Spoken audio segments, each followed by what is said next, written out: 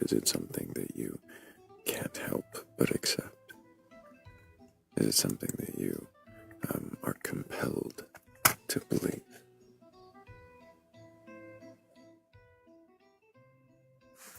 Or is it something that you feel pressured, or maybe it's something that helps comfort yourself or others? Maybe you really have some grand, exquisite reason. But do you really know? Have you really given it the thought? Or is it just a thing that you do that you identify with? Is it just a label you put on? Or is it something you hold dear?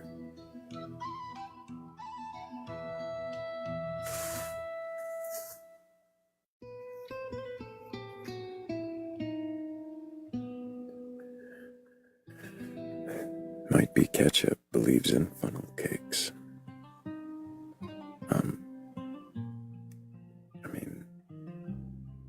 I've seen them. I've made them. Pretty sure they exist.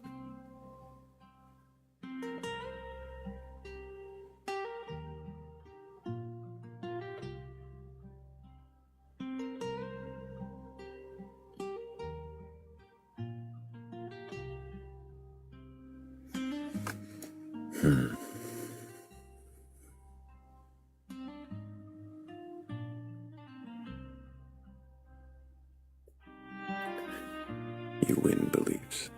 Is it because you can't question? Can you question your belief in funnel cakes? Might be Ketchup. Or you just win because someone else has experienced it. Isn't that a reason to question?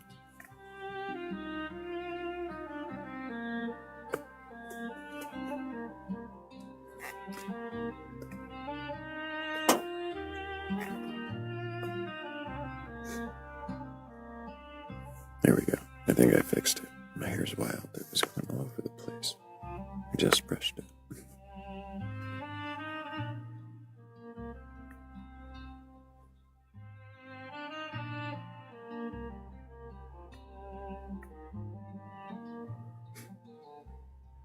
I'm not sure that's how... You could question it, but when two or more are gathered for funnels, what?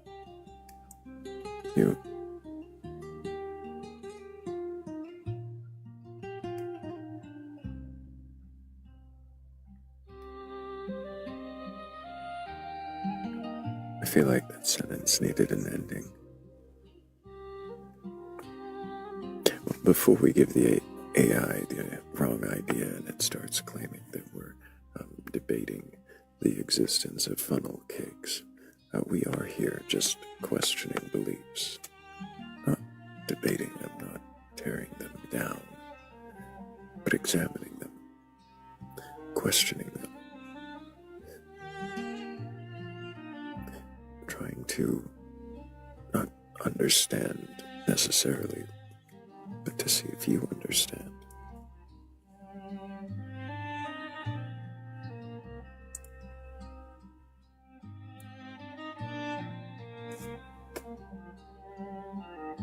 What is the half-baked AI summary tonight? I haven't seen one yet. Oh, a spoken word performance exploring deep questions about faith. I missed that one. Not quite. Is that what it thinks Under the Wings of Y is? A spoken word performance.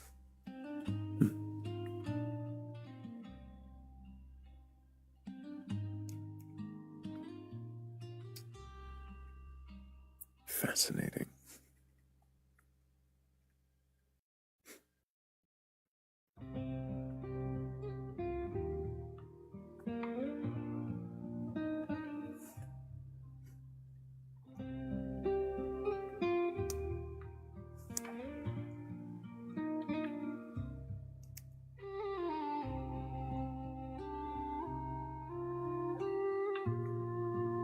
I don't think so, Ketchup. You don't bake funnel cake.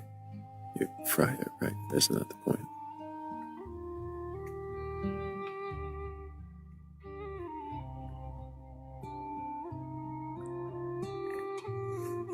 No, Scarwolf, I don't know what would give the AI the idea that this is a dancing skeleton show.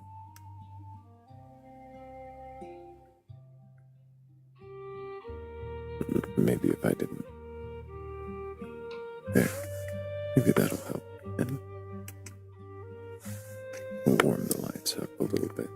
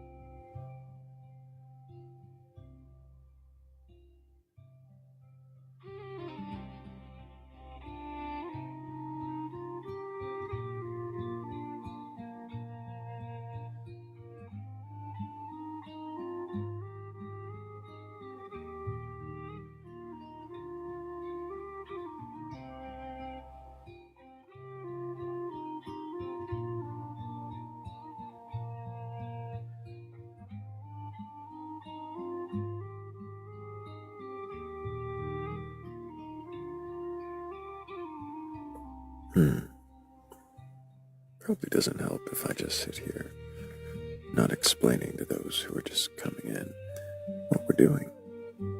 Which, by the way, is not debating, not looking to argue.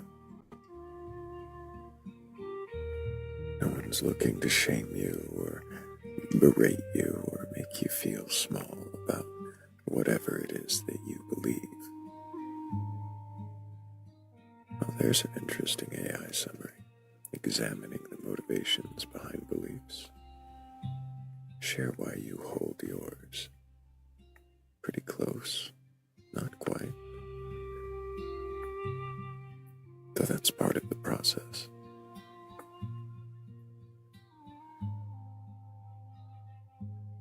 If you are interested in actually questioning your beliefs and actually examining them, then go ahead and request up.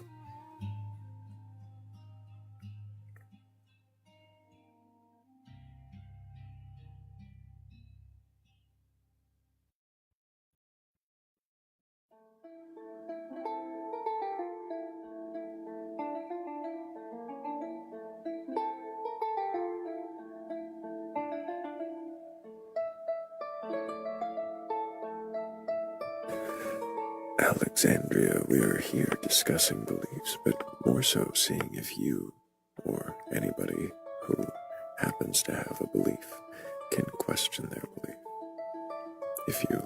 If you have a belief in a god or God's higher power or anything like that and you're curious enough to question that belief, then go ahead and request it. I'm not looking for a debate, not looking to argue or berate, not looking to belittle or shame, just looking to see if a believer in a god or anything like that can question and what that means to them. What is questioning it? Why believe the thing you believe in? What even really is it you believe if you can explain it, describe it, understand it?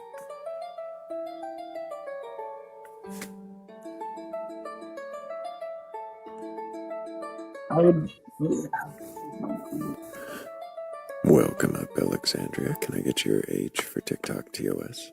200, I think. Yeah. Well, it's about to do.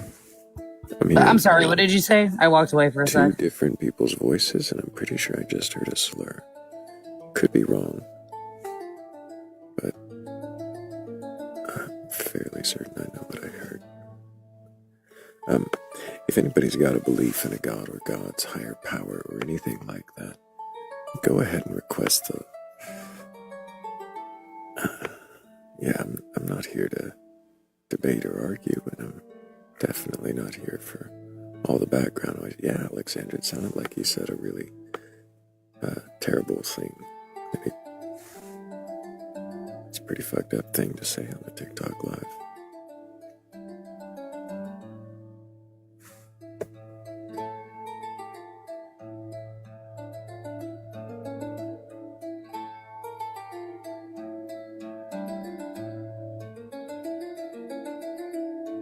Yeah, sure enough, heard what I heard.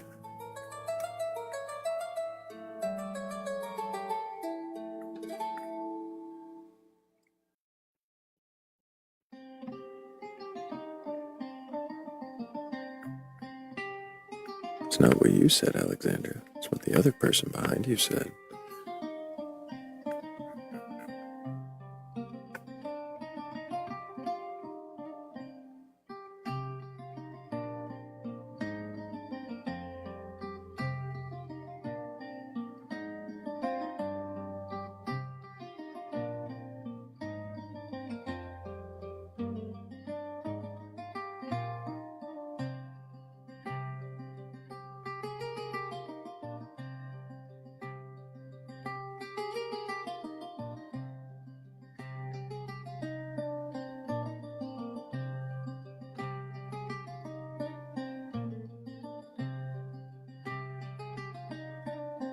Mm-hmm.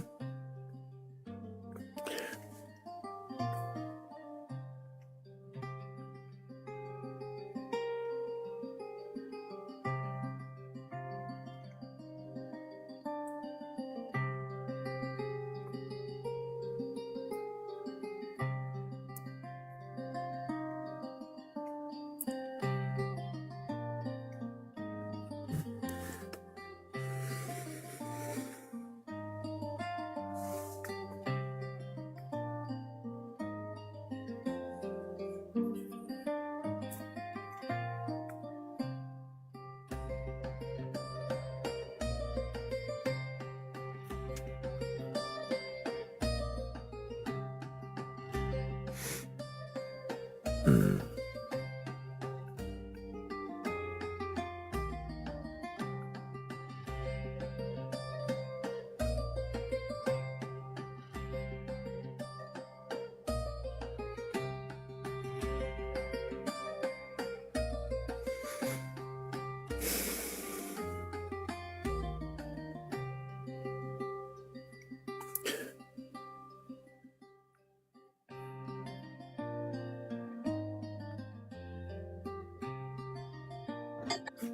What's up? Welcome back, Alexandra. Can I get your age for TikTok TOS? Yeah, I'm 35. I'm from Ohio. Do you have a belief in a god or gods, higher power, or anything like that? I battle at this, so I go back and forth, to be honest. So that's kind of why I joined the live. Which god is it you're battling with belief on?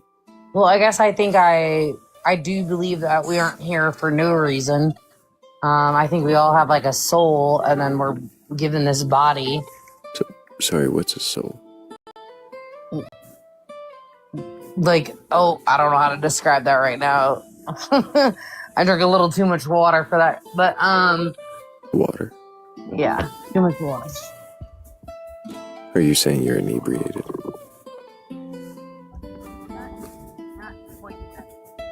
You're covering your microphone now, so I didn't hear anything you said. Oh, my bad.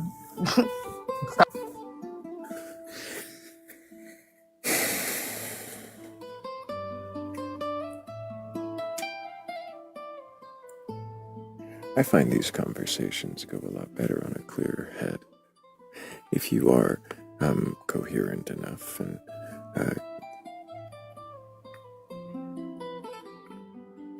it's like doubling over. I don't know what that means. If you're coherent enough and curious enough to question your beliefs, go ahead and request up. I'm not here to debate or argue. I am here just to see if you can question your belief in God or gods, higher power, or anything like that. You're not curious or coherent. Yeah, I don't think that'll work out then.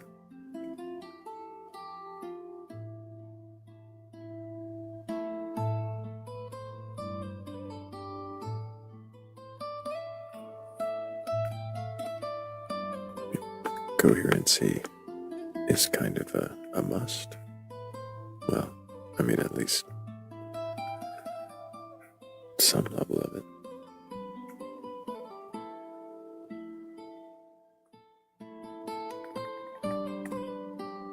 But, maybe if you drink some actual water, not just what you're coding as water, catch a nap, maybe we can have a conversation.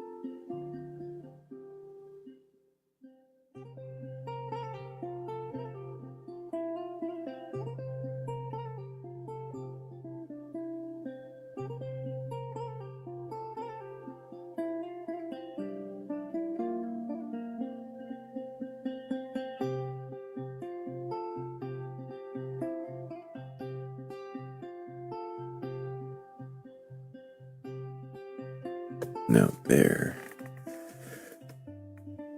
an AI summary I like. A creator is hosting a stream for questioning beliefs. Join the discussion. If you can question your beliefs, go ahead and request a.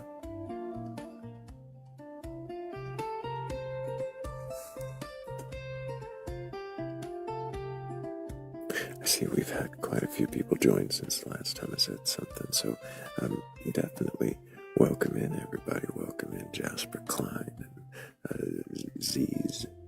Welcome in to, I'm pretty sure I saw Mo Sunshine, Font Singleton. Welcome in all religious rejects. Robot Heather.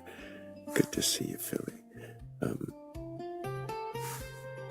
Welcome in, everybody who is just joining, and everybody who's been here for a while, of course. And if you have a belief in some kind of God or godlike thing, and you're curious enough or courageous enough to question your beliefs, then go ahead and request up.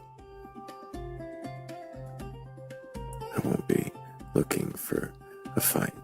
I'm not looking for some kind of contentious anything.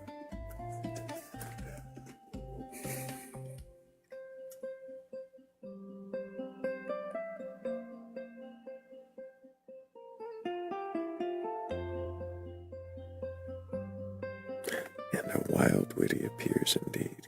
Hello, Witty.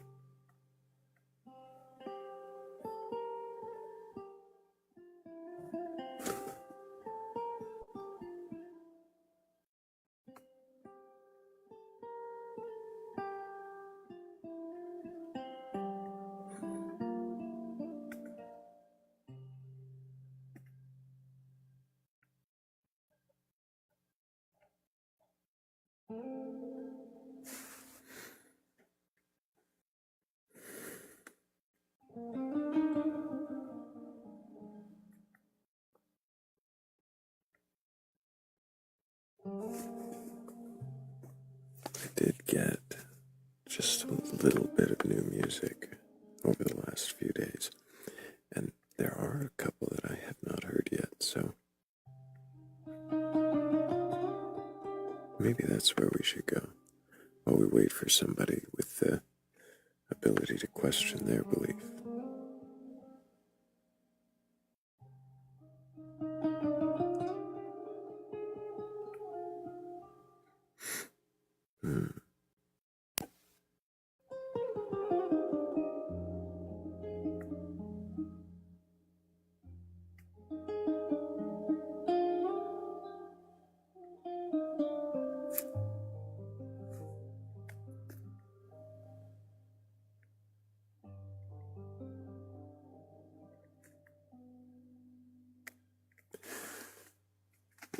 we give a couple of these songs a listen, let's make sure we keep tapping the screen. We're up to 13,000 already, and that's all right. But I bet we could do even better. I bet we could break probably 20K before the end of this song.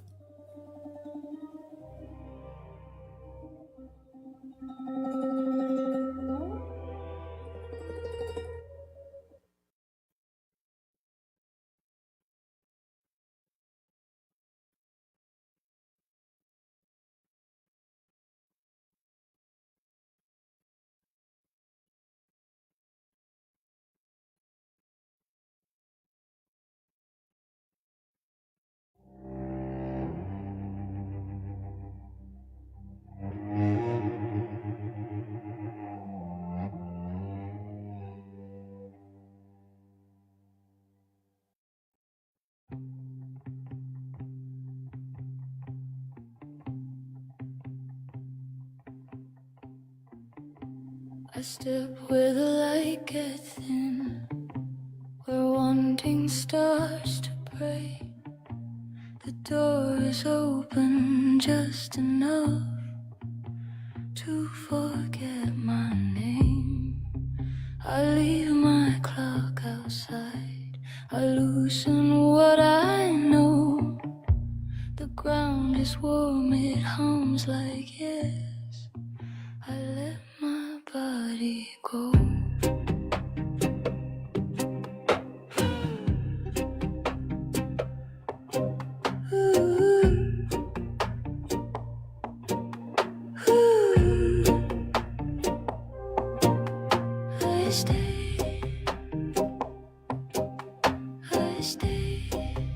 I stay a little longer.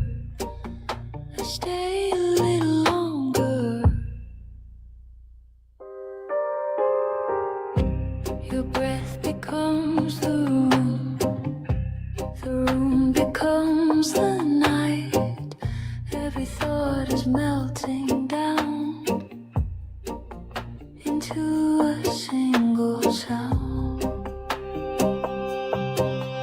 I stay until the edge feels holy.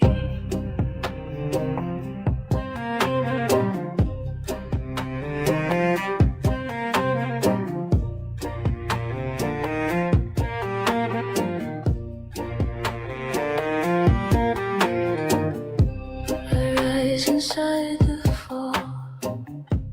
I disappear in the heat. The beat forgets my boundaries. My pulse becomes the sea. Louder, closer. No direction left to choose.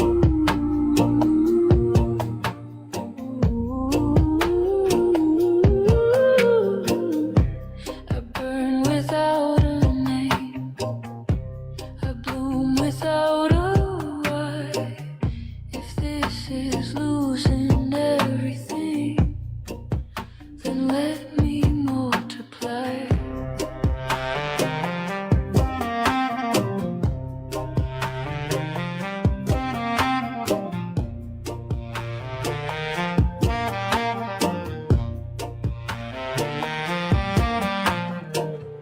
I float where time lets go, where up and down are done.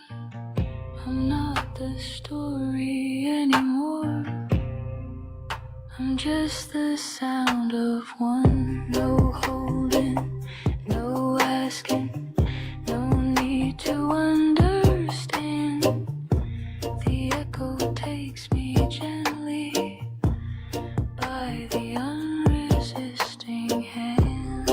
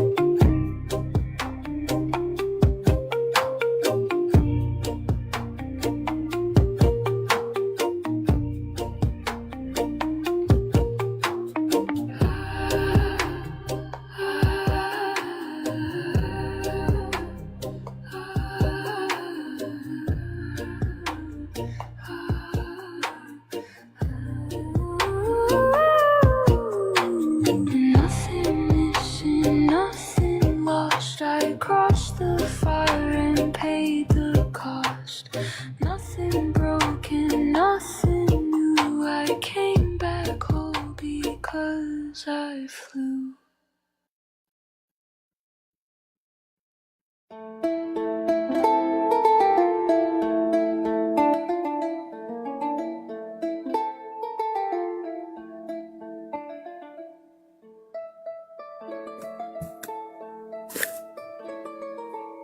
Well, I thought we could get to 20K, but we got to 15, and that's pretty fucking good. Thank you guys so much for tapping the screen. Thank you all for sharing the live. Of course, every time we go down and hit that bent little arrow and copy the link, add it to our story, repost it, or send it off to someone. It does help the algorithm, help get us out to the FYP of somebody who might be curious enough or courageous enough to question their beliefs. And thank you, Michael V, for that song, Days. I really liked it.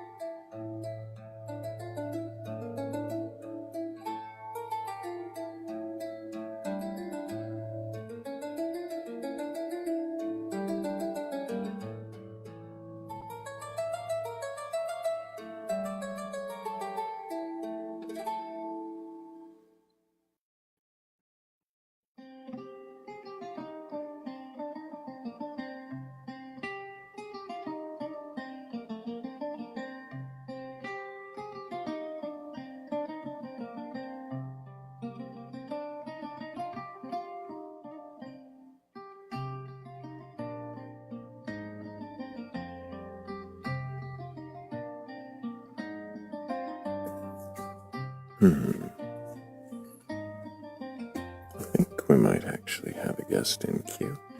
Oh, well, I even hit the wrong button there, but I think that was a pocket request. If you did mean to request, of course you can request again. And if anybody's got a belief in a God or godlike thing,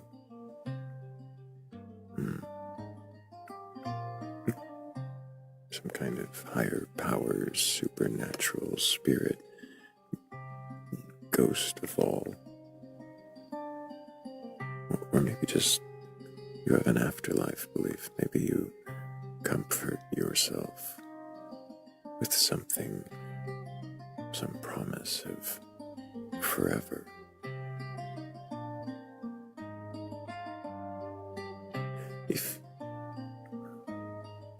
If you can question your belief,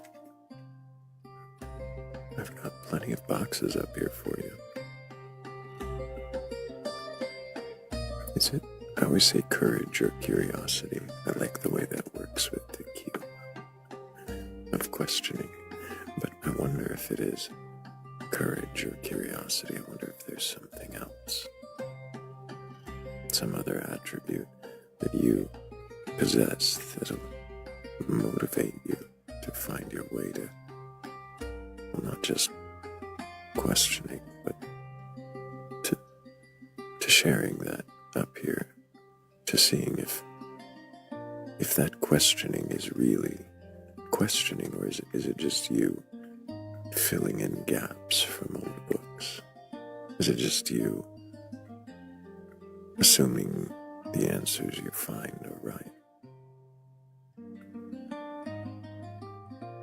Or the answers you've been given?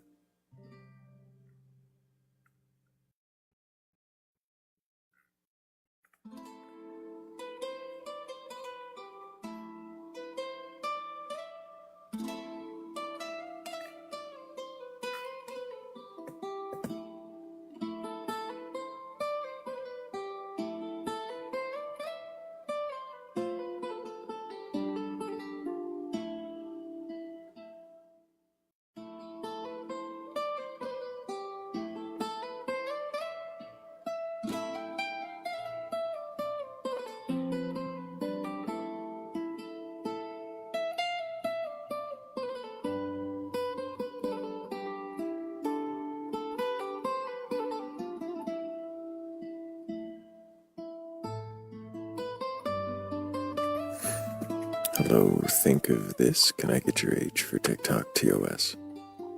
40. And do you have a belief in a god or god's higher power or anything like that? I have my own beliefs, yes. Nothing of what man has said. I believe you were talking about courage. That's kind of the only reason I'm trying to face myself and my own things, but I'm discovering for myself what works is our own gods. We are God. Like, if you think about it in ways that you What can't does God see, mean and to you? just self. Like, So- I create. I am in control. I mean, in things that I am in control of, such as my state of mind, my being, my doing, my moral compass, all of that stuff. Like, these are things that I've done for myself and my evolvement. I don't think that comes from, if So anything. just to clarify, I asked what God means to you, and to you, God means self, but then you went on to describe a lot of attributes. Are those attributes what make you God instead of just self?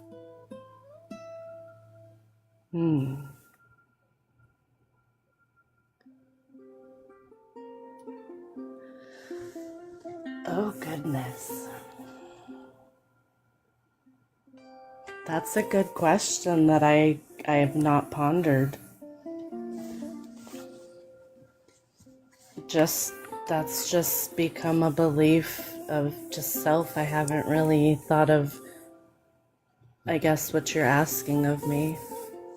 Just really, it boils down to what God means to you and why you would use God as a replacement for the word self. Very fair.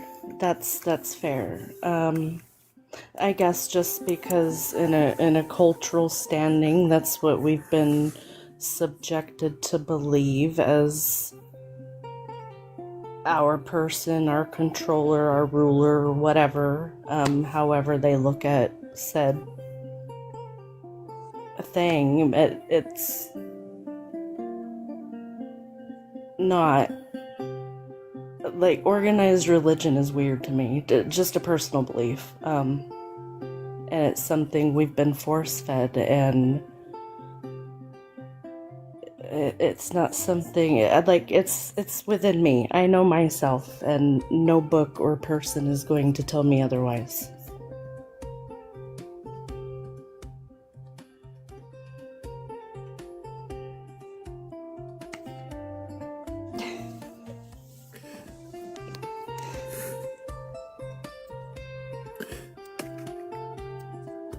So, to clarify, I'm sorry, I missed part of what you said. I had a minor distraction, but you were saying no person will tell you otherwise.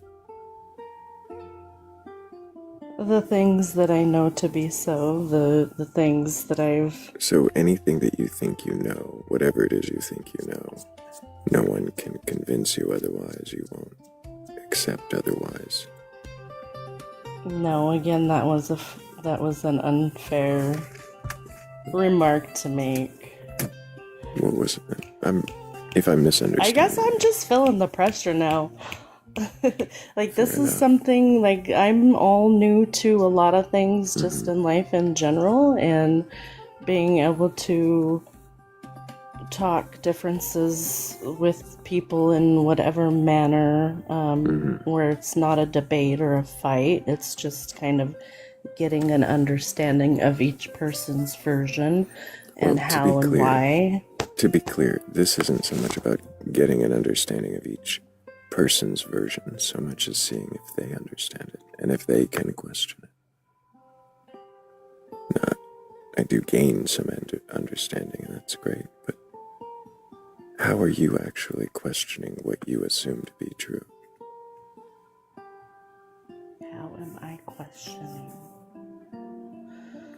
I think that's been something that I feel has been an obstacle, is I have questioned for a lot of years, and it's not something, I don't question it as much. It's more of like, I just believe in where I am and what I'm doing. If I'm And to be clear, doing...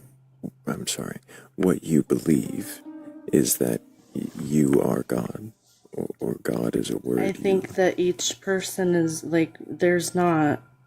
Right, each person is a God. We're all, if you want to put it that way. Like, Are they there's... individual gods, or is there one big God that everyone's the same thing of? We create our own, I guess. We create our own gods.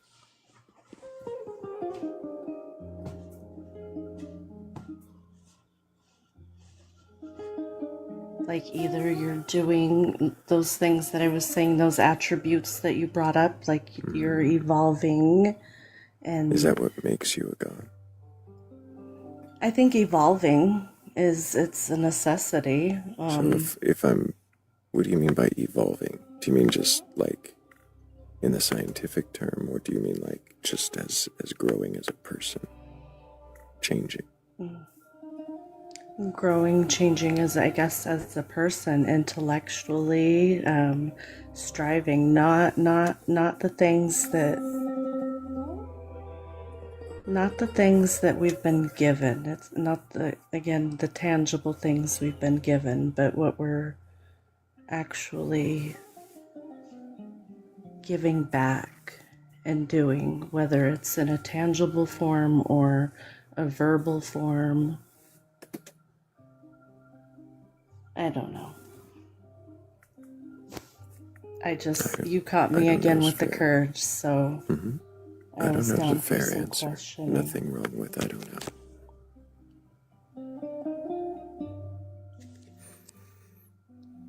Does it matter to you if your beliefs are true or not? I mean, yeah, absolutely, because I live a certain way and have a certain set of things that, like, if I don't see those qualities in other people, it's not that I'm gonna write them off, but like, for my own growth and evolvement, like, I know that those are not connections I need to keep. Like, that's with anything. Do you remember the question I just asked? No, repeat. Fair enough.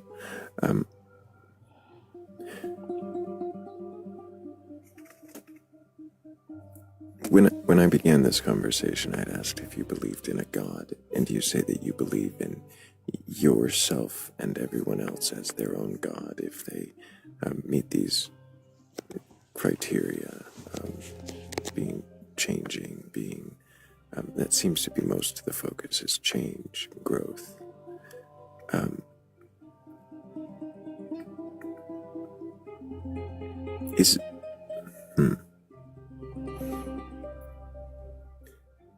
Do you not believe in any kind of exterior thing that someone might call a god? Mm,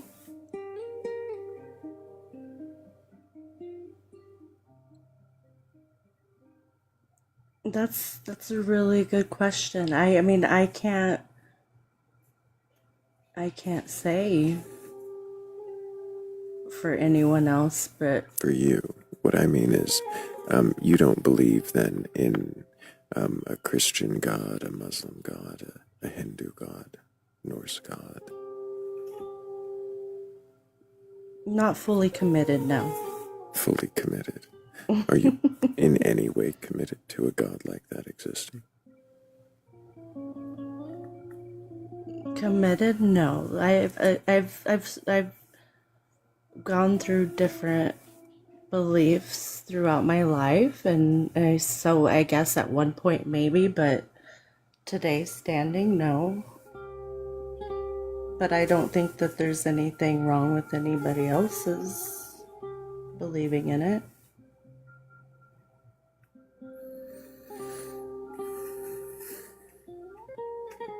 Why don't you believe in a god?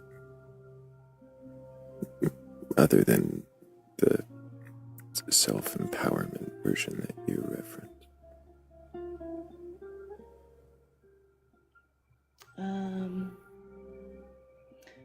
A lot of struggle, again, a lot of different religions I've come across and tried to participate in, and I just think that a lot of it would be cruel and unusual punishment, and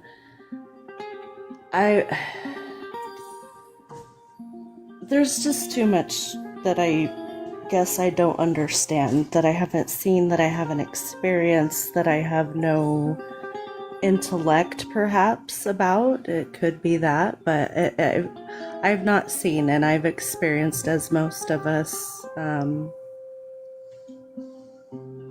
immense amount of sin.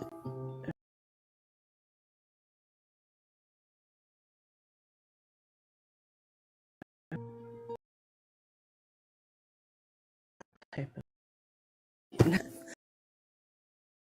Reason for not believing is that, at least of the god, I kind of make an assumption it's one god you've probably been acquainted with, or people have talked about, that they say would love you and care about you, but you don't see that because of your experiences. amongst is other that fair? people's, I guess, yeah, that's fair. Can you think of what might compel you to believe in a god like that?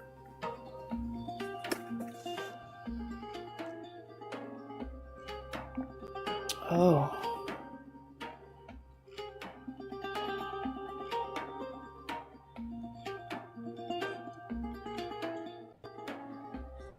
To see, to hear, to experience, I guess, something within and around said God. I don't.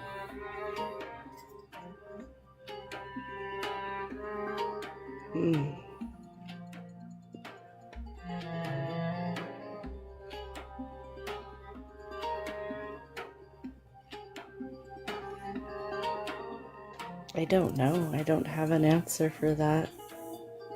That's a fair answer. It's a good answer.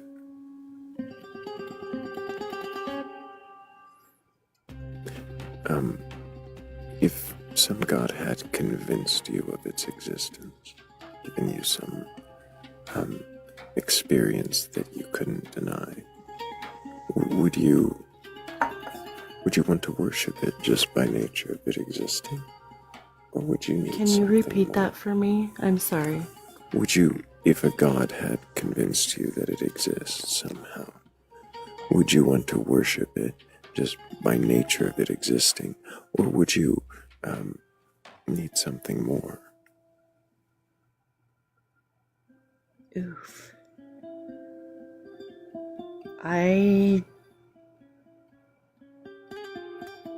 This might sound greedy or so. I think I would still need something more. I don't think something like ooh.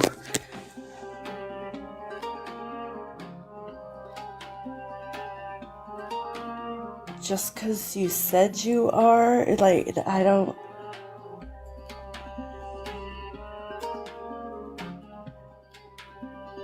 There's so much mystery behind it.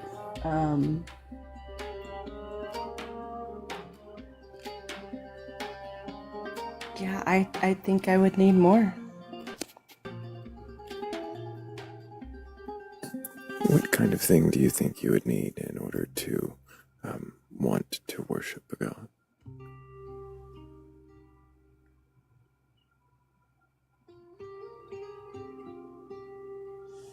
It's really weird, but it's more of a knowing rather than a having. And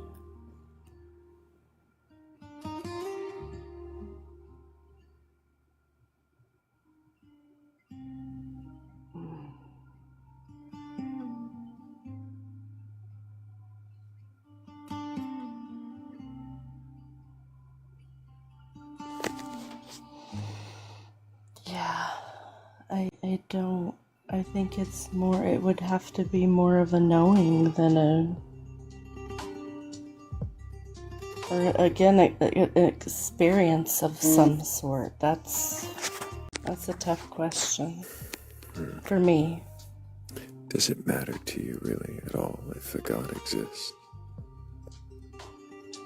I mean, not necessarily. I no.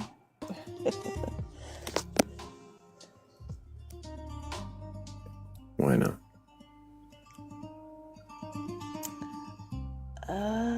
Because I don't I think that it's over when it's over.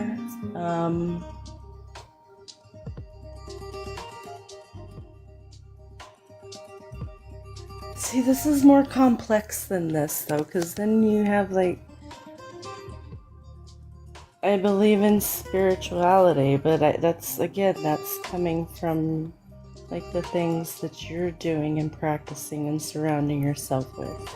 So,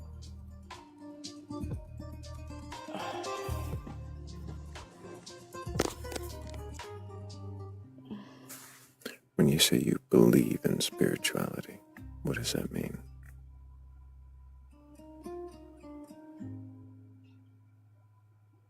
just peace, nature, not drowned by social media and other people and positive sounds and vibrations. I mean, there can be people. Just a good place, a good state of mind, believing that what you are doing is helping something, somewhere, someone. Not quite sure. A lot of it's still a mystery. You said you don't believe there's an afterlife, but you believe in spirituality, and that basically amounts to helping people.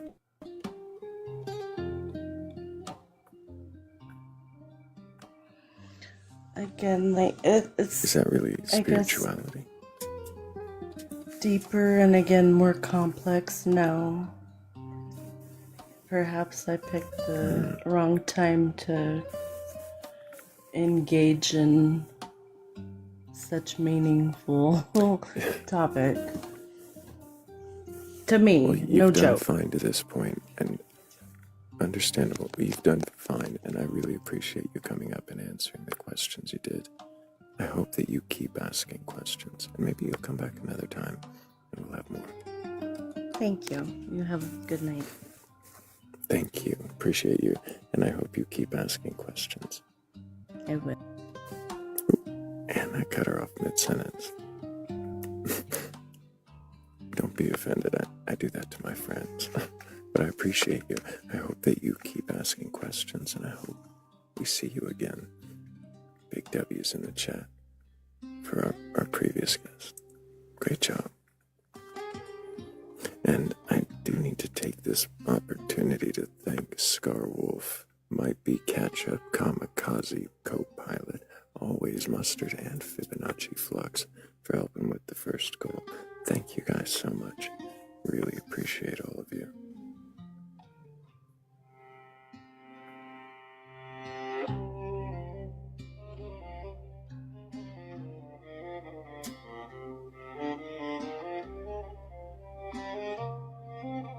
And we've had a little bit of a slow start to the night, but it looks like there's enough of us here that there should be someone amongst us who might have a belief in some kind of God or godlike thing. And if that's you, if you do have that kind of belief and you think you can question that belief, go ahead and request up.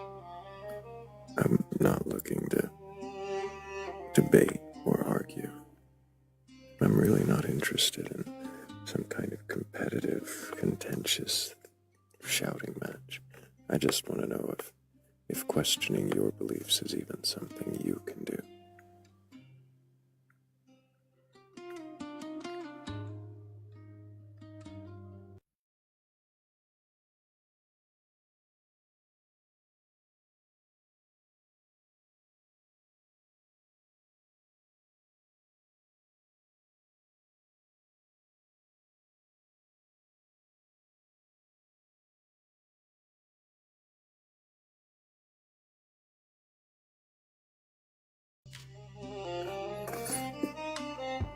Oops.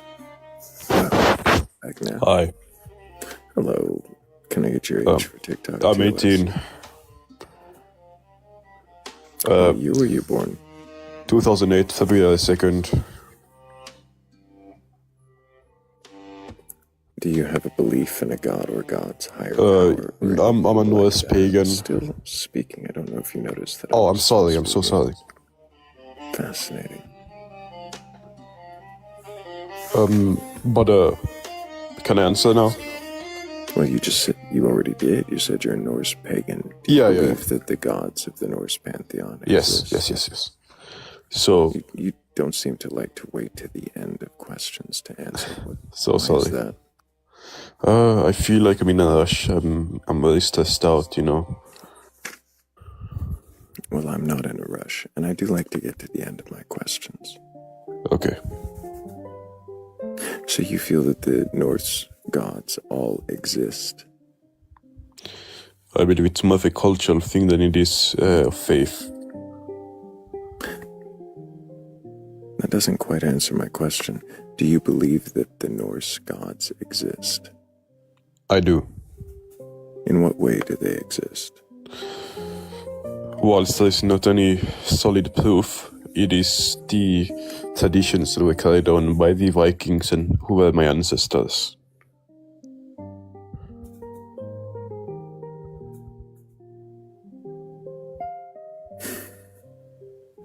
I don't think I quite understood your answer. I said, in what way do they exist? And I think you said something about proof and ancestors, but that's not answering me. I mean, I cannot definitively prove or define how for proof or define how they exist, but I mostly practice the culture rather than the religious aspects of it, as it has been dead for, I believe, 1,000 years by now. 1,000 years. And so,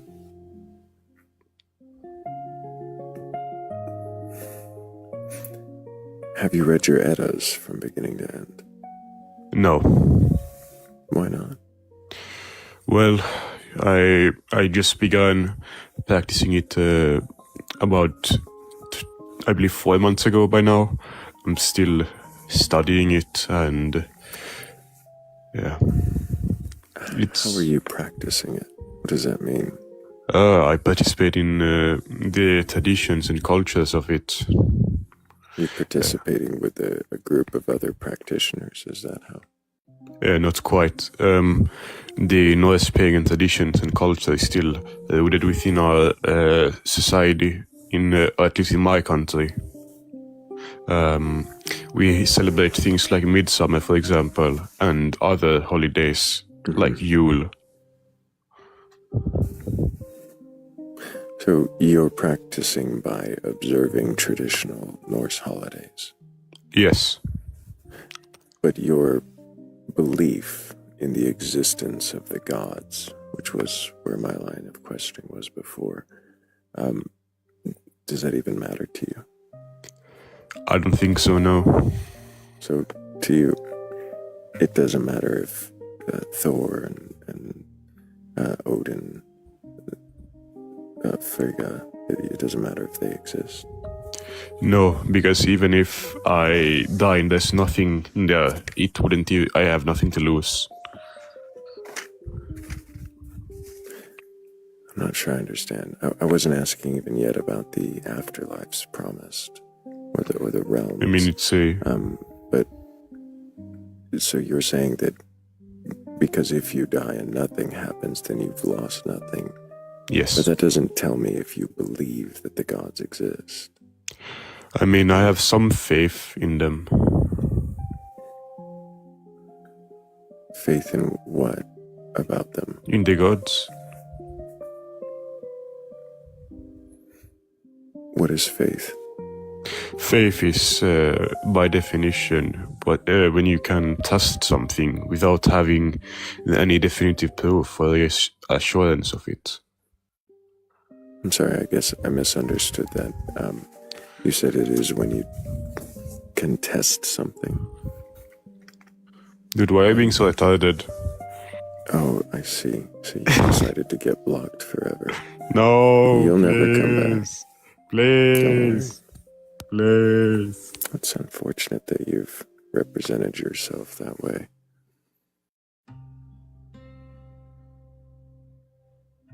Shameful.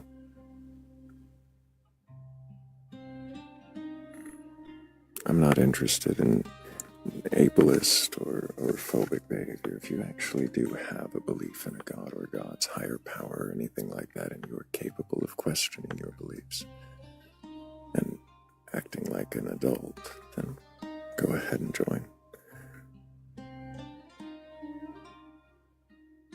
I should have known an 18-year-old, even one who isn't American, is going to have that possibility to act like a fool.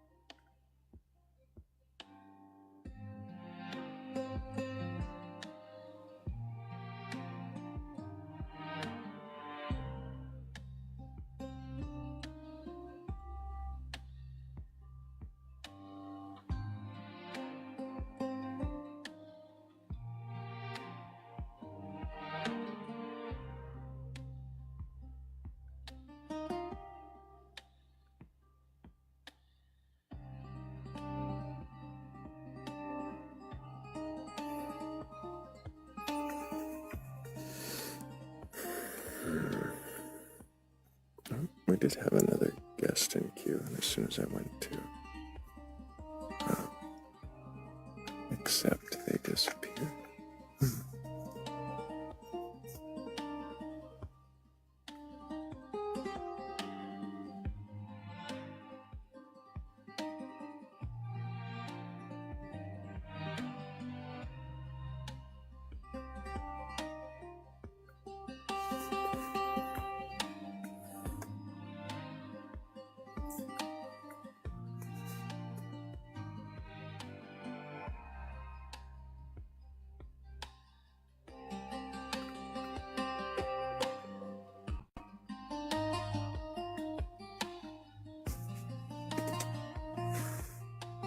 I think I know what we need.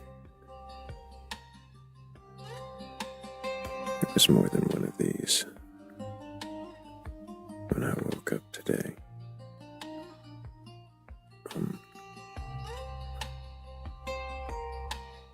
And I think this one might be more of a segue, but let's give it a listen anyways.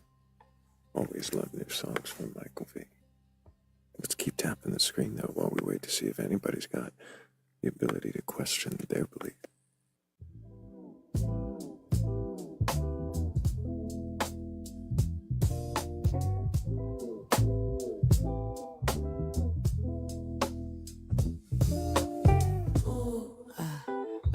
That's right. Give it to me just right. Yes. Yes. I'd like to see if you can handle it. Can you and you question all the fundamental things that make you who you are and your beliefs and shit. Can you do it? Can you question your beliefs? I doubt it. It's what they give you all, giving you all that artistic ability.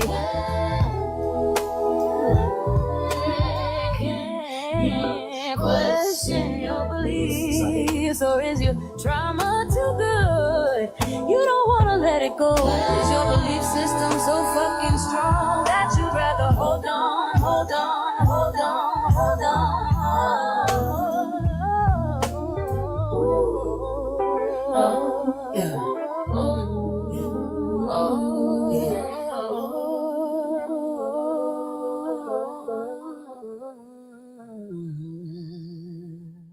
In the beginning, said someone important. The universe sneezed and forgot to say sorry.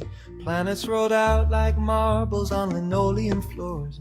Time checked its watch and went, blimey already.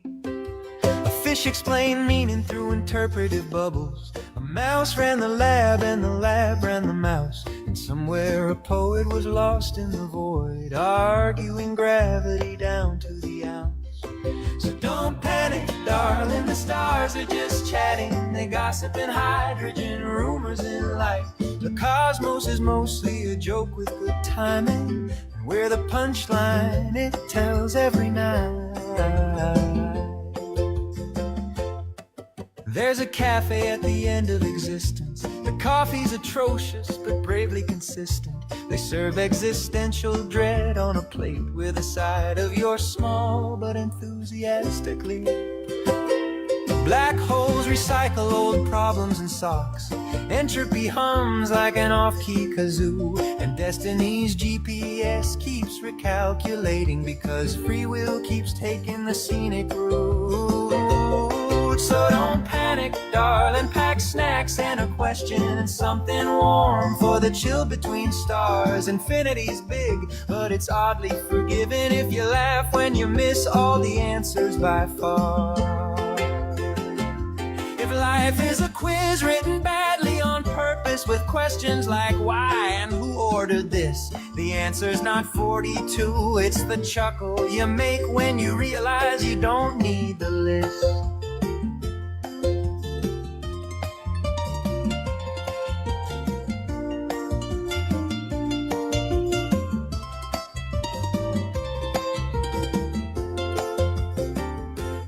Aliens wave, but they're terribly shy. They've seen us on telly and changed their minds twice. The laws of physics bend for a pun and occasionally nap at inconvenient times. Meanwhile, Earth spins blissfully unaware, a pale little dot with big thoughts and a towel, insisting it matters, and charmingly so, which frankly the universe finds quite indulging. So don't panic, darling, sing aloud to the vacuum. The void has graded acoustics, it's true. Space isn't cold, it's just deeply sarcastic, and it's secretly rooting for creatures like you. In the end, which is never relaxed, we'll toast to the mess and the joy of the ride. A universe vast, mildly absurd, and mostly harmless, if you keep your sense of humor tight.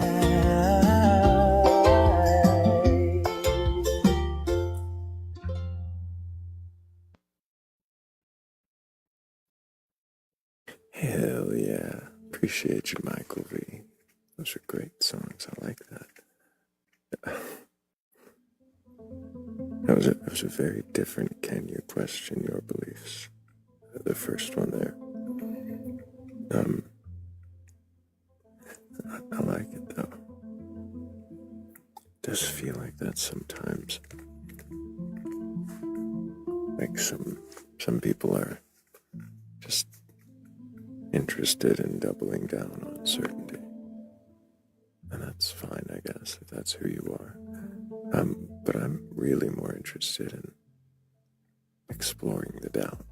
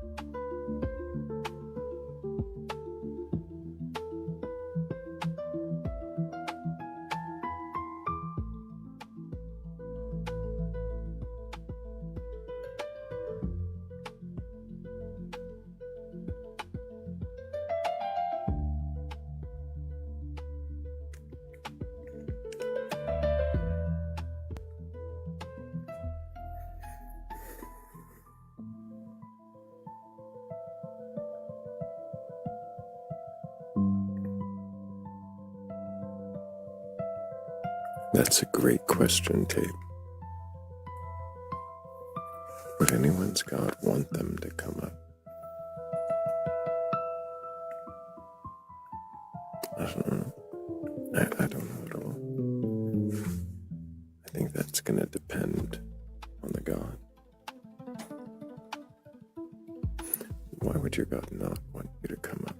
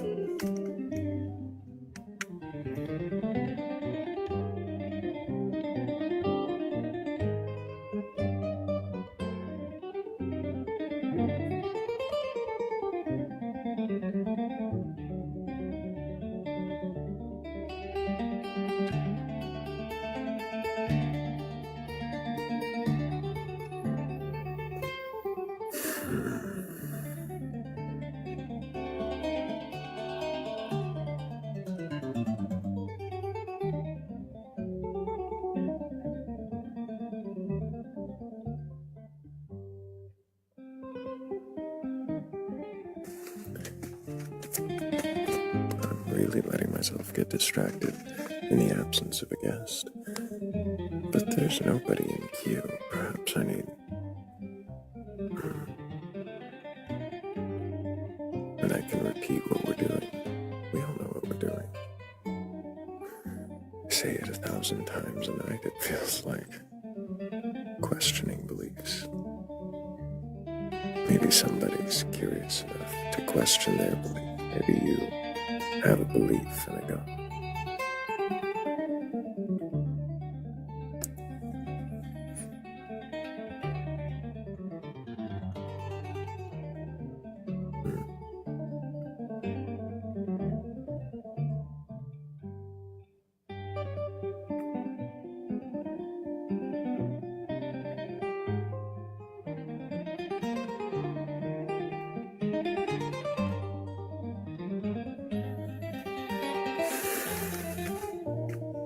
Feels like all too familiar a scene, but yeah.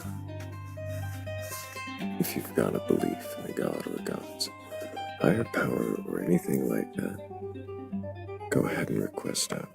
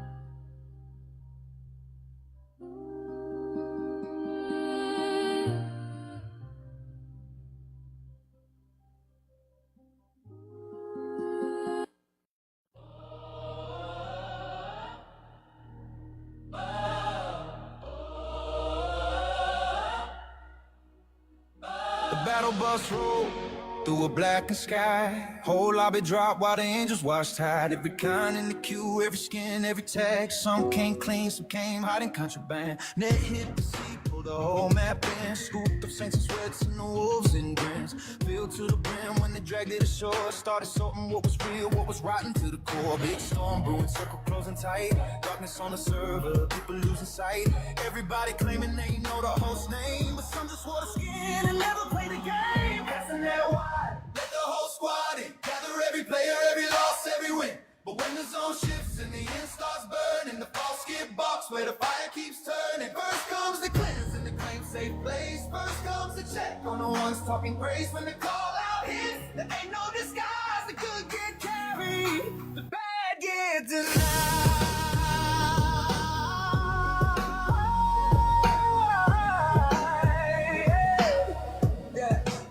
He said the church ain't safe just cause it wears a tag. Some hide in the box with a holy name flag. Talk slick and chat, quote truth on cue.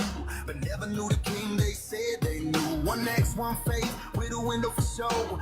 Edit real fast, but the heart moves slow. Stacked up mess, built high on the claim. But high ground means nothing if you're playing for fame. They were tilted in spirit, double key in pride. Third party saints with the motors disguised. Calling I'm cracked while the shield was thin. Loud on the mic, but hollow within. Stormline glow with pressurizing red.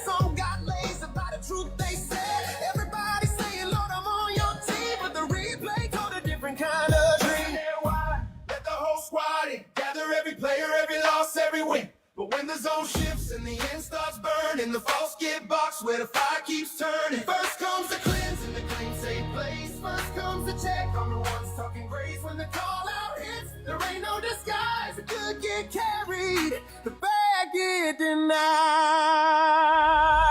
Not everywhere is a rescue from truth. Not every bill means bulletproof.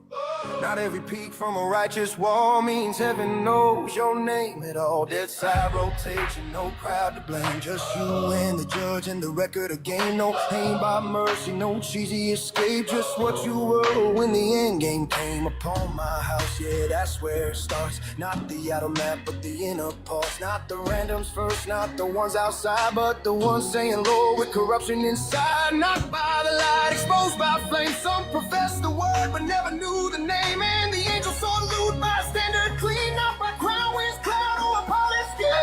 Right. Let the whole squad in. Gather every player, every loss, every win. But when the zone locks and the last stones burn, and the pure stay standing, the false stop returning. First comes the cleanse in the house that claim. First comes the fire on the ones who name. When the final horn blows and the sky goes bright, truth sorts the lobby in the end of night. In the end of night. Battle bus gone. Safe zone small. No more edits. No more stars. Dead on the shore. Angels decide. Some get gathered. Some get denied.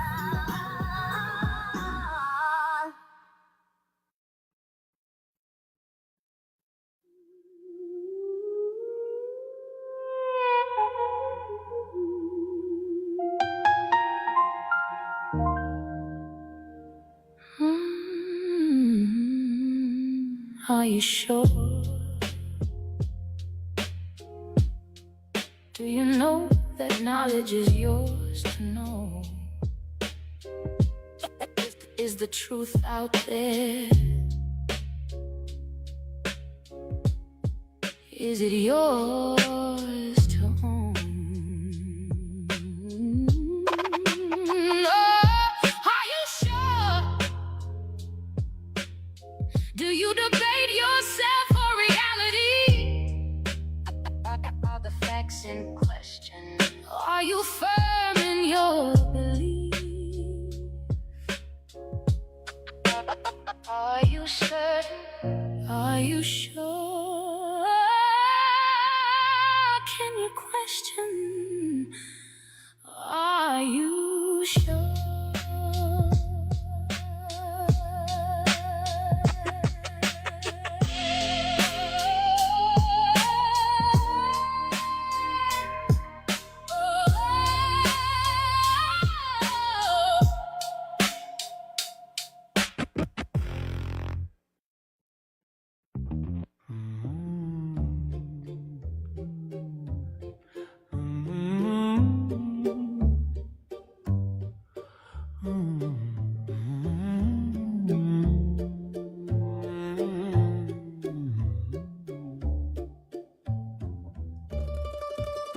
I sit where the night folds over thought, counting the cracks in the walls of belief.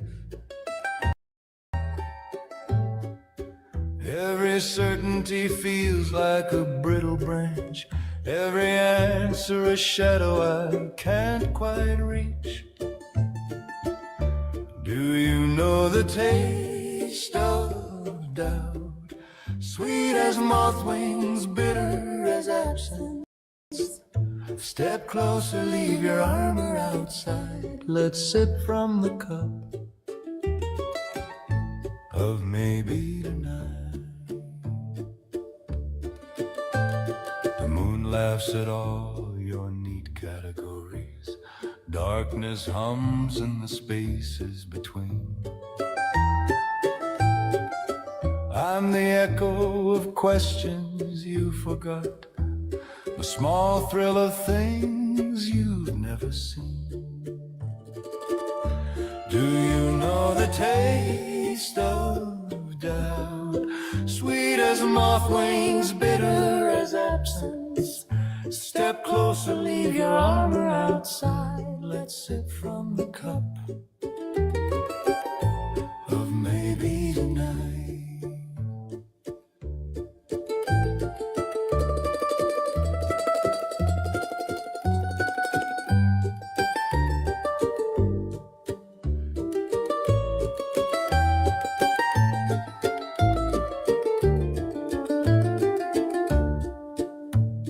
Nothing is final, Nothing is true. just shadows and whispers. Me and you We dance in the quiet under the stars. as the world sleeps.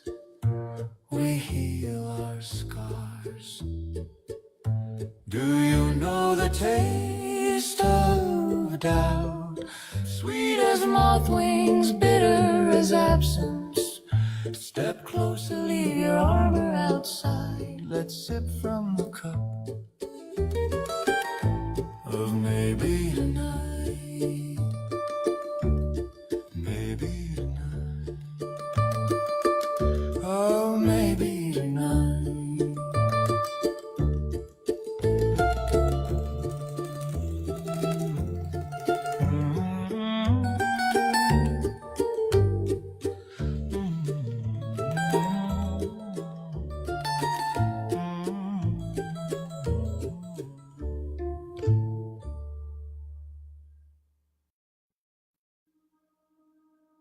Can you hear us? Are you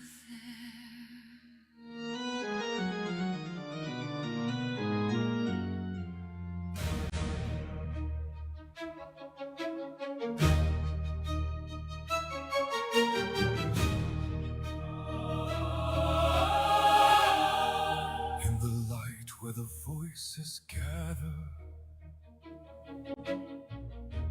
where each word is meant to be known,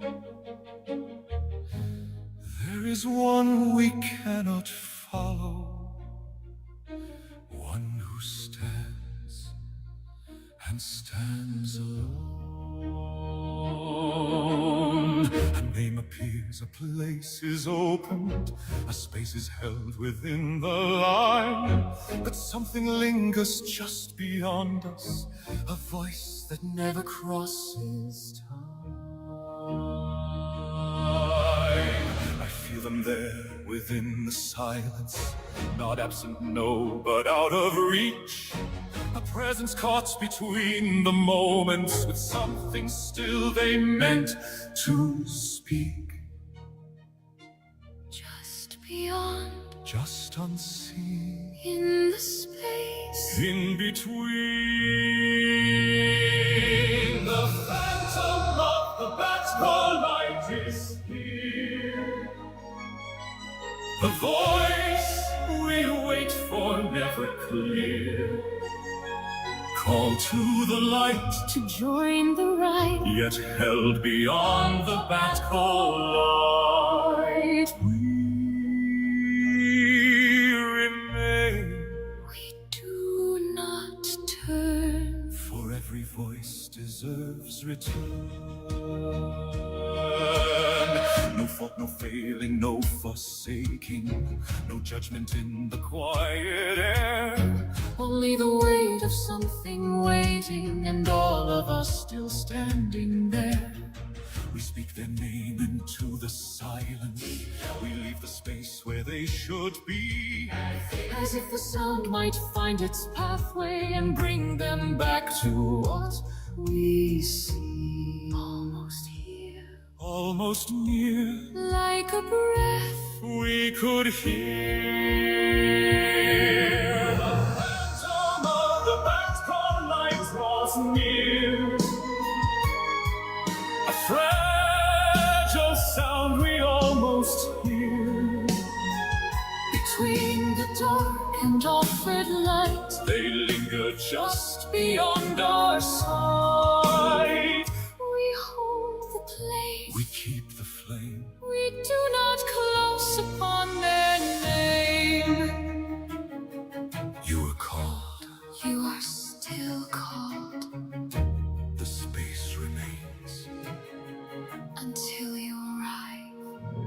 The phantom of the Batcolyte remains unbroken by these silent chains. And if the veil should ever lift, their voice will be the waiting gift. We will hear, the moment they are able to show. We are here, waiting for you. We are here, waiting for you.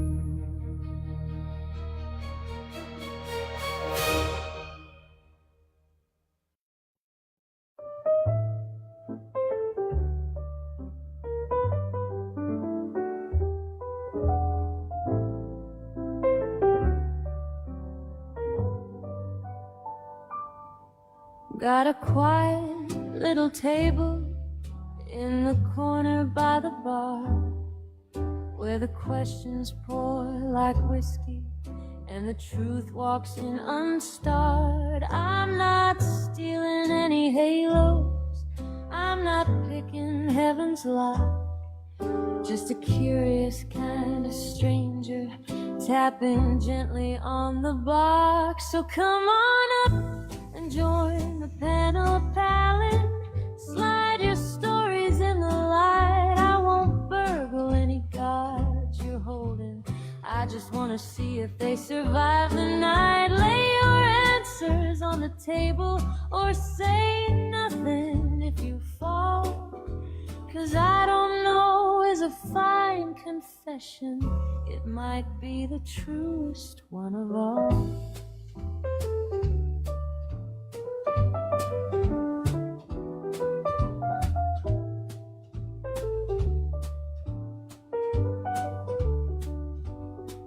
You can bring your saints and sages, you can bring your private prayers. We'll hang them on the coat rack with our worries and our stares. Every creak can take a shiver, every faith can feel a chill. If it trembles when we touch it, tell me, was it ever really still? So come on up and join the panel, darling. Let your certainties feel small. I won't shake the sky just to be clever, I just want to see what stands, what falls. Lay your answers on the table or leave fingerprints installed, 'cause I don't know is a sweet surrender. It might be the truest one of all. I'm not here to steal your Sunday or the stories that you trust. I just dust them in the doorway, see what's diamond, what is dust. When the last defense is silence, when the brightest words grow dim, maybe doubt's a kind of chapel, and the question is a hymn.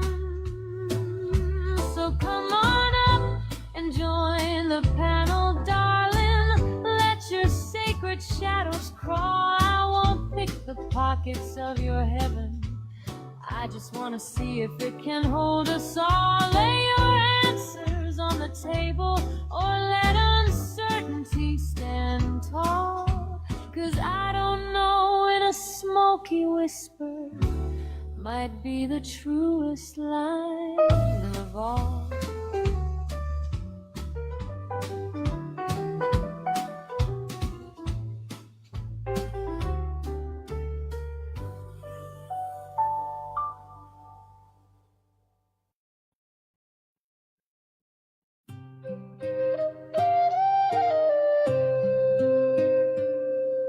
Welcome to the Batcolyte. Are your beliefs feeling a little unexamined? You may be experiencing certainty without inspection. Common symptoms include avoiding questions, skipping curiosity and sudden discomfort when ideas are turned around. Ask your inner thinker if questioning your beliefs might be right for you.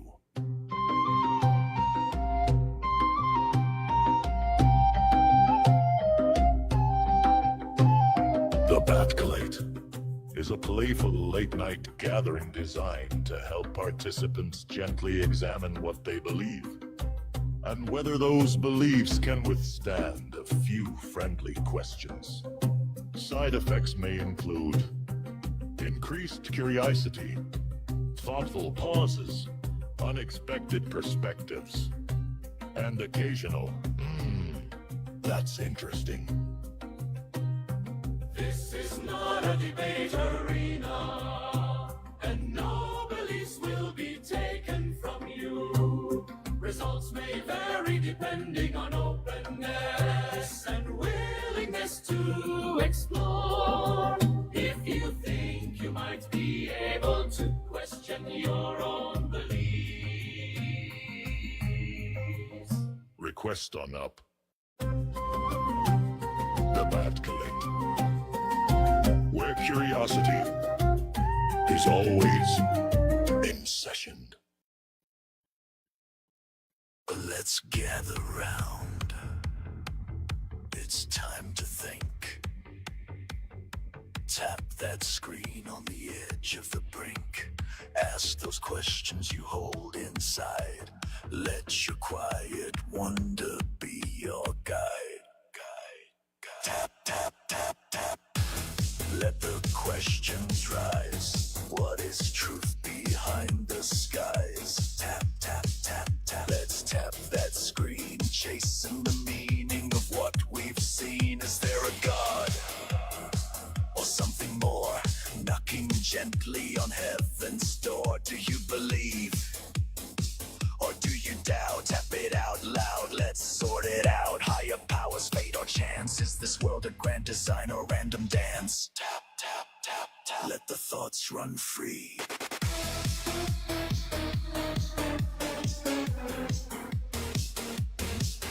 What is truth? And what could be? Tap, tap, tap. Let's tap that screen. Searching the spaces in between. Is there a God? Or silent air, or something listening everywhere? Tap, tap, tap, tap, tap, tap, tap, tap, tap it soft. Don't rush the sky. Questions live where answers lie. Keep on tapping, seek and see. Truth is found in curiosity. Tap it soft, don't rush the sky. Questions live where answers lie. Keep on tapping, seek and see. Truth is found in curiosity.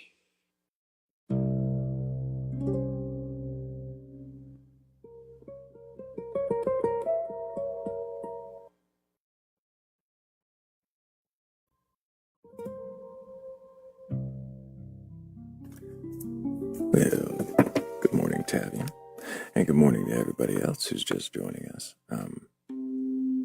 Yeah, that was a big music break because nobody's requesting up tonight. It's just us questioners, I guess. But thank you so much to Michael V, to Morgan Le Fay, also to Heretical Apothecary, and of course, thank you to Bats. Well, Looney Bats for all those songs. You guys are all amazing. Those are great songs, of course. Appreciate every one of them. I wonder why there's no believers. I mean, we're at 36,000 taps already. I played that song because it was fun, but you guys are doing great. Tapping the screen, 27 shares is, it's all right. I was late. So, thank you guys for all the taps, all the shares. Algorithm's just hating us tonight. doesn't like the backlight.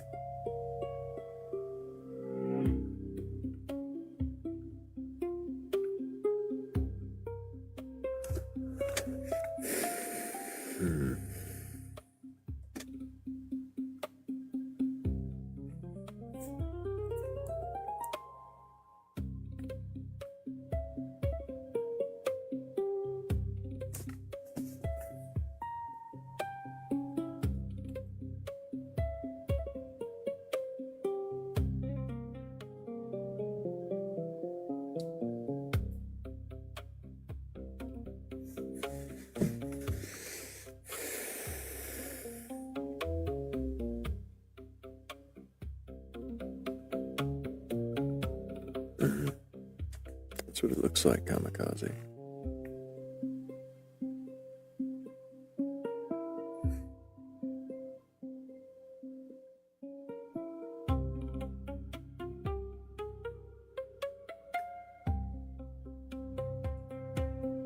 We did have at least one guest who could question,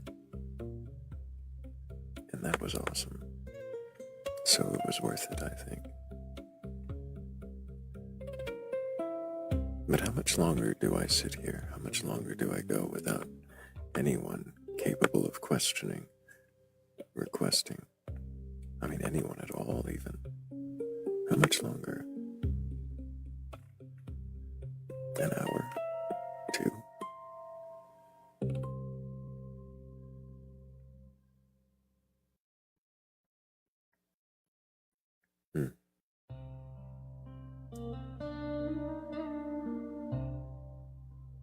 Did we miss the rapture? Is that what happened? I might explain it.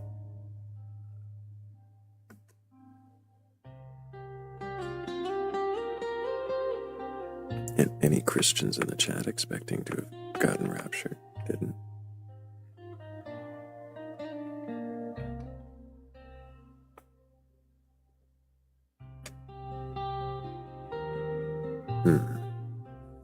There we go. Hello, Critical Band. Can I get your age for TikTok TOS? Hello. Hello. Can I get your age? Yes, I'm 27 years old. And do you have a belief in a god or God's higher power or anything like that? Yes, I have come to believe in a god. Not so much in a traditional god, a personal god, but more a informational god, aligned with Spinoza or something. I mean, when reading the Bible, they're like, it's 95% correct, utilizing the correct logic, but I wouldn't say that I specifically believe in a omniscient being or something. God is more so the logic that is being itself, a mathematical god.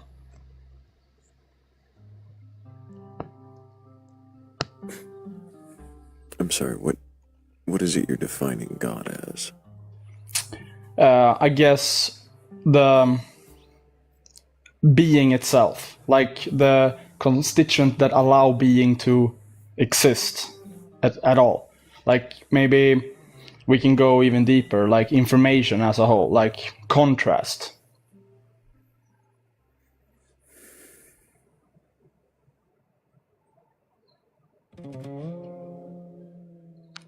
I'm sorry, you're defining God as being itself. Why? Yes. Why is that your definition of God?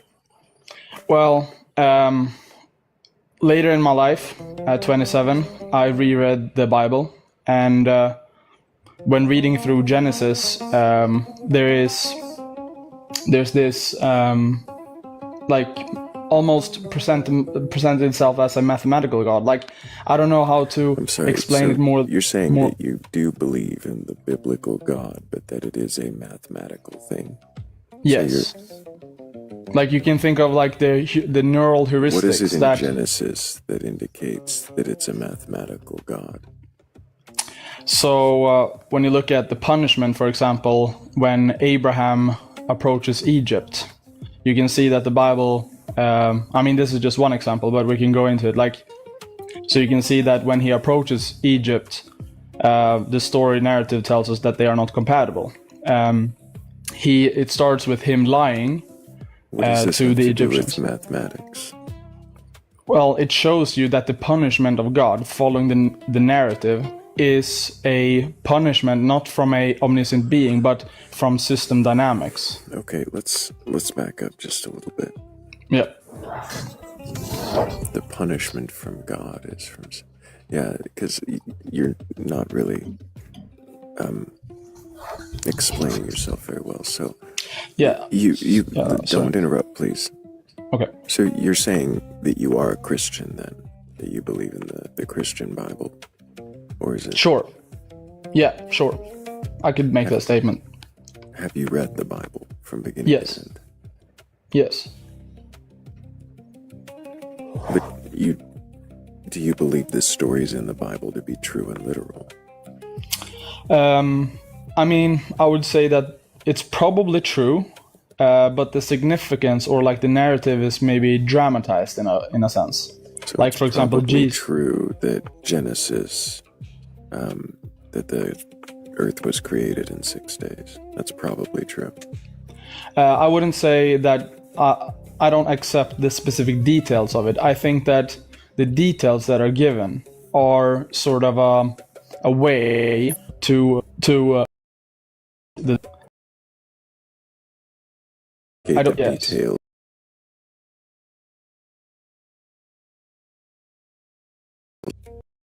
I mean, it's. I'm if so you look confused. In what Spinoza was Jewish, but you're promoting the God of the Christian Bible, I assume, right? You were about to tell me about Jesus a moment ago. I mean, Spinoza believes that there is like, how would you say it? Spinoza believes that there is not a omniscient entity that is aware of everything. It's more so that you don't believe in an omniscient entity aware of everything. I mean, that depends. Like, we have to define what that means. So it's like not aware of Spinoza's some. God then. What? No, not specifically. No, not like one to one. It seems like you've kind of started off on a confusing footing here just by presenting that you believe in Spinoza's God, but it's Christian, that it is not necessarily aware, or is it aware?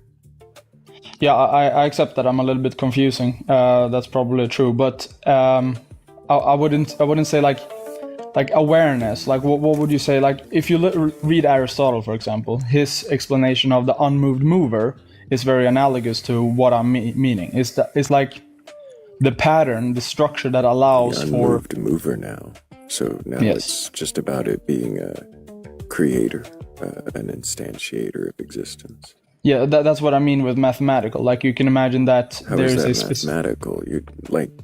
It sounds like you're just saying it's mathematical because you need to explain the Christian God into existence, and you do it by dropping the details and somehow just saying it fits. I mean, if we go back to the example of the details of where God shows himself punishing Abraham, for example, when going to Egypt, it shows that the agent, God, the actor, is punishing them when there is an asymmetry between the two systems. Abraham is from the Sethian lineage that is explained to be more mighty. Between this, so because he's from a system that's said to be more mighty. You said mighty? Yes. When the text in Genesis, when Abraham approaches Egypt, they were not compatible, right? It first started by lying, and then because he didn't trust Egypt as a system. And then, there were dreams, and then a famine came, or there was a plague, and he was forced to move away. And the story tells you that he was too mighty. And what that tells me is that... That tells you he's too mighty? I mean, you can interpret it from a system dynamic standpoint, right? Wait, how are you interpreting it from I'm sorry, what do you mean by system dynamic standpoint? Yeah, sure. What I mean is that you can think of Abraham as someone that has higher thermal load, let's say. Thermal And load? What is thermal load? it's asymmetry in thermodynamics. So when you take a hot, ball, like a metal ball, and place it on water, or like ice, they are not compatible because they have too much difference going on.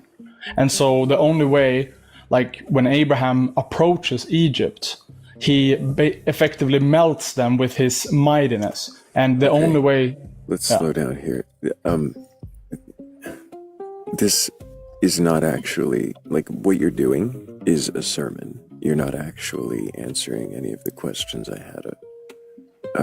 This isn't explaining how God is mathematically necessary. It's what it sounds like is that you believe in this God and you're trying to convince me. Stop. Okay, sorry. You're trying to convince me that this is somehow a provable mathematical thing because of symmetry and asymmetry existing in a story and also being utilized in science and math. But yeah, exactly. That's not actually explaining anything. It's more just so a that sermon. You're really just kind of preaching at this point. Yeah, that might be true. Yeah, that's there's some truth to that. But what I believe, what I'm trying to and you've done give so you fairly dishonestly since the beginning. Well, no, I'm trying to. Are you actually here to question your beliefs, or are you just here to preach? Yes. No, I have a specific interpretation of God through that is compatible with what does questioning your beliefs mean? First you have to understand what my beliefs are, and then you can question them, right? Or like we are doing it. I'm asking you what the phrase "questioning your beliefs." What does that mean to you? Opposing it, I guess. Opposing. Poking holes in it, maybe. Why does questioning have to be opposing?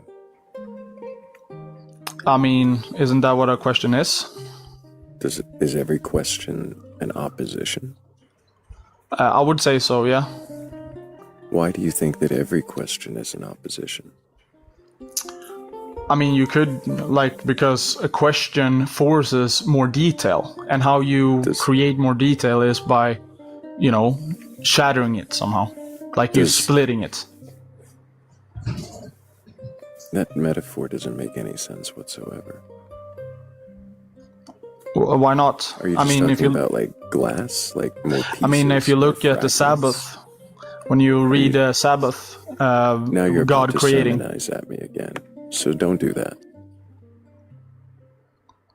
Oh, okay. I'm still trying to figure out if you even understand what questioning your beliefs is. I'm not even sure you do. A belief is an identity or a coherence that you are observing, that you are instilling, right? And then when you are questioning my belief, or I'm taking that structure, that identity or whatever, and then I'm shattering it. I'm breaking it at certain points. So in what way are you shattering or breaking your own belief? Right now we haven't, because we're kind of stuck in just me trying to conceptualize what I believe. No, I think you're missing my question. I'm not asking now in this moment. In general, in what way do you question your belief? By pragmatically looking at reality, like the scientific method.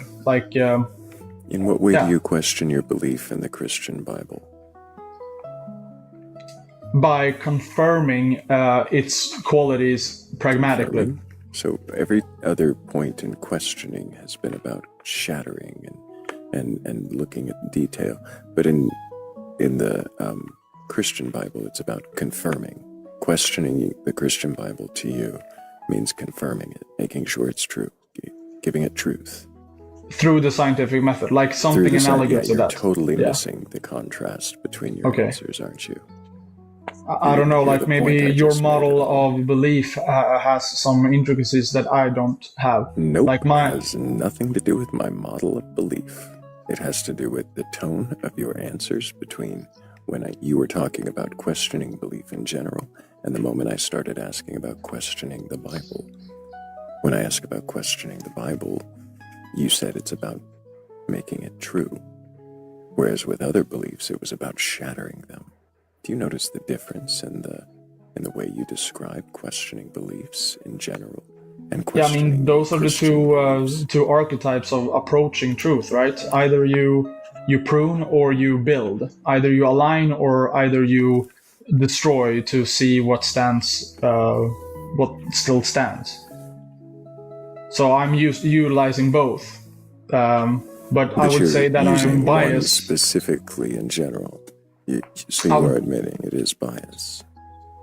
I mean, everybody is biased, right?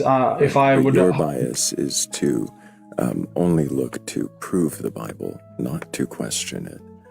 I would say I'm more biased towards the scientific method in the sense that you are throwing. What is the scientific method? It's deriving truth through falsification. And do you derive truth of the Bible through falsifying the Bible? Yes, I'm approaching the Bible a little bit more modernly. As I said, I'm not a traditional Christian. I don't believe in a personal God. That is why I took up Spinoza's as a contrast, but maybe that confuses too much. What I'm saying is that I don't believe in the personal God. I believe that God is a pattern and a tractor that allows for information to, persist.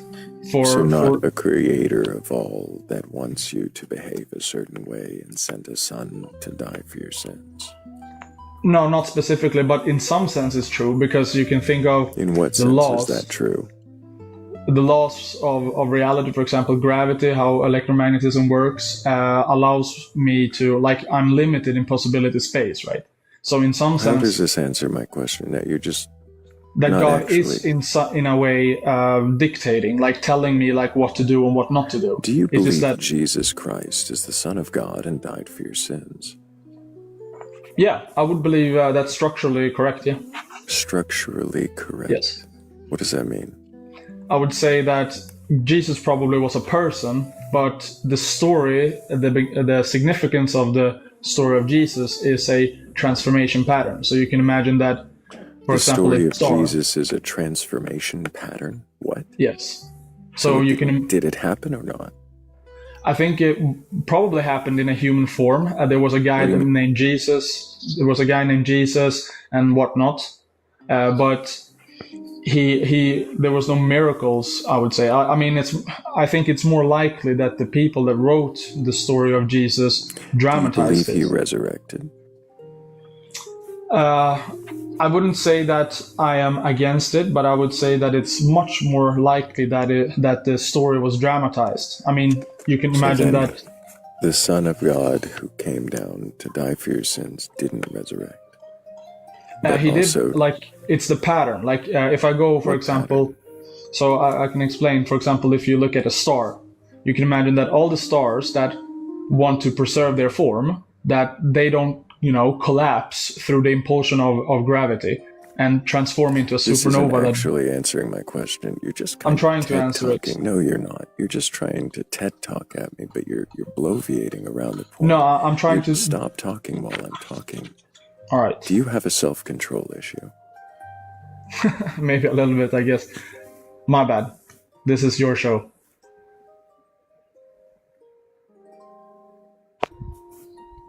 Hello? Do you need to fill every silence? No, not necessarily. But I guess we're all humans, acting like Cain, right? Wants coherence, structure. Stop preaching at me. That's really disgusting. Do you ever talk to anybody without turning it into a biblical idiom and a lesson for them while still, I don't know, expounding into physics and things that you don't actually understand? I wouldn't say that. No, the primary things that I'm talking about is not God. My approach into Christianity has been fairly recent. So were you trying to make Christianity fit your previous understanding? Yes, I would say so. Why? A synthesis. It's synthesis. That is how, you know, like the immortality project of a human wants to do that, right? To create coherence. In doing so, do you think you might be creating more incoherence? Oh yeah, for sure. That is the Cain. Yeah, you're completely right. Yeah. Sorry, that is the Cain. Yeah, like that is the Cain pattern, like creating coherence. So the ontology of the Bible is the Cain structure, you know, builds a Tower of Babel, a centralization. Sorry, the Cain structure. Yes, or the strategy. What do you mean by the Cain structure? So the strategy of Cain is to externalize, to change the external realm when faced with asymmetry. The strategy of Cain. Yes. Where is that? So in the story, God rejects Cain because he gave him a fruit or like crops from the field, right? What? And did you read the Bible at all? Yes. What's the story of Cain? Cain gave an offering to God and he got rejected.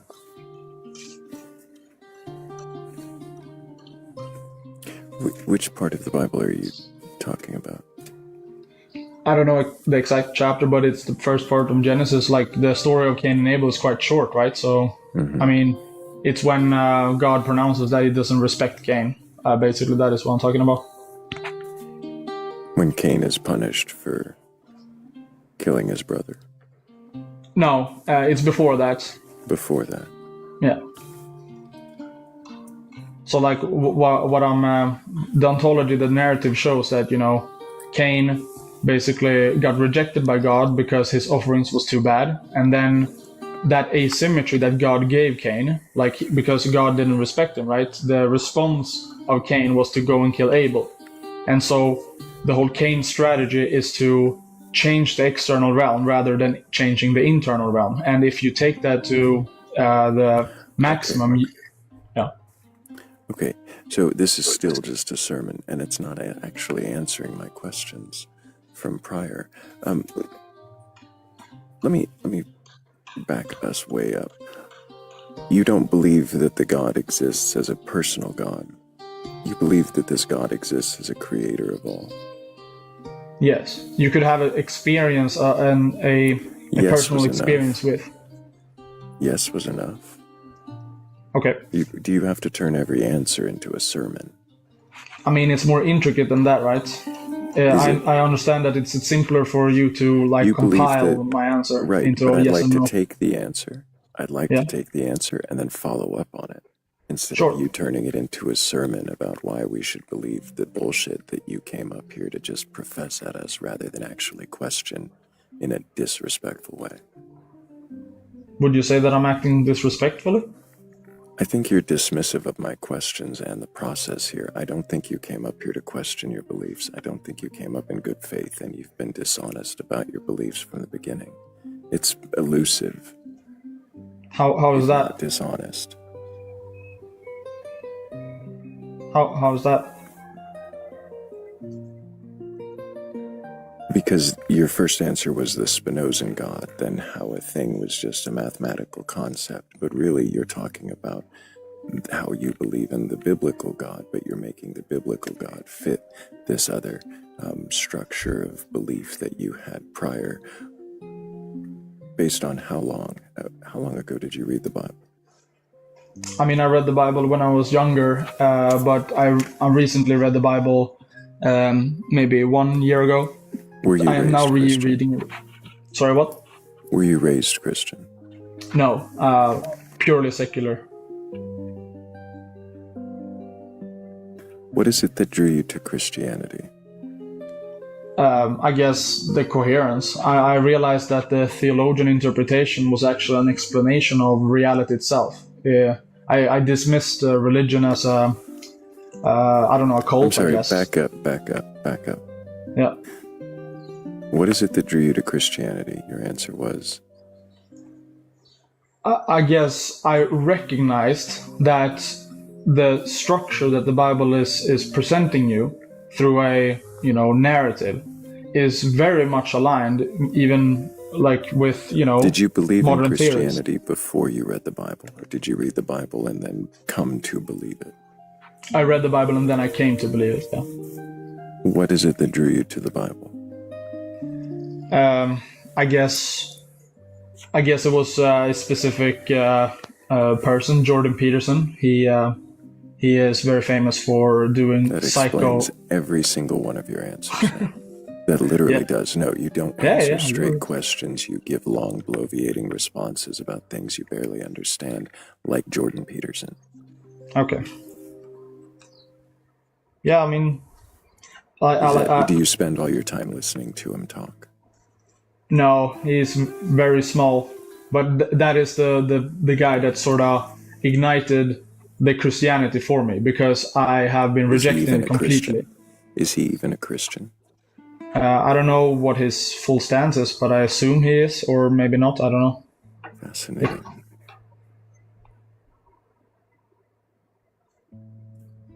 So Jordan Peterson caused you to read the Bible, and in reading the Bible, you made it fit through analogy, whether or not the stories are true, saying the analogies are representative of mathematical principles that you...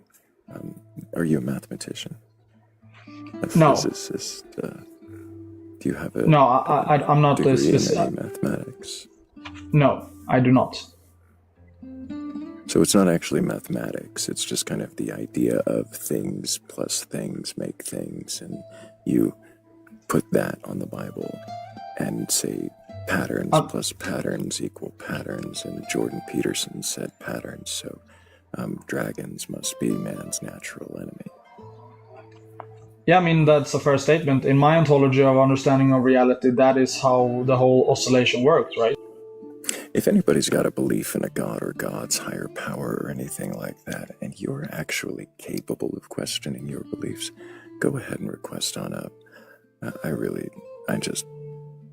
don't want to talk to Jordan Peterson or somebody who's, I don't know, cloned from him.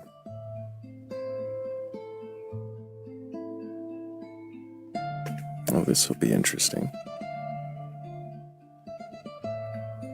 Welcome back, Pomegranate. Can I get your age for TikTok TOS? 35. Do you have a belief in a god or God's higher power or anything like that? I believe in a god or a higher power or anything like that.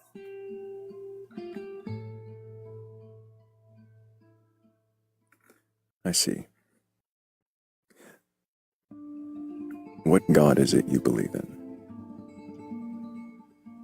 The God that's only perceptible through what we can see around us, and the nature of numbers, the nature of the universe.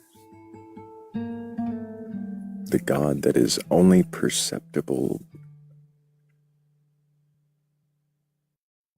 What does that answer even mean?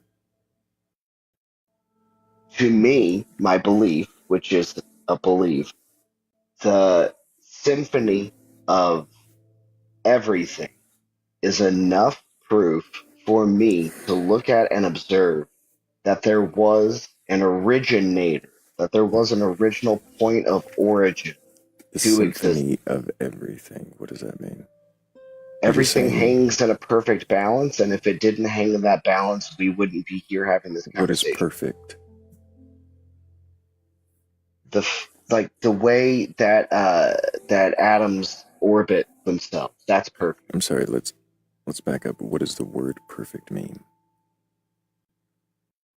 Perfect means the exemplary situation for an outcome. Exemplary. An exemplary situation. Yes.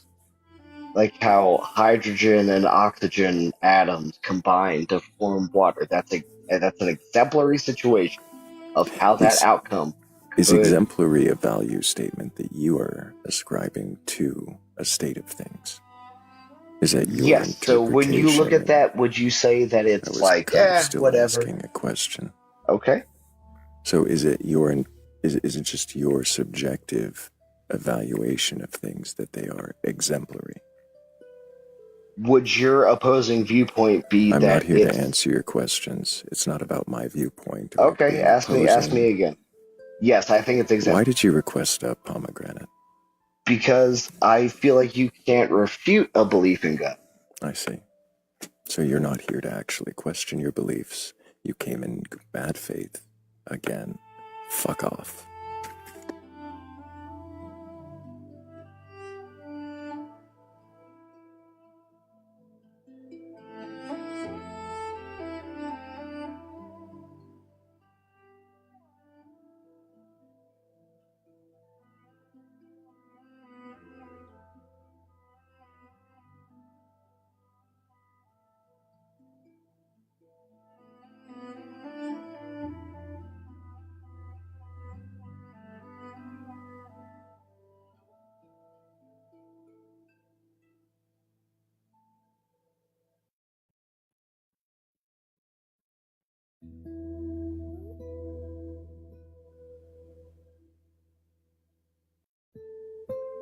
I probably need a button that actually, like, jumps straight to the song. You know? You guys know which song. Well, we'll see if we need it next time.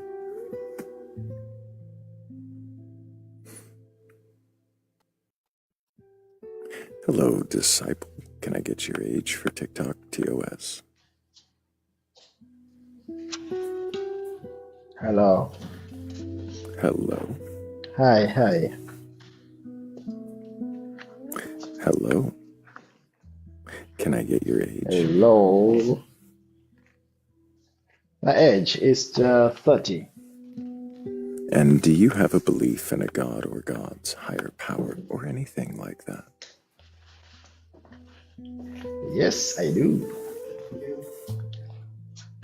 And which god do you believe in? Our Lord Jesus Christ.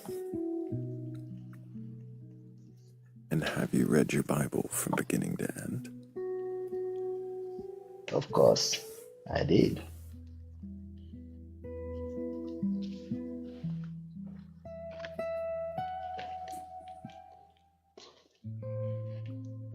And do you believe the stories within the Bible to be true and literal?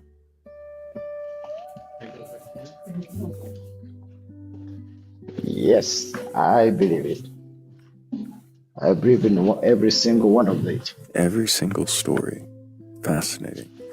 So you believe in the 6-day creation then? It's not a story. It's not a story, it's fact.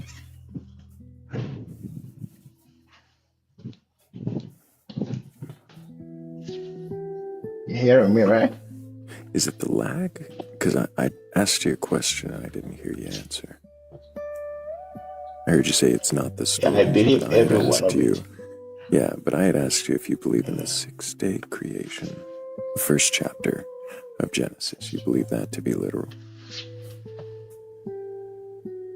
Yeah, I believe it is real. Why? Because we are living it right now. We're living the first chapter of Genesis right now. Yes, we are living In it. what way And are it we is living real right the now. first chapter of Genesis? The result of it is you and me right now. The what? The result of it? Yeah. How did you determine that that was the result of it and not just a story people made up?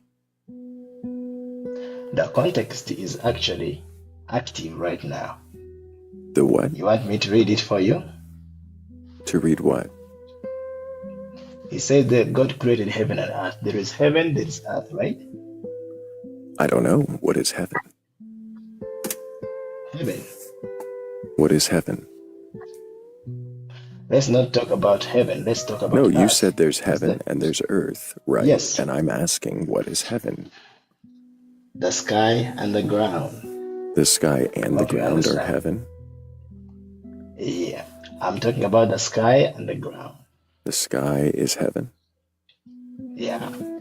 The sky, like, is that the atmosphere itself? Or the oxygen, nitrogen, carbon dioxide, is that? Like, which or part that is his the creation. I'm sorry, what? Sorry. You keep talking when I'm talking, so I didn't hear what you said. You said all of his creation. Is that what you said? I answered your question. Do you think you answered my question? Yeah, I did. Which question did you answer? You asked me about heaven and you describe it as something else. But I think what you describe is what is I meant. What I described. So, heaven to you is the sky. Just, is it clouds? You asked about Genesis, and I told you what is in Genesis, and I told you it is happening. Disciple, you seem to not be interested in answering my questions now, so you've come up here to question your beliefs, right? I came here to verify them. Oh, I see. Well, that's not what we're doing. This isn't come verify your beliefs. Can you verify your beliefs? Nope, didn't say that. Never said that before, and hopefully won't say it again. But can you question your beliefs? Pretty easy. Yeah, those are the words up there. Can you question your beliefs?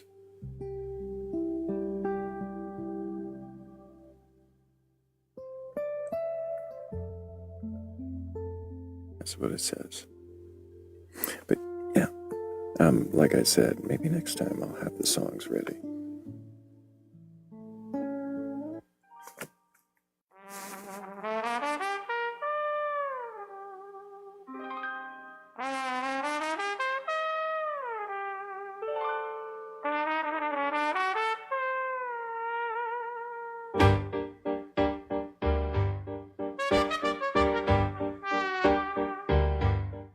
Step right up to the certainty booth. 2 bits buys you the truth. Fresh opinions, hot off the press, guaranteed bulletproof. A man with a megaphone shouts, everybody else is blind. But the mirror in his pocket has a different state of mind. Now I ain't selling answers, I'm just chasing ghosts, trying to see which fool tonight is wronger the most. Why are you wrong? Why am I too? Why does the truth play peekaboo? Everybody swears they know, everybody makes a toast, but if we're all a little crooked, someone's wronger the most.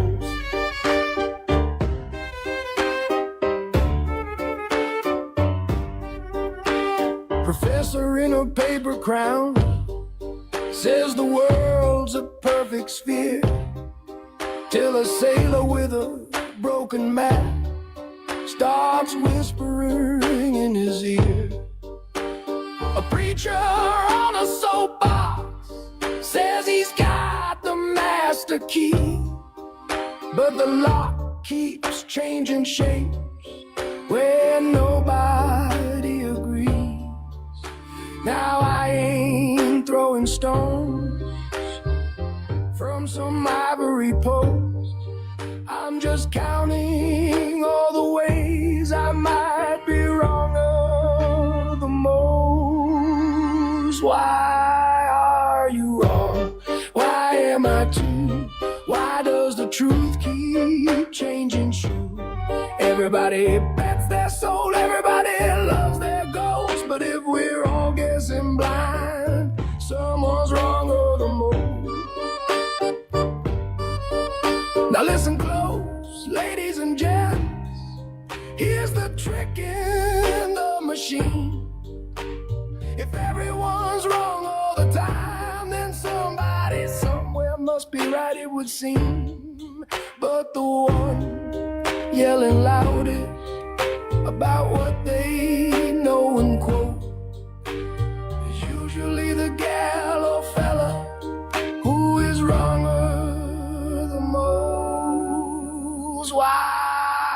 are you wrong?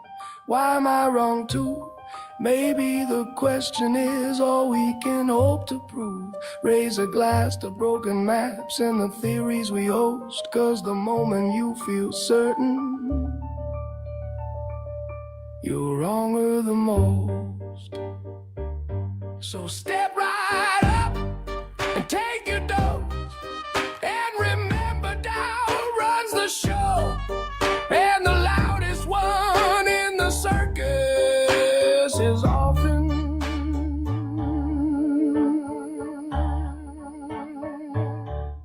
wronger the most.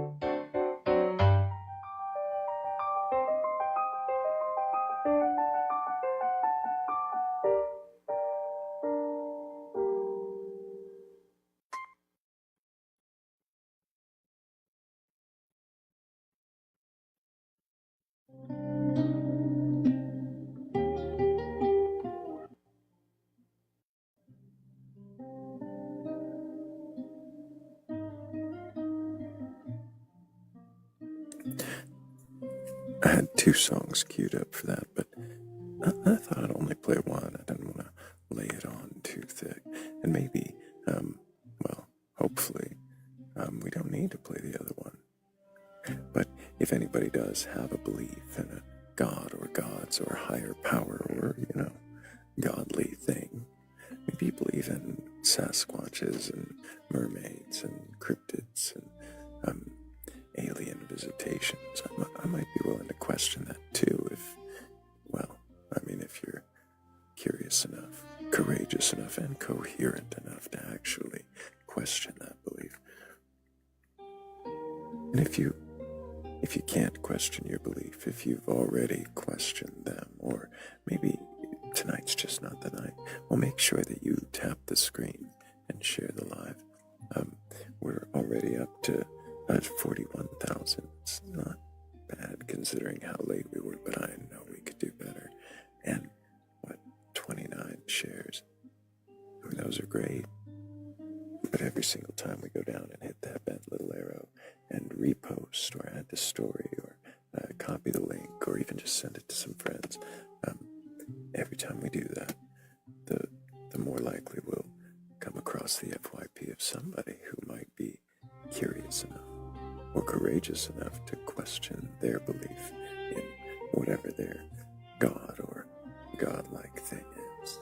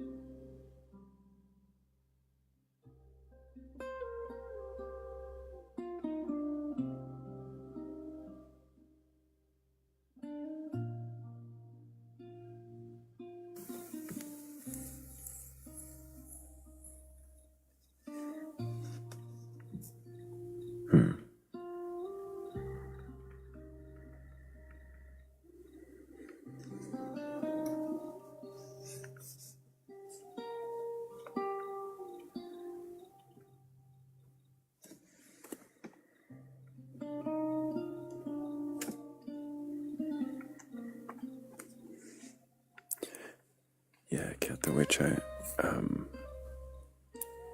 always heard that most of the mermaid stories that people have told could be attributed to something like a manatee. But I don't know. There's always that mermaid saint who was baptized after, 300 years of being a mermaid and then unalived right after.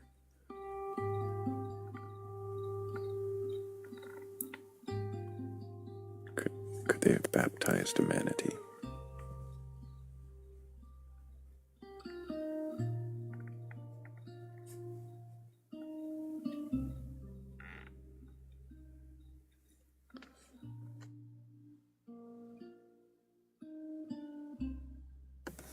Is the mermaid saint really a manatee saint?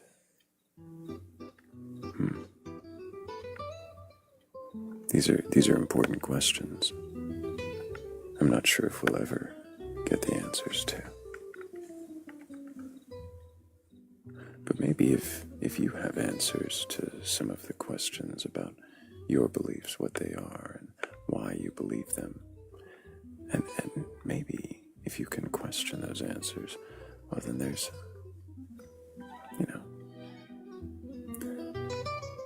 boxes up here, and it's been a very quiet night. If you can question your beliefs, then go ahead and request out. I'm not looking for a debate. I'm not looking to get sermonized to with every answer. I don't think I would accept if Jordan Peterson himself requested up, because I don't want to get monologued at either. If you can question your beliefs and have a civilized discussion, then guess what? You're in the right place.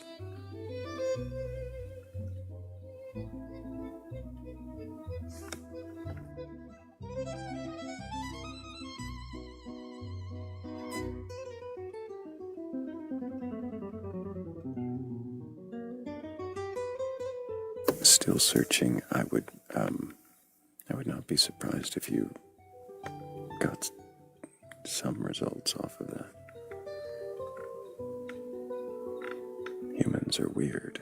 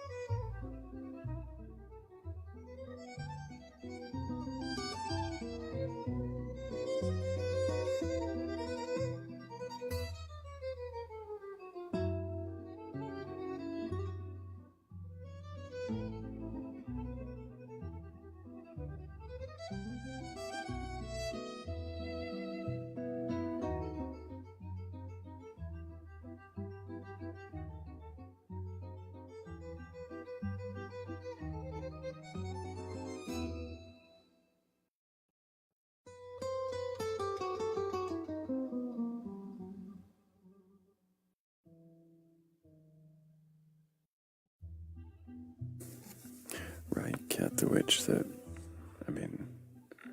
think those are,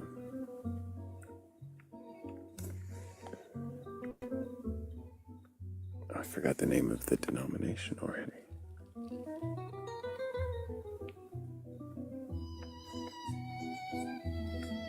Nope. My brain is not accessing that information. But we do have we have a returning request.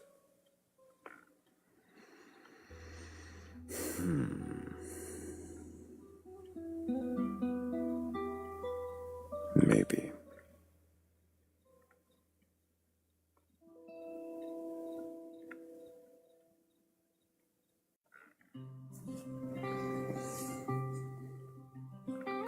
I expect we're about to get preached at for a moment before eventually finding out the guest can't question, but I'm not psychic. I don't think I am.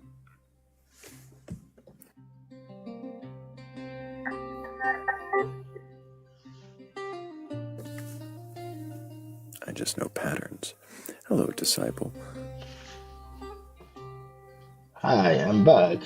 Yeah, you seem to be back. Can you remind us your age for TikTok TOS? I am 30. 30. And you have a belief in a God, right? Of course, yes. Yeah. And if I remember correctly, it's that Christian God, right? Yeah, Pentecostal. Pentecostal. That was the exact denomination I Yeah. was trying to remember. Thank you for reminding me. You're Pentecostal. Yeah. And you've read your Bible from the beginning to the end, right? Yeah. And you believe it all to be entirely true and literal. Everything happened as written. Yeah. Do you think that there are any flaws or errors within the text? No, everything's exactly as it is. Everything. Are there any Yeah. contradictions? No. I see. And you remember the creation story we were talking about before, right? Yeah, I do. I remember that. You remember that chapter, the order of creation. Yeah. And you said you believed all of that happened in that order, right? Yes. Why do you believe it all happened in that exact order? Everything as well spoken are happening right now. The events, everything that's spoken of in chapter 1. Yeah. The world is All the formless without events void. are right here. Is the world formless and void? Yeah. Right now, the world is formless and void. No, no longer formless. So we don't see a world formless and void. Yeah. Oh. So that's not happening right now. Actually, if you talk about the Genesis, everything was done. It's no longer void. Everything's so it's all according done. to the plan. So you're saying that Yep. you believe. So you're saying that you believe it because everything's already done. Yes, comparing to other planets outside there, Does it matter to you if we are better off. Does it matter to you if the very next chapter tells a different order? Nope. Everything moves according to that plan. Can you hear my question? If things in the next chapter were in a different order, just play along with a hypothetical. You know what that is, right? I think the whole chapter from 1 to next chapter is talking about the same process. And that was, yeah. So you don't hear my question then. It's 2 times. Let's try a 3rd time, okay? So imagine for a moment, okay? Can you do that? Let's imagine for a moment that the first chapter is the order you know.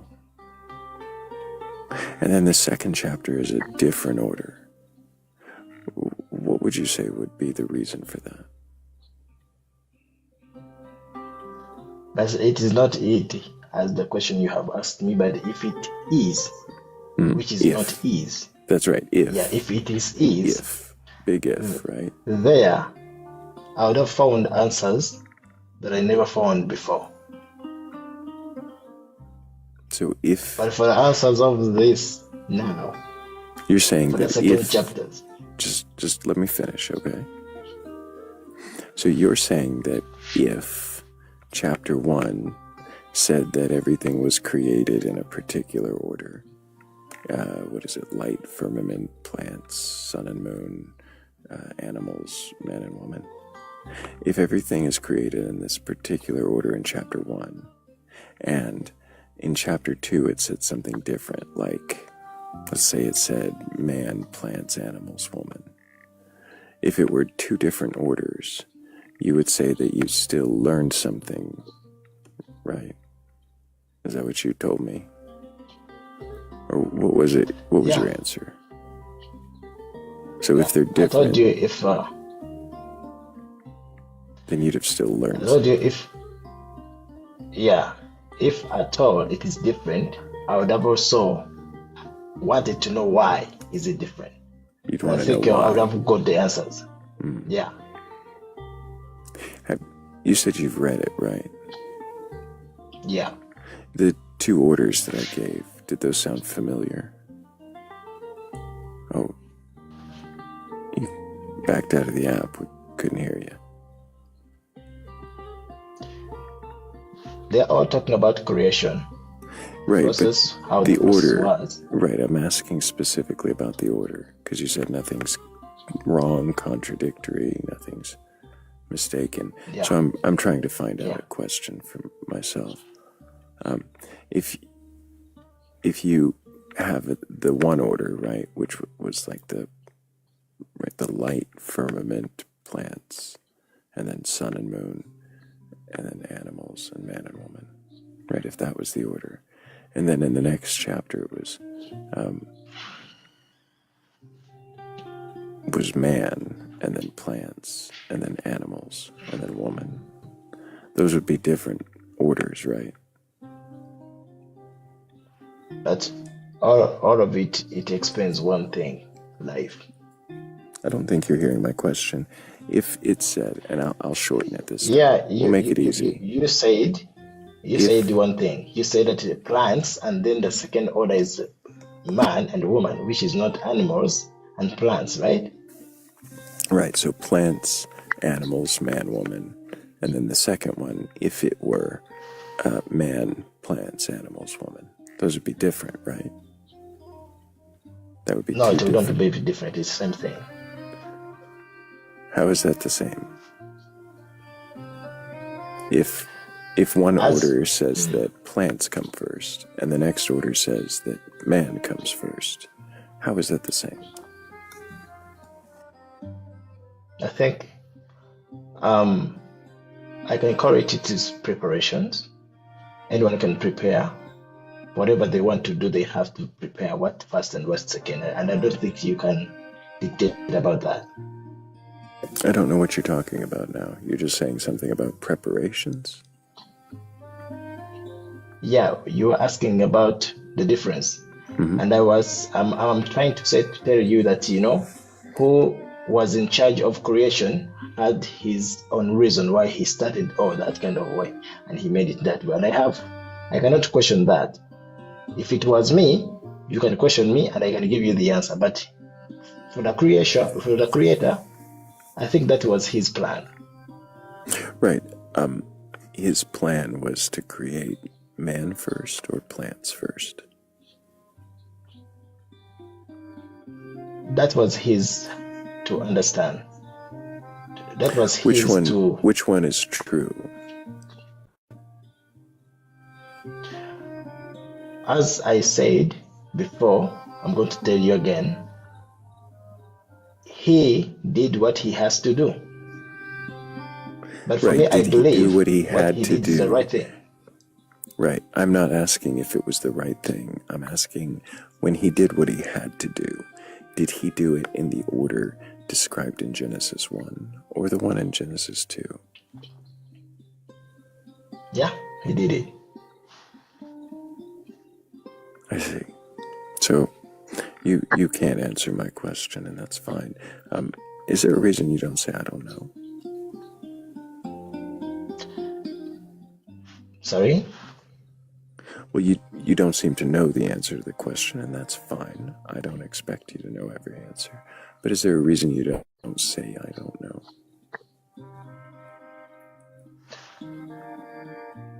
Because I read it. So I cannot say I don't know when I know it. The thing is, you are asking details. You're asking You're not if asking two details. You're just chapters asking describe the the same answer event, without details. you're not hearing me. If I'm asking if two chapters describe the same event, how do you decide which one is true if they describe the events differently, if they describe the events in different orders? Yeah. The event of Genesis first and second, it was all about creating what God wanted to create. Which one first, which one second? I told you it is His business, not mine. But it's in the book. Is the book wrong? No, it's not wrong. Does You're it the one add saying it is wrong, does but it for add me, does it add things that are not true?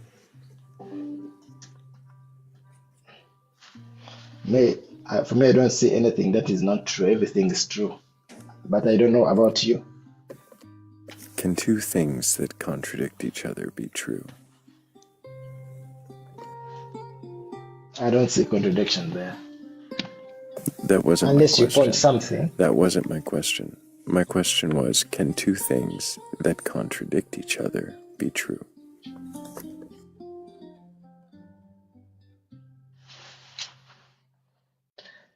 As I told you before, He created it. I believed in Him. So you're just saying And you I believe believe in it Him. because you believe it, because you believe it, because you believe it. Because But I you're not believe actually Him. going to question it, right? You're not here to question your belief. Yeah, but do you allow me to question you too? Nope.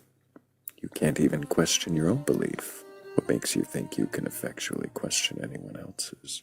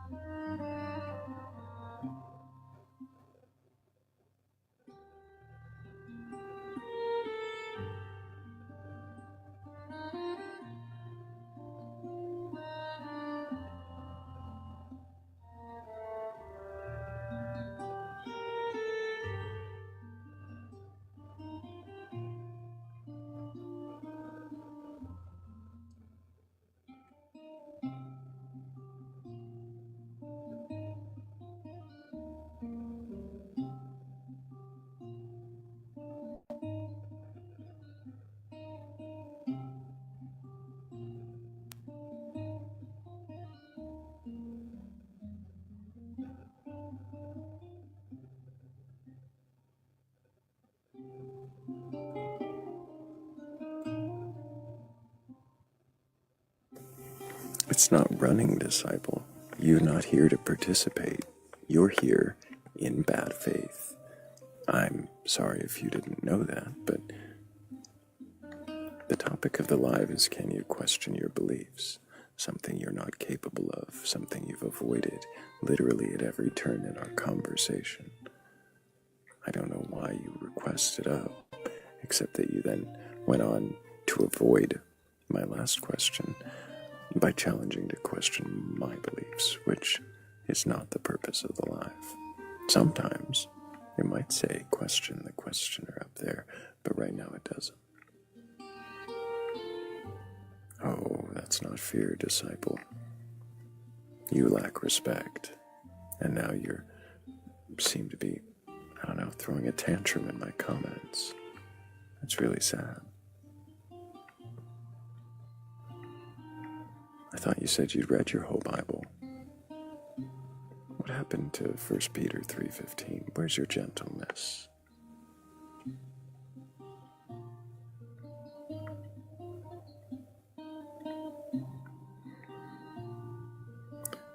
No, disciple. It's not about me wanting you to make a mistake. I wanted you to question your beliefs, to participate honestly in good faith.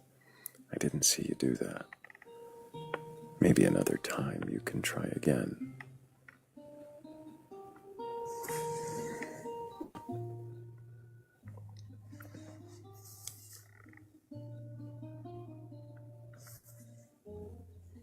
But if there is anybody who can question their belief in a a god or gods, a higher power, or anything like that, go ahead and request up.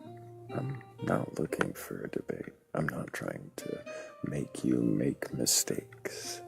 I'm not trying to shame you, or I'm not even trying to burgle your god. I really just want to know if you can question your belief. Then what is it you believe? And why do you believe it?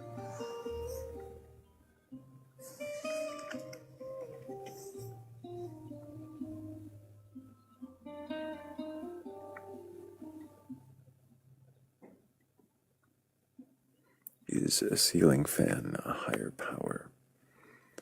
That's a great question, Mika. I think that's one of the best questions that's been asked in here all night.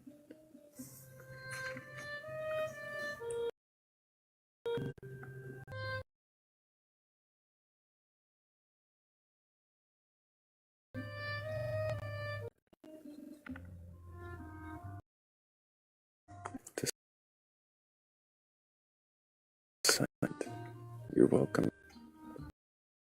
Hang out in the comments as long as you do it respectfully. I see Noctis is watching. Beware the ruler.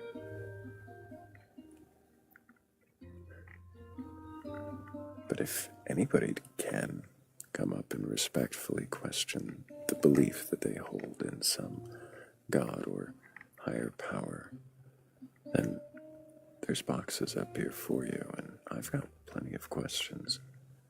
Just as long as you can question. And what does that mean to you? Think about it for a moment before you hit the button. I know. I want a guest to come up and question, but not too hastily. Take just a moment and think about what that means. What is questioning your belief?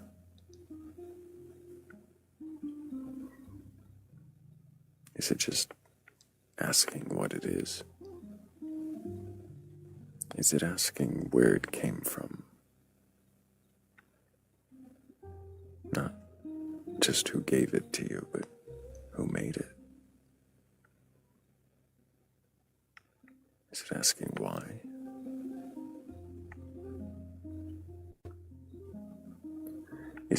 Is it really just the asking? Or is there more to it?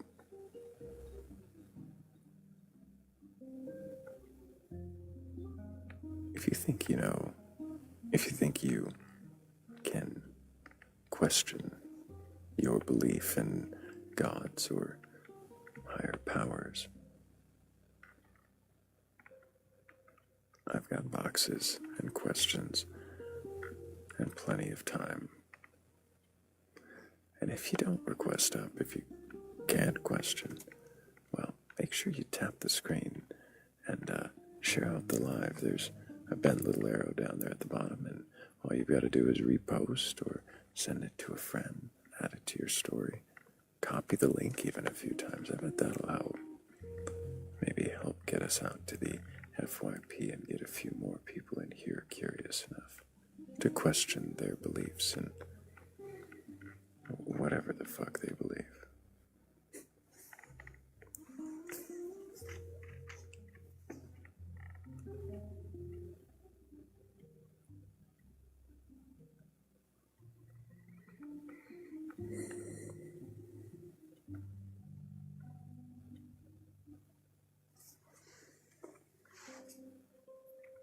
And while we all tap that screen and share the live, I think, I think my blueberry coffee could use a freshener. So, well, I guess I've got to play you a song.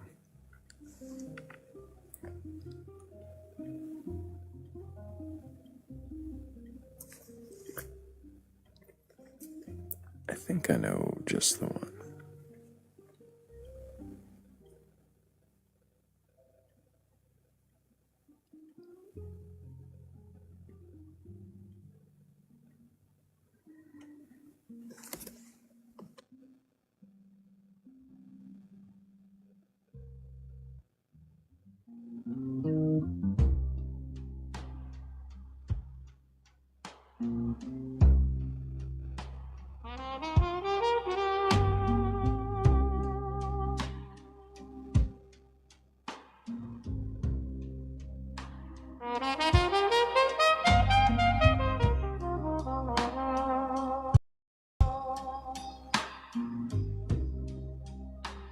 The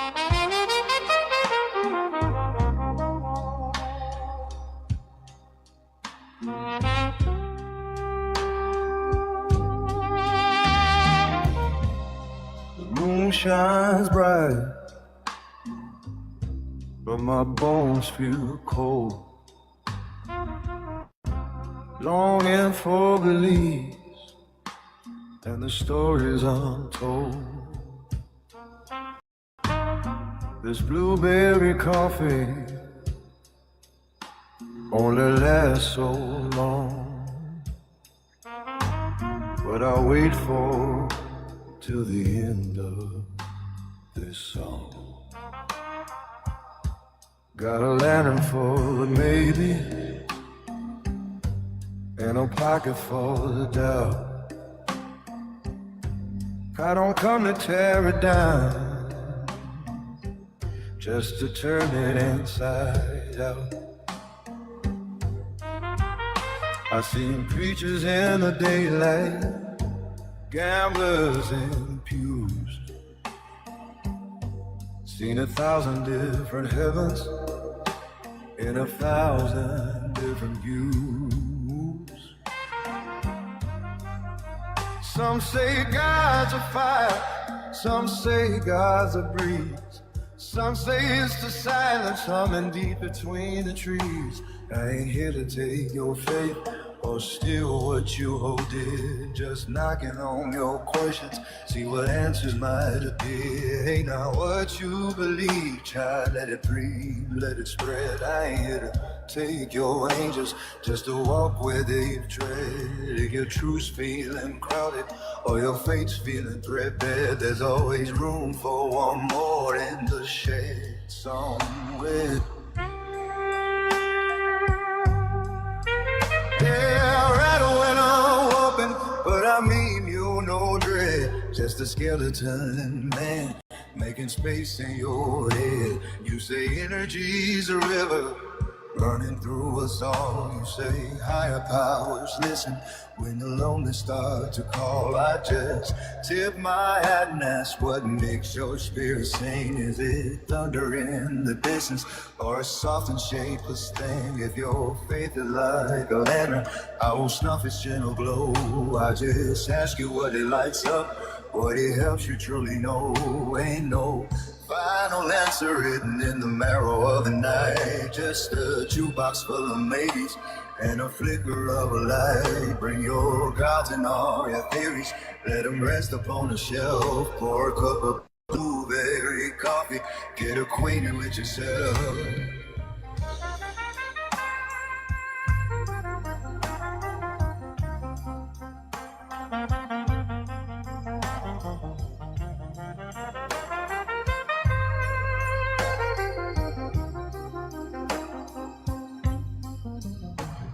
The moon still shines and my bones feel cool, but your story's got a fire that I love to behold. If your heart feels crowded or your thoughts misled, there's always room for one more in the shed. Ooh.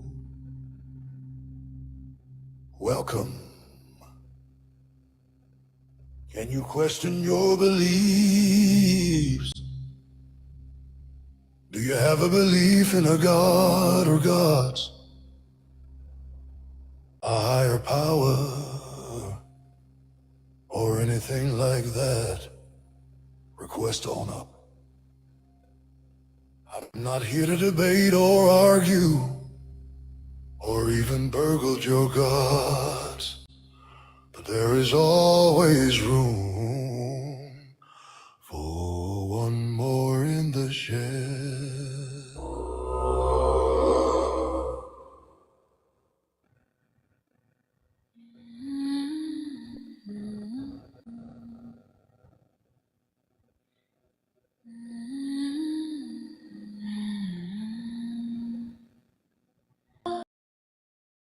The mirror horse, jawbone grin, chipped glass eye. Black lace on a velvet pole creaks in circles, choir it cries. Moonlight on the weathered main, ticket booth with no one there. Your breath fogs a tilted glass, cold brass rings the empty air. Round, round gallows carousel, dance with the shadows, darling. Oh, hand on a splintered handle, prayers on your tongue, but you keep on falling. Round gallows carousel, where every sweet dream sours, right till the rust stains your wrist. Count the bones instead of the hours.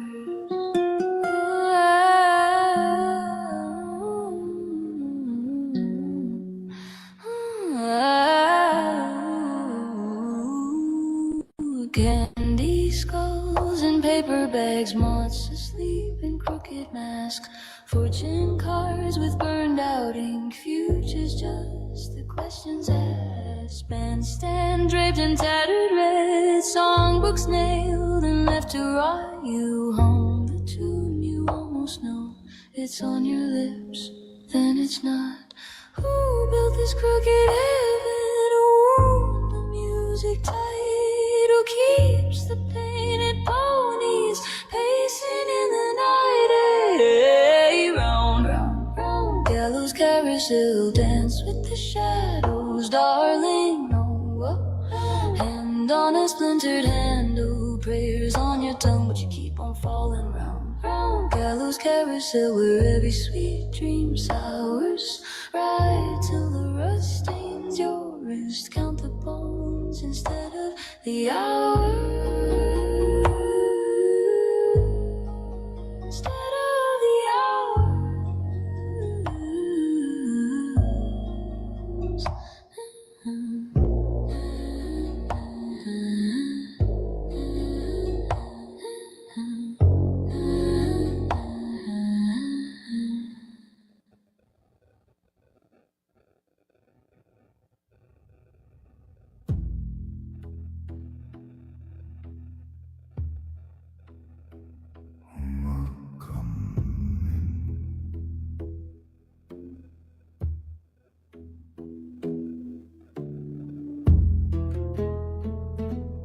Can you question your belief?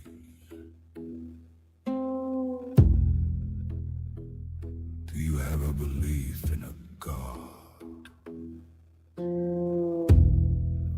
A higher power? Or anything like that?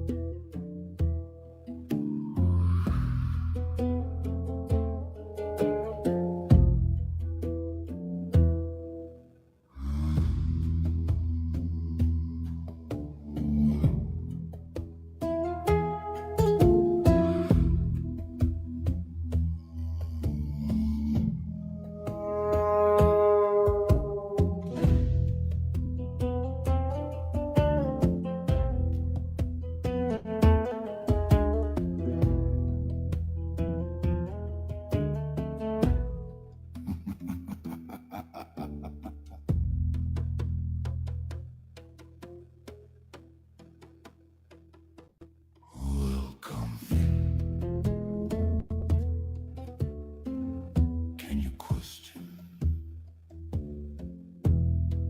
your belief? Do you have a belief in a God, a higher power, or anything like that?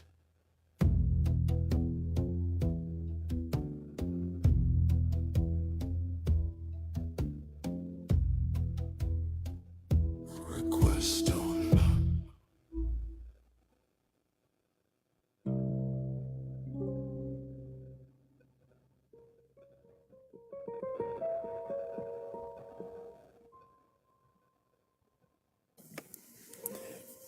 Hell yeah. Appreciate you, Morgan. And thank you all for being here, for tapping the screen, for sharing the live, for doing all those things that help get us out to the FYP and maybe get someone along who actually can question their beliefs. We got a really late start. I don't even know what. We've been going for 3 hours. So 48K is not bad. I bet we could do better, though. I bet we could hit that 50K real soon.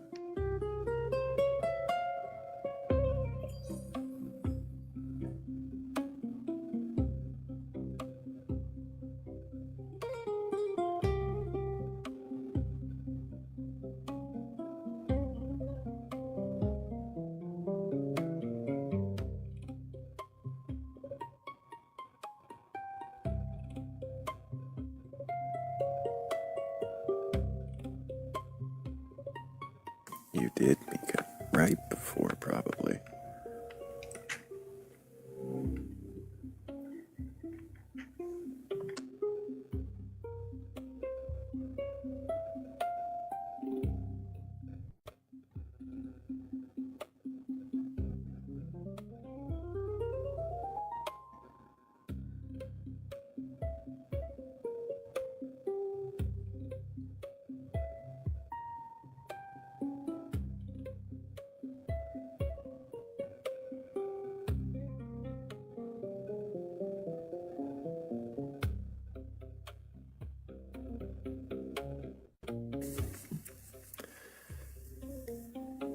How am I doing today?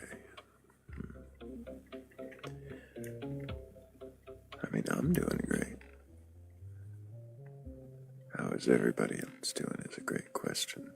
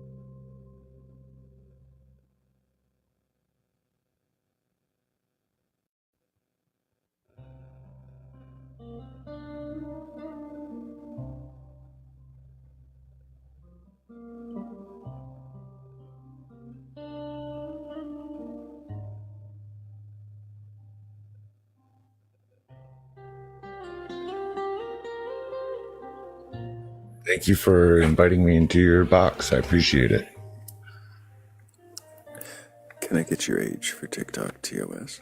Yeah, of course. I'm 46 years old, dear God. Which god is that? I mean, all of them. Which touch of the divine? Do you believe in a god?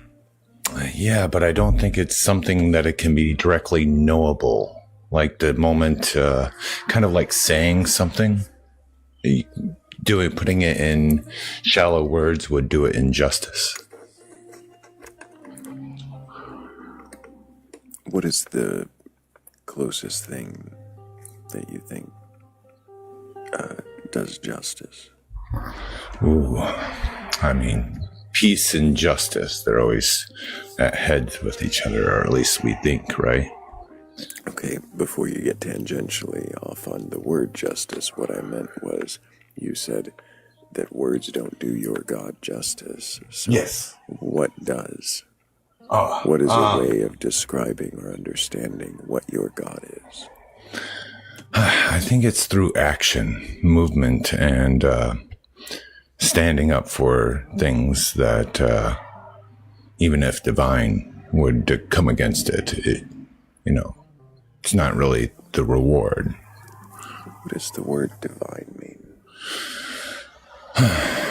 The word divine. Well, I mean, defining, how I define divine is a touch of something that can't be manufactured. A thing that can't be manufactured? Yes. Is that what divinity is? Anything that can't be manufactured is therefore divine? Beyond mortal manufacturing, nature.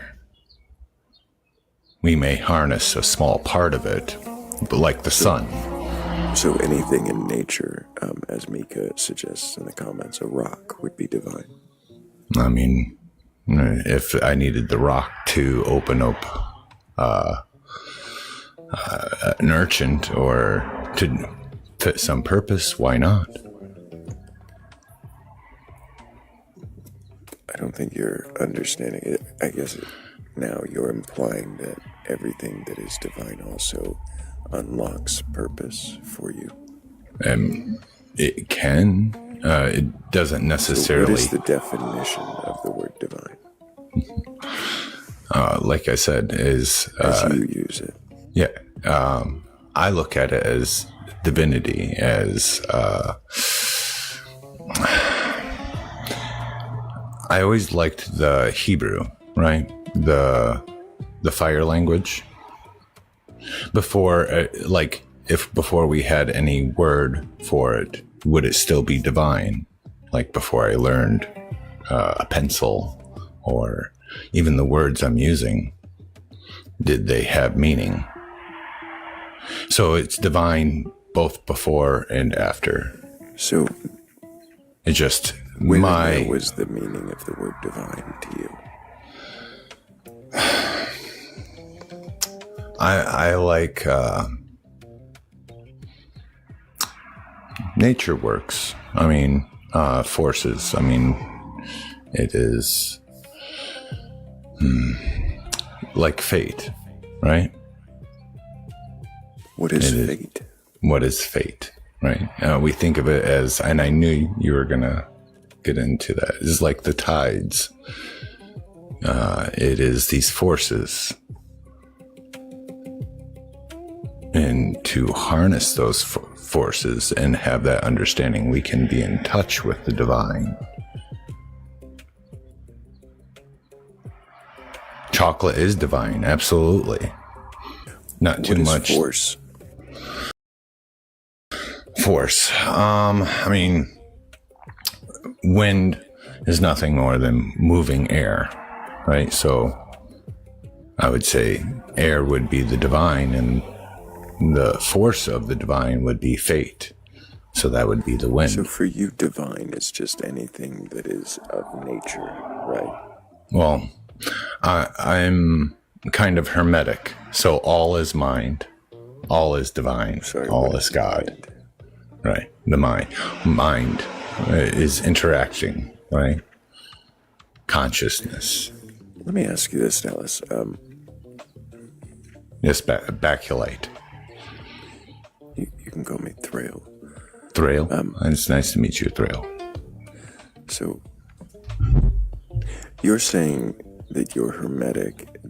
Your answers are quick and without consideration. So, I'm curious, why is it you requested up? Well, I try to question my own beliefs as well, and I've followed you for a while, and I appreciate your talks. That's why I came up here. And yeah, I may be quick with my response, but I've thought about these, like the divine and God, quite a bit.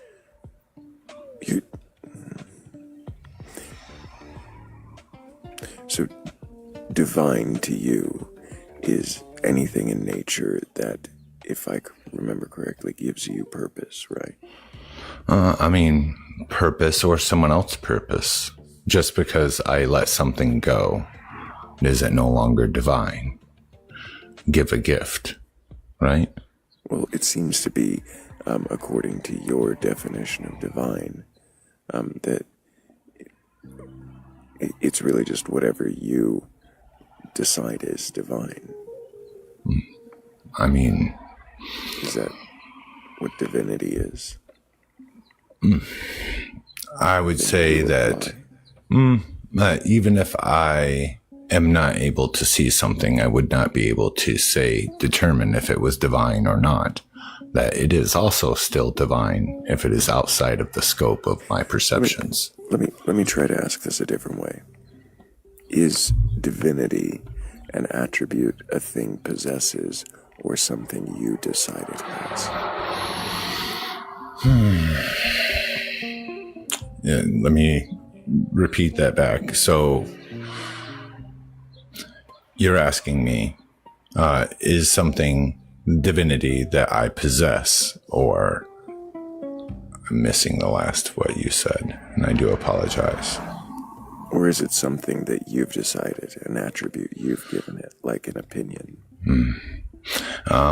No, I think...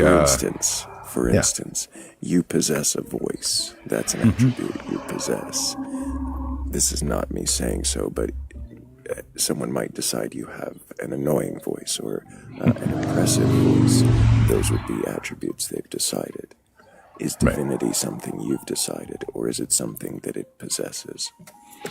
I mean, I didn't choose my voice. I could work on it, right? But you're avoiding my question. I would say yes, it is part of the divine, but it is not because it is my voice. I mean, your voice is also... No, that's not my question. My apologies. Being divine had nothing to do with my question. The voice was an example, a thing that exists, an attribute of you. You have a voice. Whether or not it's annoying or impressive would be something that a subjective person decides. Right? Correct. Is divinity in nature something that you have decided, or is it something that it possesses? I think it is something that cannot be possessed. It is just is, if you understand it or not. No, I think that's kind of avoiding my question. So you're saying it just is. So hang on, is it just something that nature is divine, or is it something that you have decided nature is? Is it your judgment of nature, or is it nature's attribute? Man, I really don't have a good answer for that one. I would say it correlates to the things that I experienced. If you don't have a good answer, and I'm not trying to be rude, but why not stop there and say, I don't know, and then think on it? Well, that's why I am thinking on it, like before I had words, right? Since we're talking about speaking, did things have meaning before I had words for them? So I may come to learn an aspect of the divine, but will I fully understand? I don't think any of us can really get to that point, or we would be divine in ourselves, a greater divine. I hope that answers. None of it answered my question at all. It's either an attribute that you're deciding something has, or it's something that it possesses. It's a voice, or it's the opinion of the voice. That's my question. Can't it be both? Is it? I don't see why not. So just your because... opinion of nature is that it is divine, and nature also, according to you, possesses a inherent divinity. Yes. What is inherent divinity? Inherent, meaning if someone observes it or not, it is still true. Oh, yes, okay. Sorry. Yeah. Observes it or not is still true. It's objective, not subjective. But it can be subjective as well. I don't know that that's quite what I mean by inherent, but it would fit within that. It would be objective, but it's something that it possesses naturally. It is an attribute that it holds. It is something it is. Nature is natural, might be something you'd say would be inherent. Nature is inherently of natural origin. I don't know. And still holds many mysteries that we don't fully understand. Nature is mysterious. You might say that is, from our subjective view, an attribute it holds, right? And some of the wonderful things how that would be a subjective attribute, right? Mysterious. Because if you knew more of it, then it would be less mysterious. If theoretically you could know it all, then it wouldn't be mysterious. So it's a subjective attribute of it. That's my question about divinity. Is that a subjective attribute of nature? Yeah, I think if you were to still take everything out of the mysteries and out of the divine, it would still be quite wonderful. Even if you knew what was pulling the strings behind the curtain. Still not quite answering my question. Wonderful. Is wonderful divine? Are they synonymous? I think they're more related than synonymous. I feel like we've gone far away from whatever it is you think God is. Yeah. What is God?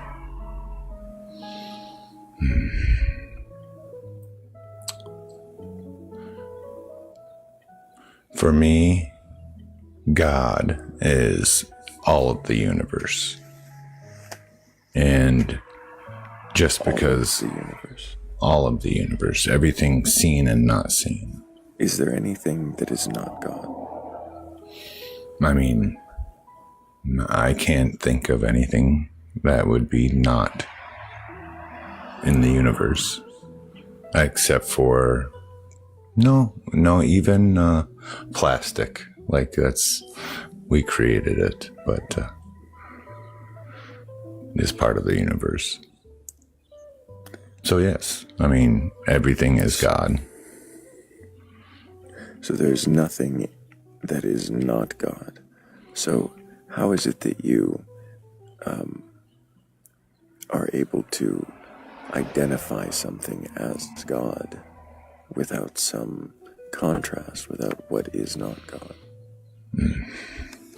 Well, we're talking about the darkness and, the end of, right? The divine. Where's the limits of it? I don't remember us talking about that. We were trying to find out whether or not you thought of divinity as a subjective or objective thing. I mean, when we talk about an object like a cup or even my person, where we think about it as where do those limits end so we can see its container. Are you answering the questions to hear yourself talk, or are you actually thinking of answers and relating them to my questions? I am thinking of your questions and trying to relate to what you're saying. Yes.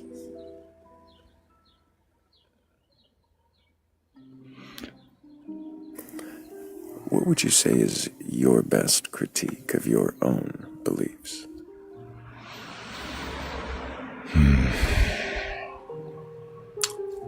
That my own critique of my own beliefs. Yeah, your best one. Well, I mean, we'd start with any, if you have any critique of your own belief. Well, I've been a solo practitioner for a while. Kind of give you a context, that I've been practicing a lot of the spiritual and esoteric. And I try to put it in my everyday life in simple ways to not tell people what to do, or to more of... Is this a critique of your belief, or just... yeah. I'm trying to give context. So instead of like telling, like, this is a strong arm approach, I generally start with a story or a way of... So every answer's got a story? couple. I mean, there's only so many stories out there. They just change the names and the settings. Yeah.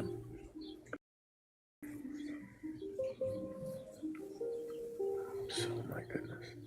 Do you ever answer questions directly? Yes. Wow, that was actually quite direct. A little funny, too.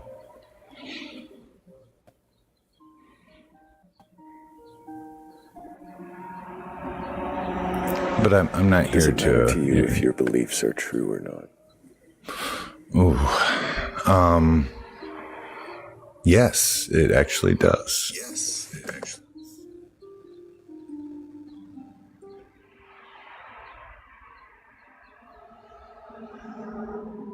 Why? Why does it matter? Because if it doesn't have a basis to build off from, how can you go anything? And especially if you are building off from a basis to build off of. So your beliefs are a basis to build off of. Well, there's a lot of parts to it. Like the parts of your belief. So far, I know I keep cutting you short. I'm sorry. Your parts of your belief so far is a pantheism, right? Yeah. A belief that everything is God. And a divinity in nature. Right. Do you consider yourself pantheist? No, I don't care for a lot of titles that are out there. I generally just read. So isms and anities are not your style? No, I generally try to focus on what can make a difference. And how does believing that God is everything make a difference? It does. How was the question? Right. To kind of like the same respect I would give to you, I would give to myself. I'm talking to you as I was talking to the divine. And that way I can speak plainly and try to be the truest sense of myself without regret. And I would hope you would have the same respect for me. What? And being aware. How is this answering my question? Because how does all of the divine help me, and why, right? How does believing that God is everything help you is what I asked. Right. So just like you are a part of God, and taking what you say at face value. A part of God. Yeah. I mean, we're all part of God. We're a part of the universe, part of nature. How does that help you to think of yourself as a part of God? And not just myself, but the people I interact with. How does it help you was my question. Right. Because I don't need to be any different than I am. Especially if I'm putting forth my best sides of myself. What does that have to do with believing that you are a part of a God that is everything? Mm-hmm. Because it makes a difference. In what way? I mean, I've done a a lot of things to make a difference, where people have... You're saying that your belief that a God is everything makes a difference by making you make a difference. Right, because it has to do with my intent and why I do what I do. Could you not do what you do without believing that a God is everything? Doesn't it? Most things start with belief. That doesn't answer my question. Maybe or maybe not, but I can't tell you that because I don't have that. What is it that compels you to believe that a God is everything? I mean, nothing really compels me, has convinced me. I have had things that happened that were near misses, and that has really put me in a place of gratitude that I am still here, and that people that have also struggled, they're still here, kicking, making the most of their day. So you're here, you still exist. What does that have to do with my question? Because I can change things. Just like this conversation, I mean, we've gone all over the place a little bit. Mostly because your answers are not direct and you go all over the place. I'm doing the best I can.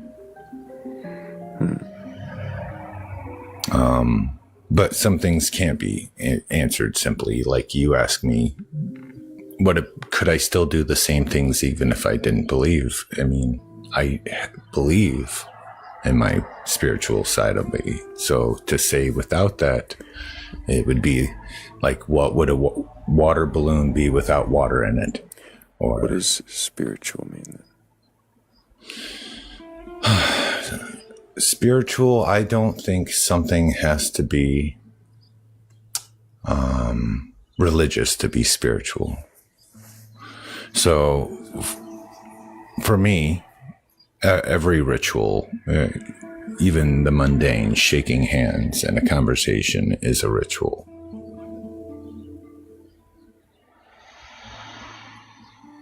So I find that spiritual is the movement. We see it in every different aspect, and that's how I view it. So for you, spiritual is everything. Yeah. So how do you define sandwich? How do I define sandwich? Yes. Well, what parts would be a part of the sandwich? Does it have to have bread, or could we use a tortilla? Is it still a taco a sandwich? And, at what point does it break? Yeah, we've gotten so far off. I like soup better, personally. What is soup? Right. But are we all just soup? Because we're salt and, Dallas, I'm really interested in questioning the beliefs of people who are curious enough and coherent enough to question their beliefs. I'm not sure why, but you're not really questioning your beliefs. You're more kind of pontificating on a word, I might say, but avoiding the meat of the questions. And you've considered one or two for a moment, so I appreciate that. But for the most part, it feels like you're just kind of trying to, I don't know,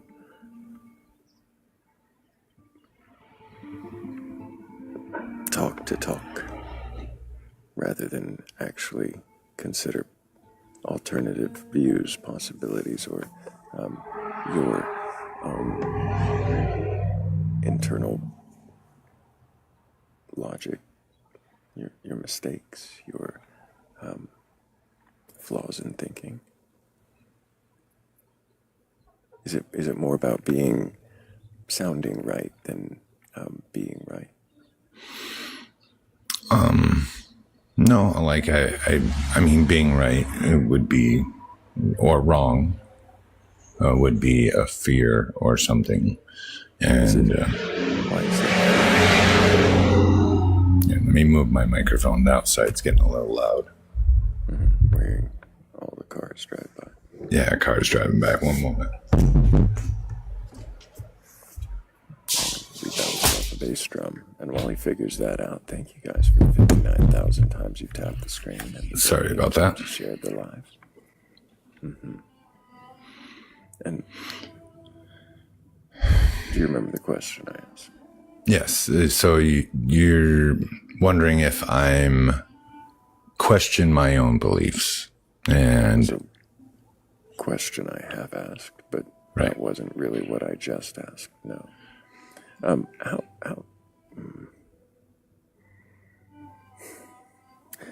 Let's do it this way, Dallas. I appreciate you for coming up and answering questions. I'm going to go ahead and move forward to the next guest. Okay. Maybe another time I'll have more questions. You have a great day.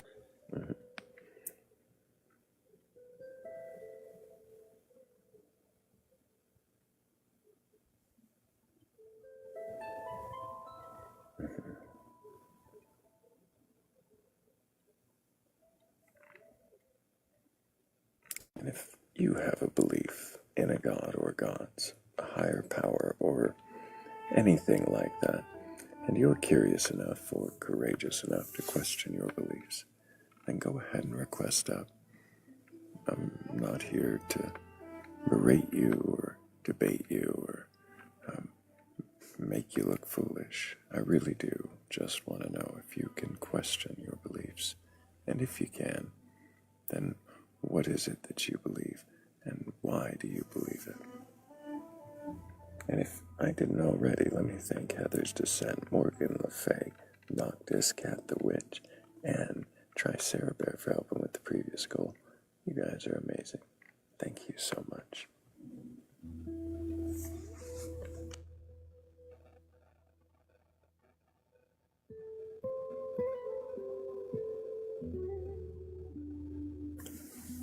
And also welcome to everybody who has just joined us. Good morning or good afternoon, wherever it is you are. Hope that you are having a great day. And if you do have a belief in a god or some kind of higher power entity, thing, alien, mermaid, monster thing, I don't know, whatever it is you believe, if you can question that belief, then go ahead and request up. Plenty of boxes up here. It's mostly just been me up here all night. Been a while since that happened. But yeah, if there's anybody who's got that kind of curiosity, poke a box. Maybe. Yeah, maybe I shouldn't have said that.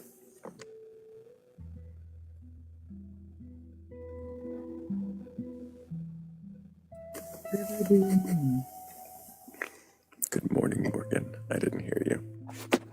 I said, whatever do you mean?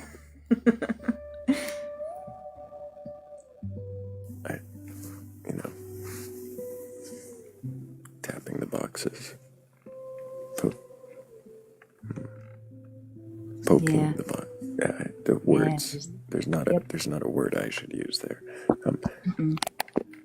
Hit a box, request up. There you go. It wasn't as bad. It wasn't as bad.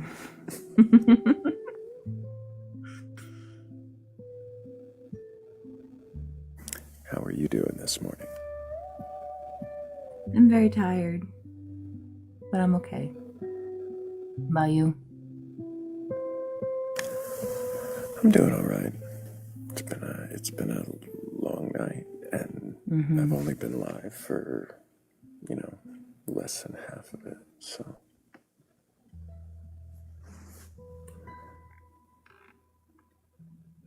but we've had a few guests. I've had at least two, or maybe maybe 3 very polite guests who at least one of could question their beliefs, a couple of trolls, and long breaks in between where I could have played some music, but I didn't every time.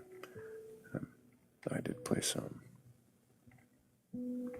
Sometimes it's okay to just sit in the silence.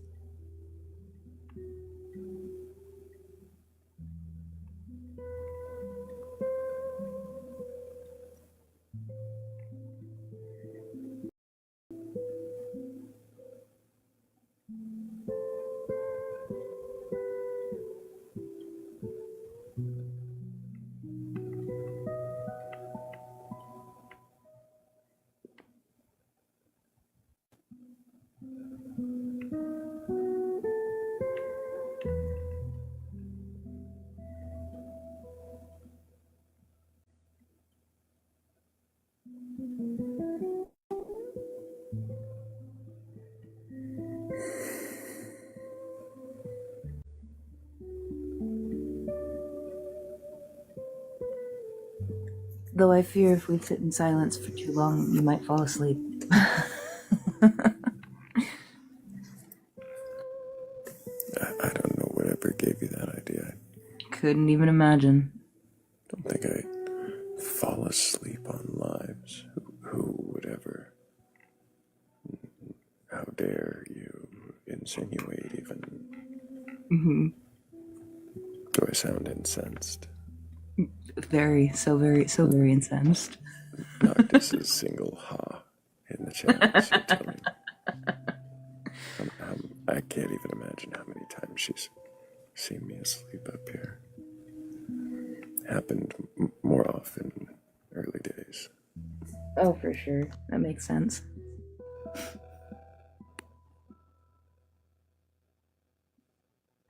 Now it is quite a rare occurrence, though not as rare as I'd have liked it to be. Well, when we this hard for this long, it eventually catches up.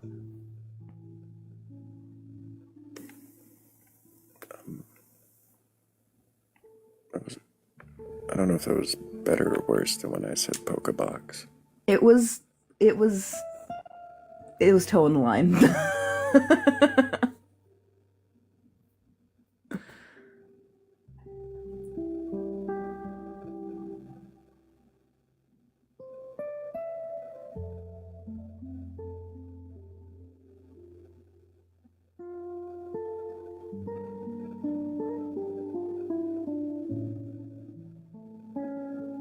I don't know that it was, Mrs. JJ. I don't think it was.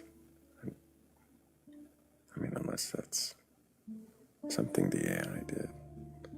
But Entirely possible. I don't know how Skeleton Man came after the backing tracks we're in right now. Well, and the Skeleton Man that they're talking about would be in...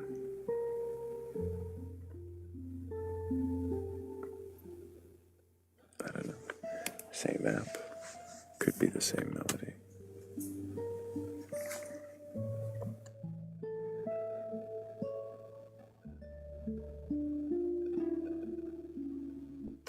But different users, different prompts.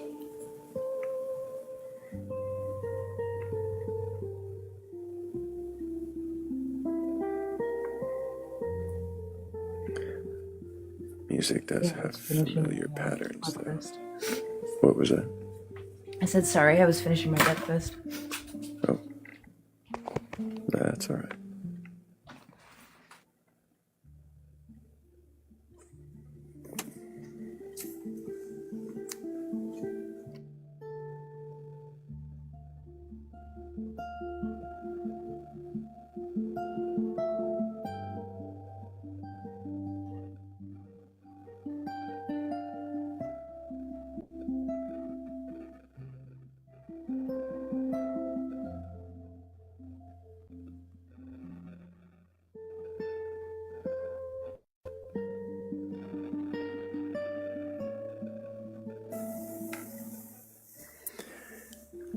If you have a potato, tomato, or other vegetable, and you'd like to make a soup, broth on up.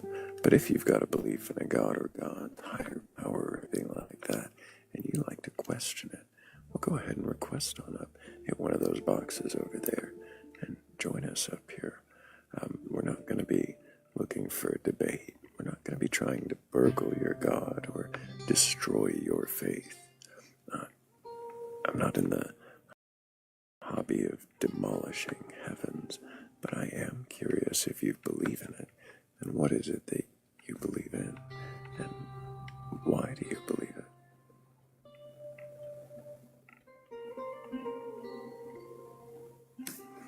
And thank you, Toaster, for your segues that do everyday life. That was hilarious. A very nice alley-oop. Right.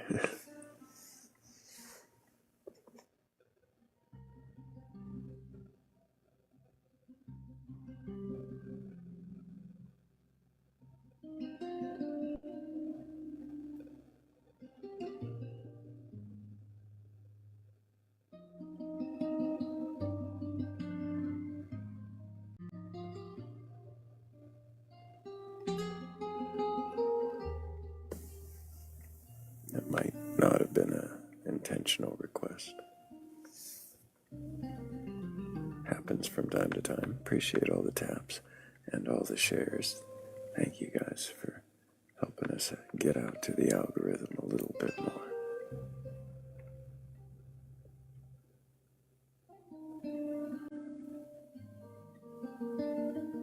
Now is a great time to keep tapping your screen. Share out the live, repost, share it to any damn thing.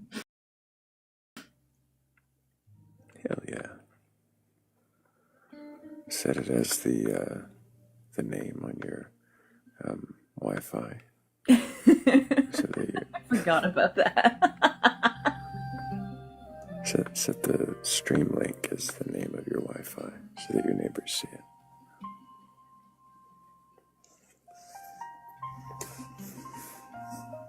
You don't have to do that. Batcolyte.com for...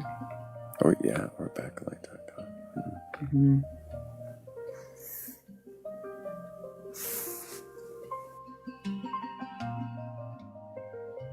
Yep, there's a link to the live there. Hell yeah, way easier.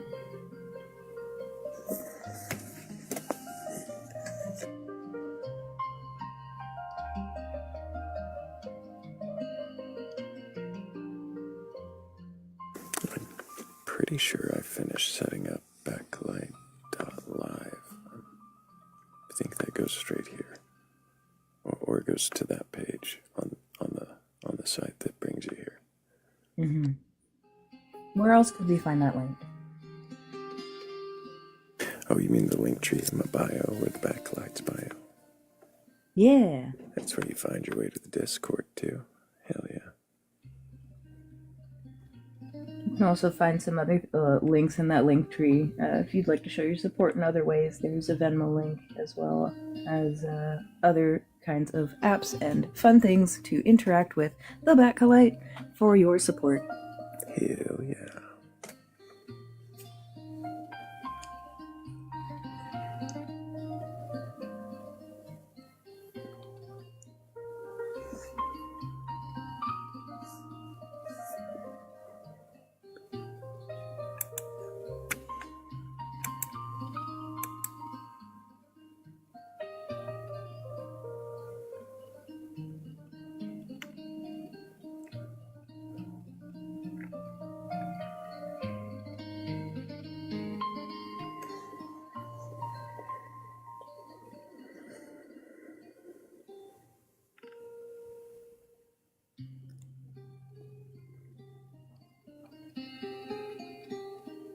Well, thank you, Claire. We all work very hard on it. And I'm trying to improve it all the time, I think.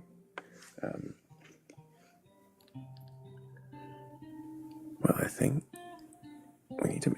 use of that D&D section. I think you might be right. Might even make it more obvious that there's even one there. Ooh.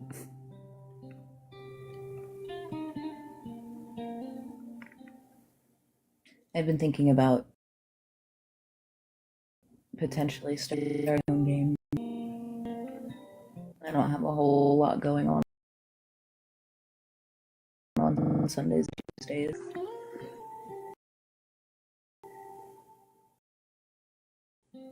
But to find out if I do, you have to join the Discord.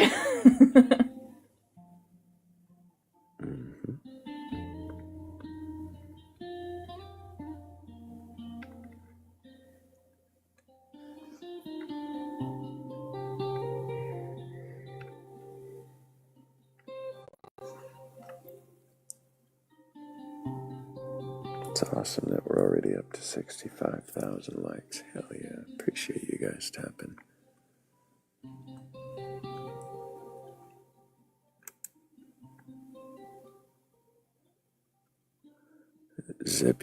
I don't know how long ago you said it, Zebulon. I've not been looking at the YouTube chat. That is my fault. I had a window in front of it. But, said that I should tell Sasquatch stories in between guests.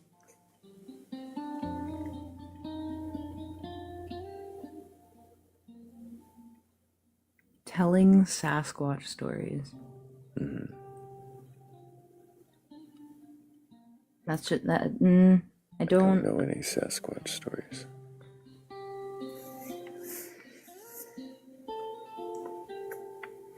Yeah, that's the wrong creator, my dude. No, he knows what we do. Well, I know. I shouldn't assume they know what we do.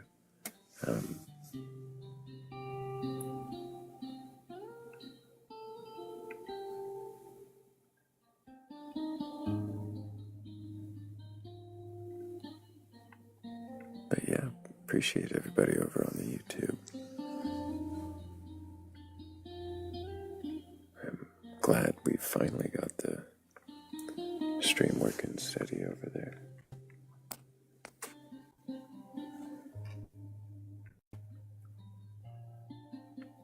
Is that another pocket request? Stay thirsty, did you mean to request out? Nope. We'll just assume next time there was a pocket request.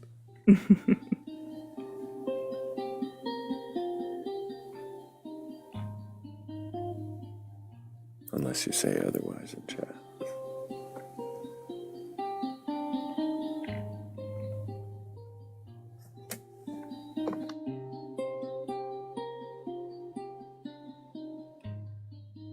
But if you haven't done it yet, share out the live. Share it to your friends, to your family, to your ex-boyfriend that you still have on TikTok for some reason.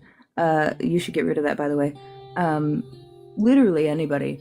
If you think they won't like it, send it to them anyways, because they probably should be here.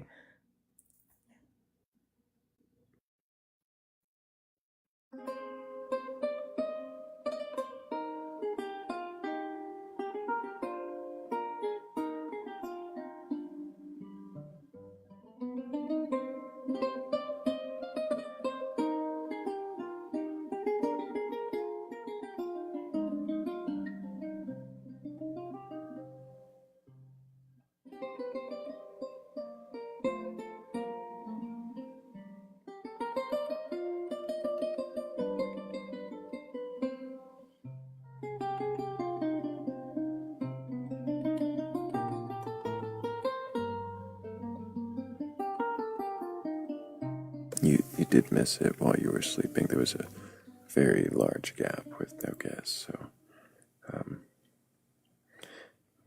I did play Phantom of the Batcolyte. Oh no, I missed it.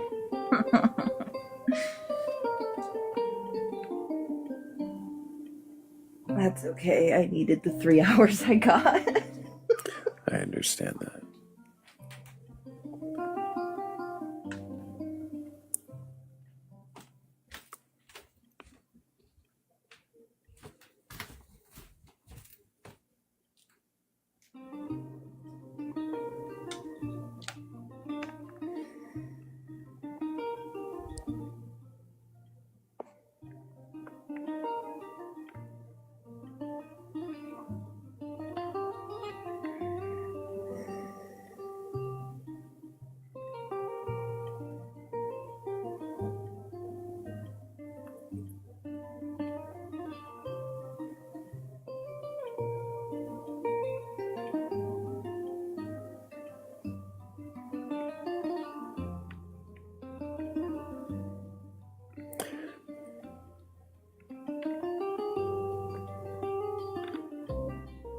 if there's anybody down there who's just joined us, anybody who might have a belief kind of thing. Do you have a belief in a god or gods? A higher power or anything like that? You think you can question it? Look at all those boxes right there. There's like, boxes. I'm even standing in front of the scary skeleton man so he can't get you. It's fine. I'm boxed in up there, in my box. Mm-hmm. There's 5 more boxes that you can tap on and come up here, and we can question your belief in a god, God's higher power, or anything like that. Yeah.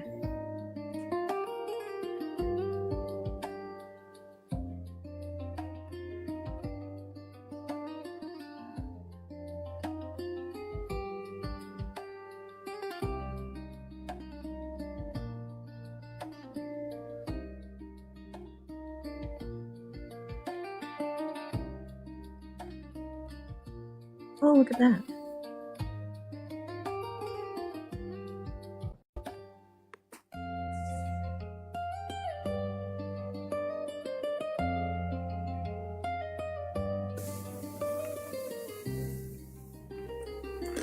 Hello, Karen. Can I get your age for TikTok TOS? Hello?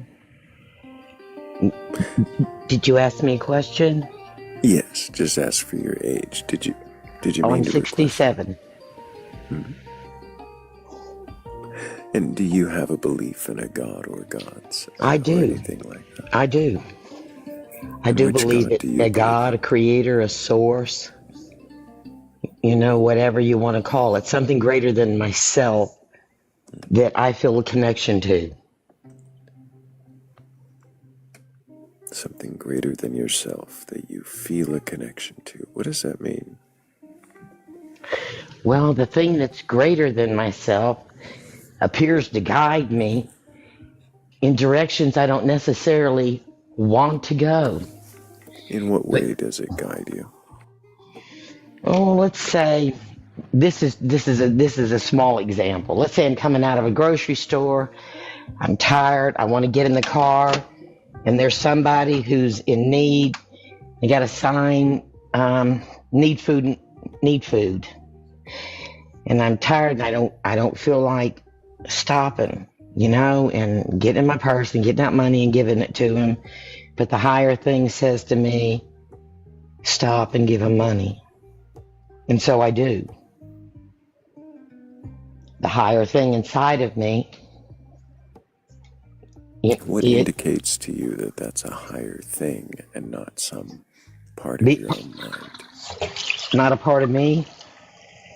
Well, see, in my understanding of the source, I can share it to you like this. If there was a white light that was so great that no one could peer or enter into, who chose love above all things, and held a prism in front of himself and broke himself up into infinite rays of light, gave each one attributes of himself, a name, and a pen to author themselves.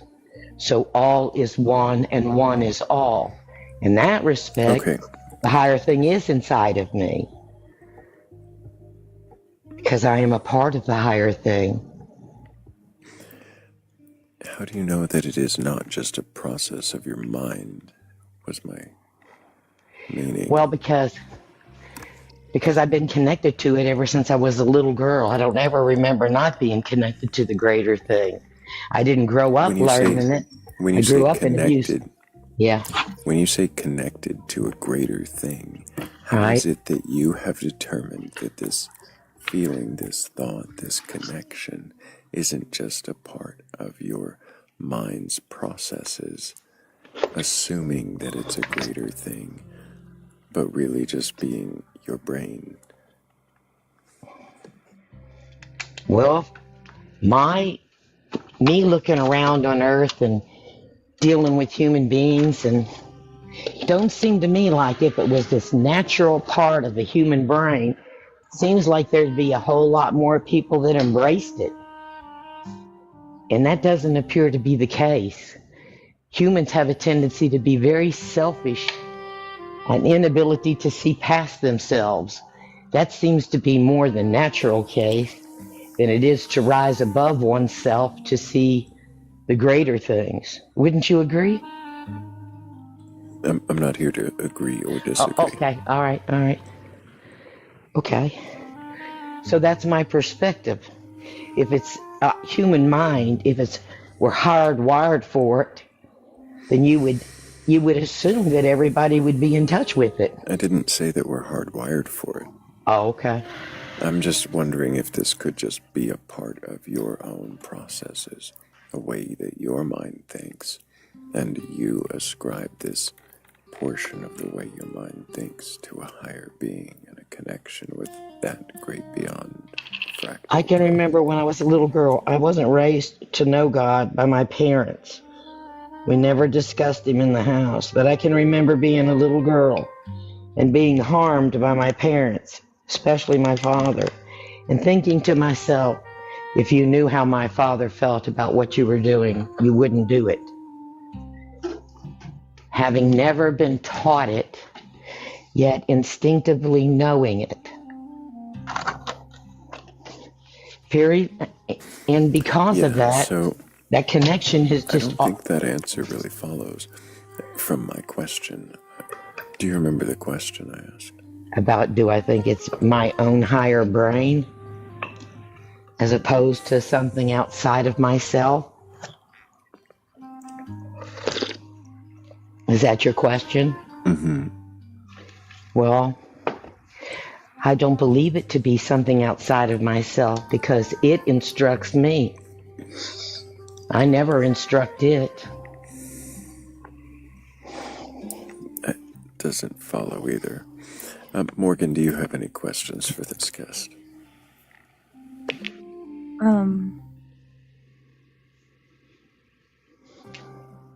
No, I don't think I do. Not today. Karen, I appreciate you coming up. Okay. I'm not quite sure that you're questioning your beliefs. I don't question my beliefs. I do question other people's. Oh, so you didn't come up here to question your own beliefs at all? No, I thought you... No.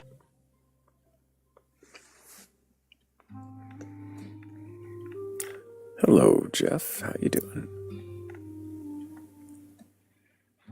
How you doing, man? Doing pretty good.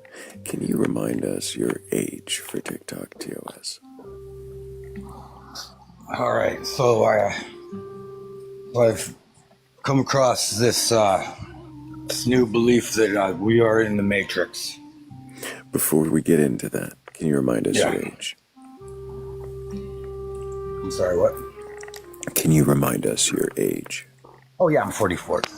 Okay. And so we've spoken before a few times. Yeah, you made me question my beliefs, and I gave up on Christianity.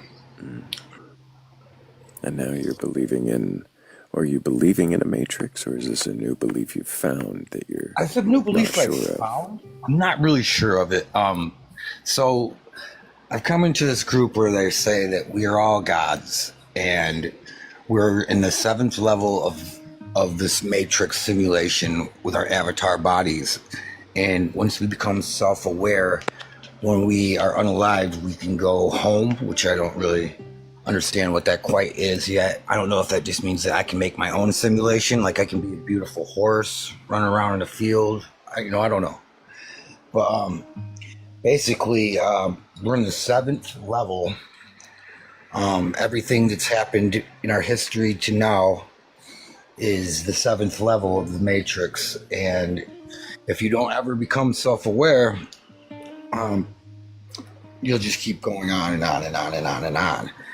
And the next level, I don't know how this guy knows this, but I said the next level. Slow it down before you do that. So far there's levels of the matrix, and we're on You said the sixth level. Yeah, we're on the seventh level. Oh, we're on the seventh level. Sorry. Yeah. And so we're on the seventh level of this matrix, and how is it this? You just said you don't know how he knows. Yeah, he said it just came to him, and he became self-aware, and now he knows all this stuff. Yeah, it's kind of that's the part where I'm like, okay, dude, but for real, like the thing I really don't get is he says the next level, which how could you know that, right? Because you don't remember your past levels of different beings that you were. We're gonna be great aliens on planet Mars, ruled by Elon Musk. I'm like, what? That's the only part. Well, no, there's a lot of parts of it that question, but it's really interesting. I mean, I'd love to question somebody who actually believes that for a moment, maybe, to see if they actually believe it. Oh, this guy definitely believes. He cussed me out because I asked him like over 30 questions in like a couple of, I don't know, like 10 minutes. I had so many different questions. And he's like, dude, if you're going to come up here and troll me, just bounce, man. And I'm like, dude, I'm not trolling you. You're saying this, and I'm trying to make sense of it. It's a pretty cool thought. I mean, if that is true, wow. What a strange world this would be. Yeah. What do you think about that?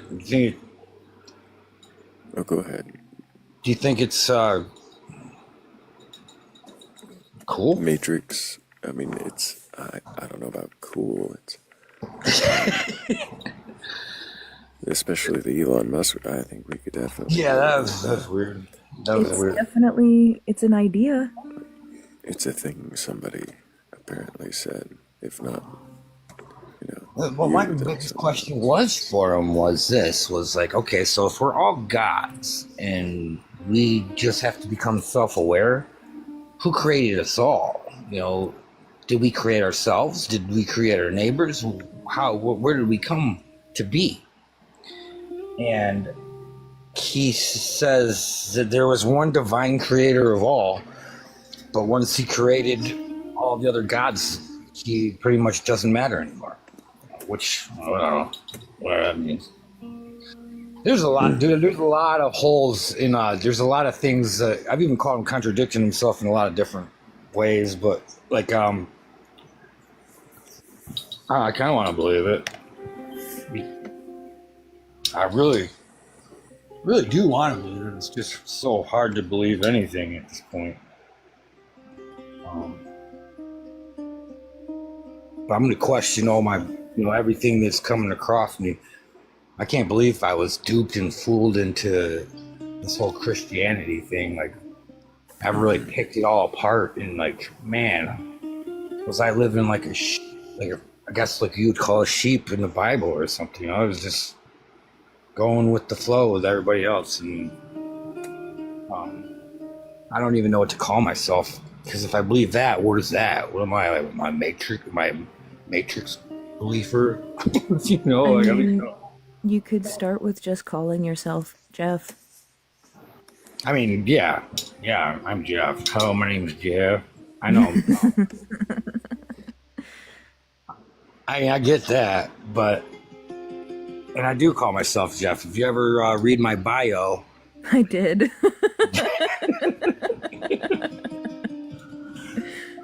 pretty funny, but yeah, people don't announce themselves. My name is Jeff, and I'm Christian, or I'm Christian and I'm Jeff, or I'm Matrix Boy Jeff.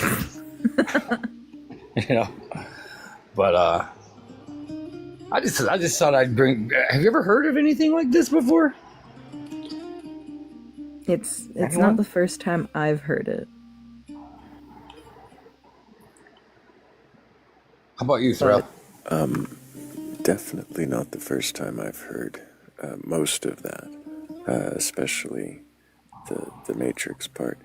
So much so that, Oh no. Morgan's favorite.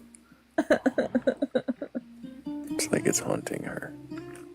Hey, can I see a picture of your real face, Thrayle? It's right here. I mean, like, in live, Ah. That's it.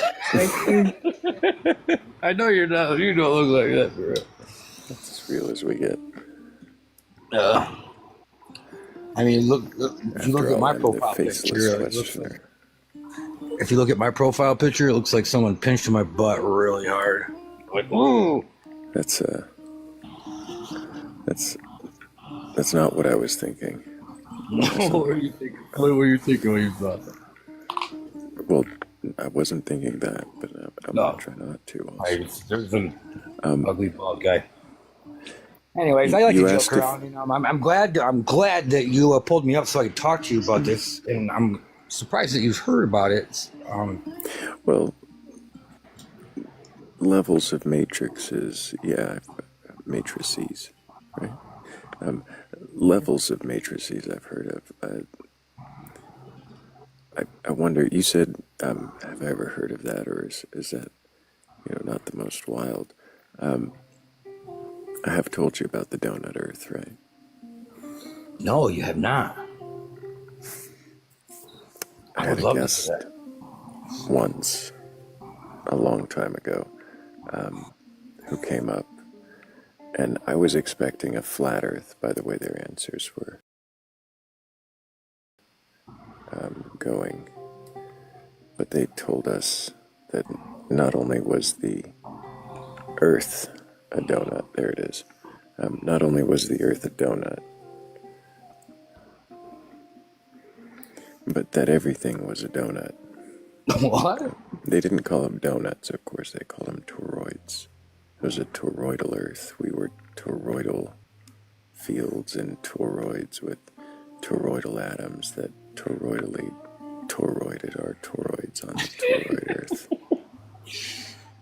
That's pretty wild. So what's in the middle? Just a hole? That's a really good question. Great question. They were not coherent enough with answers for us to get there. But I talk to some flat earthers sometimes that are very passionate about what they believe in, and they'll argue up and down and say things that don't even make sense about science. Like, what if gravity's not real? Like, what? Jump off a building. see if you float, But like, I can also understand how he was saying it too. Like, that's just a made-up thing by man. Well, everything's made up by man. So, can we call each other names? Like, my name is Jeff. Or am I just making that up because I'm a man, or because a man or a woman made that name? Like, it's hard to argue with some of these guys, and I'd rather just not, because I don't want to change their beliefs. You want to believe that the Earth is flat or the Earth is a donut?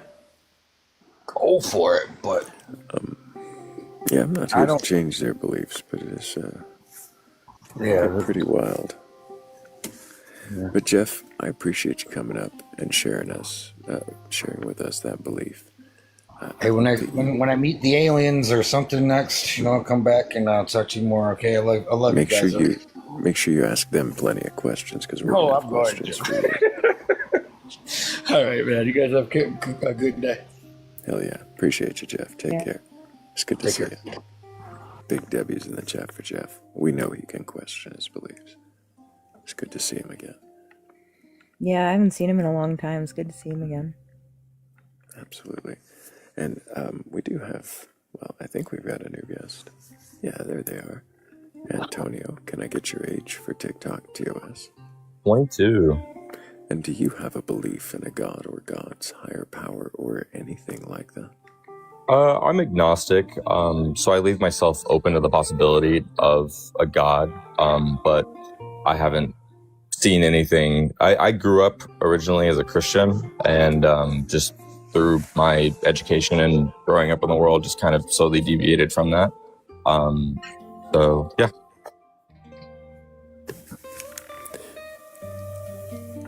When you say you deviated from Christianity, what is it that, well, were you convinced that that God doesn't exist, or are you just now unconvinced? Well, that's a super big question. I would say, like, my first major example was, like, I grew up in, like, a Mormon family, for example. And Mormonism is a very different sect of Christianity as opposed to, like, non-denominational evangelical. Like, I remember reading the Bible for the first time, and, like, literally the last verse of the Bible, I think it's, like, Revelations 22:18. But it basically says, like, "For I testify unto any man that hear the words of the prophecy of this book, if any man shall add unto these things, God shall add unto him the plagues that were written in this book." And that for me was like a really big catalyst where I realized, like, oh, like, people are, you can pick and take, what you want from a scripture, to match your moral code, like, it doesn't matter what God said, but if I can rewrite it to match what I want, so for me, that didn't seem right, especially with a lot of the rules that are in Mormonism. It just felt like it was a complete derivative of Christianity as opposed to, like, it following true Christianity. So that really kind of brought me away of, like, okay, like, if the foundation is flawed, then the whole thing is flawed,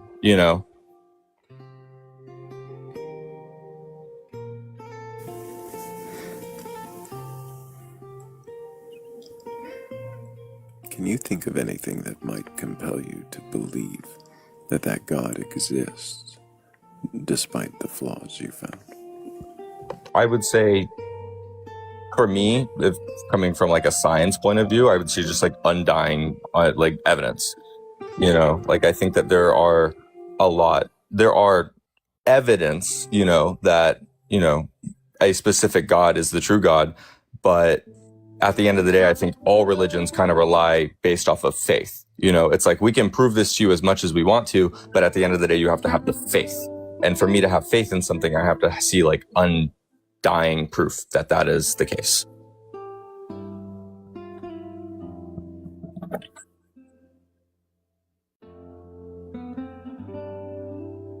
Can you think of an example of what that proof might look like?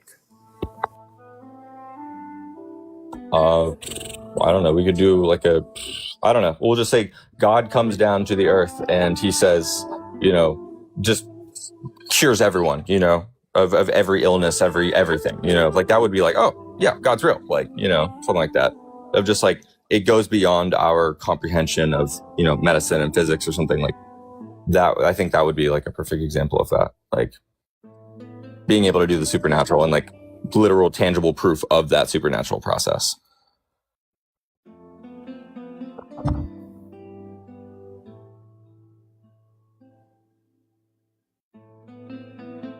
If you had literal tangible proof of a supernatural process that showed you a God exists, would you worship it just for existing? And before you answer, thank you, Quantum, for the Night Star. Appreciate that.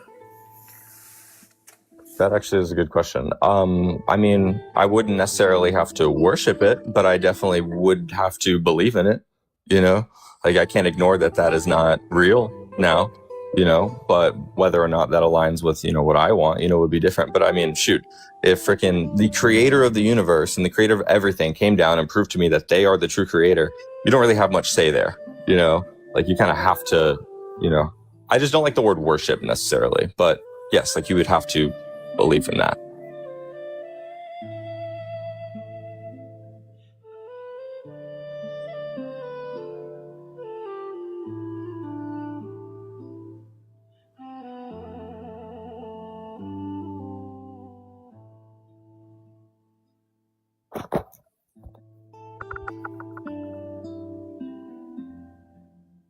If you were to get that proof that you needed to prove that a God did exist, but it didn't end up being the God that you were raised with,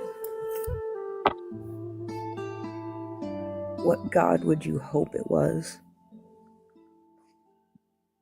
I don't have an answer to that. I don't hope for any God, really. I mean, to me, it would seem illogical to assume that in a vast universe with trillions of galaxies and billions of stars, that somehow Earth is the one that's responsible for everything. And not even Earth, but one specific being, you know, like if we're talking about like deical religions, you know.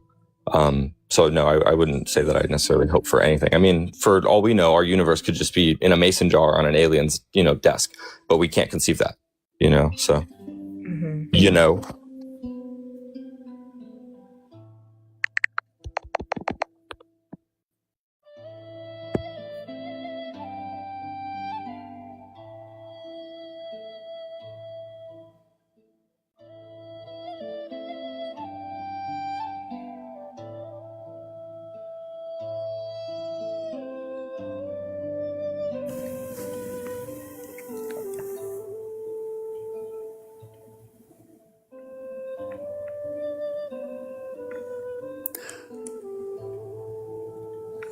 Did you have a follow-up, Morgan?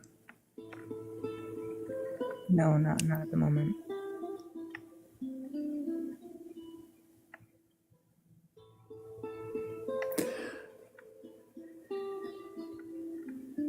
Does it matter to you if a god exists? No, not really.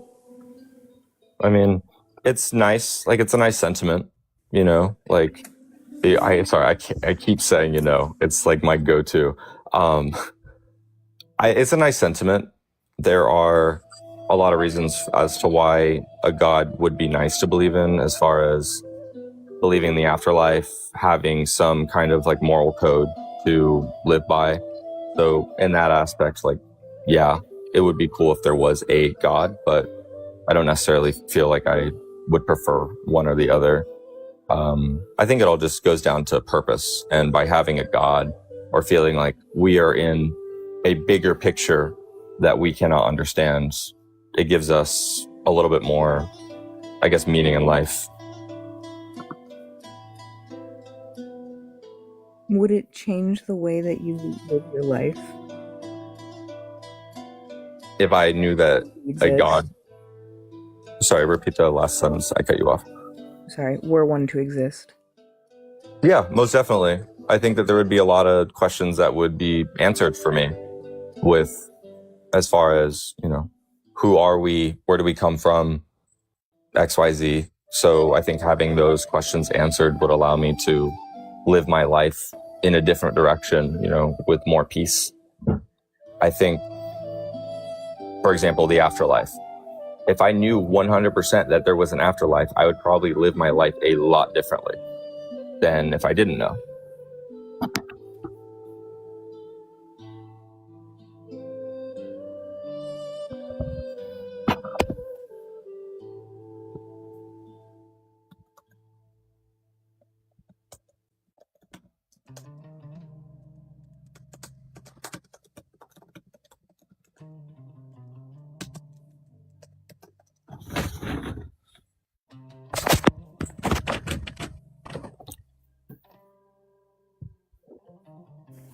I keep expecting a follow-up for some reason. Sorry.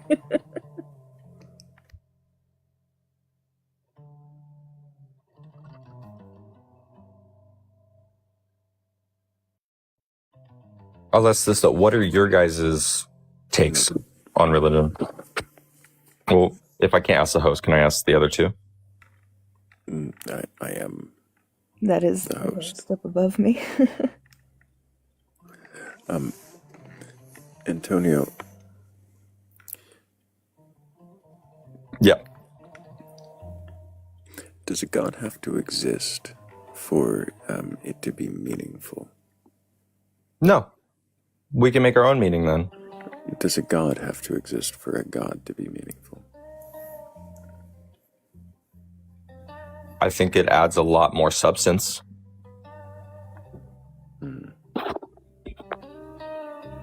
In what way? Because if the god is not real, then it's just a folktale. We used to think that lightning was God before we learned that it was just charged particles. So if God truly did exist, then yeah, it would add a lot more substance to those religions. But if not, then it's just an old coping mechanism, for lack of a better term.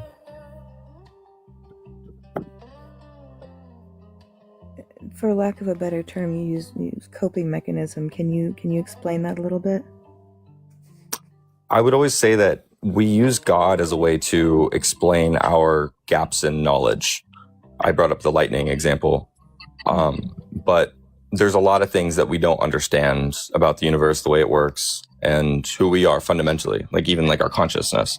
And so by using God as a way to fill in those gaps, it makes our lives a lot more easy to kind of live by, of like, oh, I don't know why this happened. Okay, it was just God. You know, I got into a car accident, for example, and a pole went through my window and it landed, 3 inches from my heart, and I miraculously lived. Is that a coincidence? Is that physics? Is it, the way that everything was lined up, or was it God? And so by using God, we can just fill in the gaps in our knowledge that we can't explain, and it makes life a lot easier. If you don't know what something is, call it God.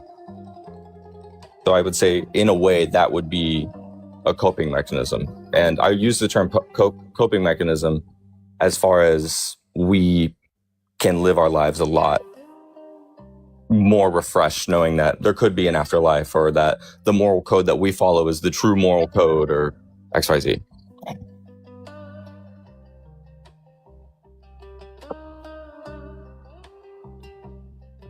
I have another question, but I can't quite formulate how I want to ask it yet.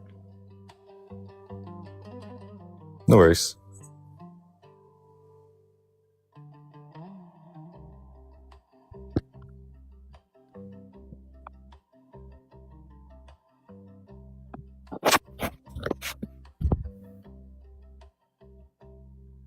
I might have misheard part of that as I stepped away. Did you say what a moral code is? No, I didn't. I was just saying that certain religions have certain moral codes, like, for example, with Christianity, the 10 Commandments. And so by believing that your God, for example, Christianity, that their God is real, if the people that follow that religion follow the moral code given to them through Christianity, then it would make things a lot easier. But every religion has a certain moral code. Some religions don't have it at all. It's just objective moralism. So, Is it only moral codes? Objective. Sorry, go ahead, Mark.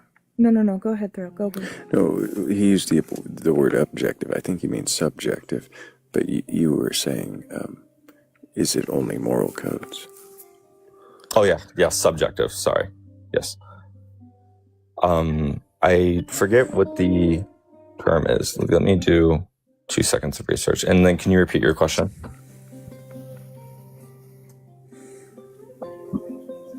Sure.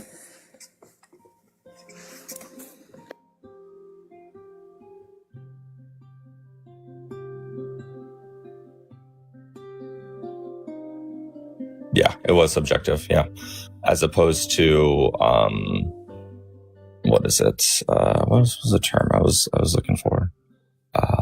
Secular humanism. So my question was it only moral codes? Or these the example that you used spoke specifically about Christianity. Mm-hmm. So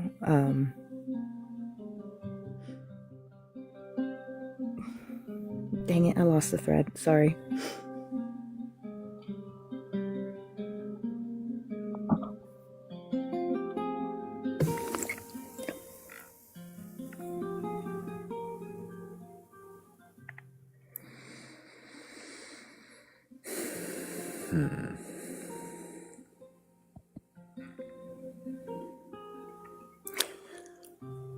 Antonio,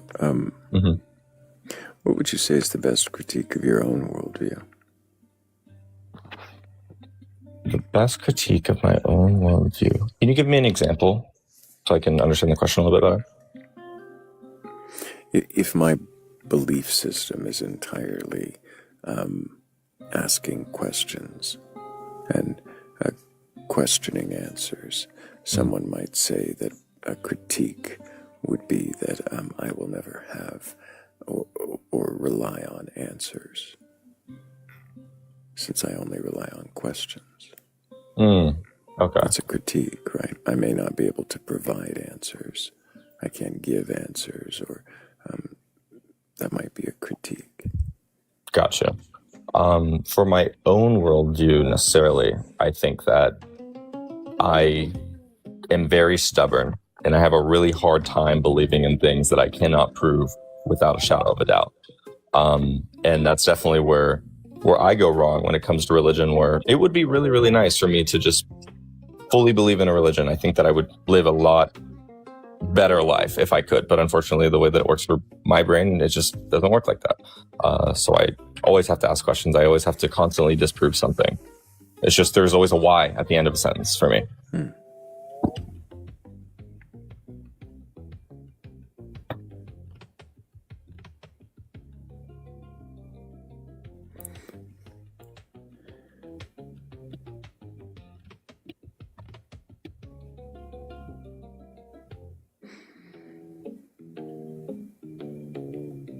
Do you think that you will ever be satisfied with answers? I think that we're reaching a really interesting time in our lifetimes where we're seeing an exponential increase in the technology that we have. And every single day, we're getting answers for things. It took us, give or take, give or take maybe 5,000 years or so to go from primitive technology and like agriculture and just like basic tills to the Wright brothers creating the first airplane. And it took us 100 years to go from the Wright brothers to an F-35. So if that exponential curve continues to increase, I definitely would believe that sometime in our lifetimes, I think some of these big questions are going to get answered.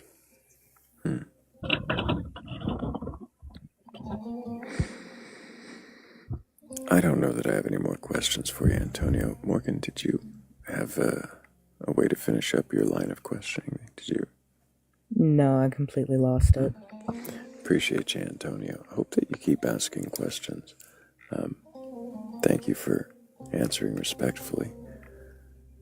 I'm going to go ahead and move on, and hopefully somebody with a belief in a God or God's higher power, or, oh, you wanted to ask him a question, didn't you, Durgon? I only saw it now. I guess I don't need to ask it, but maybe look at how the bell curve works. I don't know. Okay.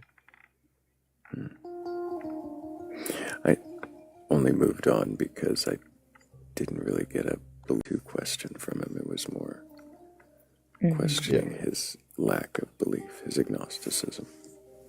That's fair.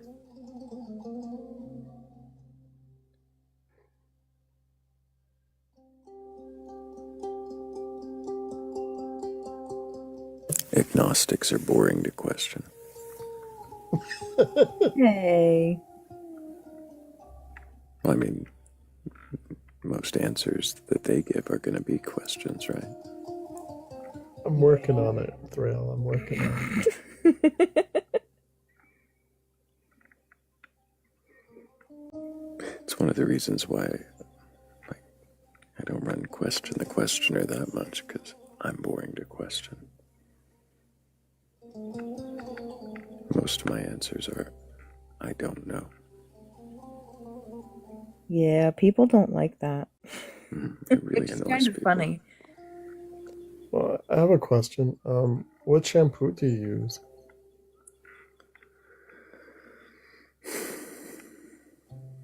Different ones on different days. Change it up. There we go. I like that. I should probably do that too.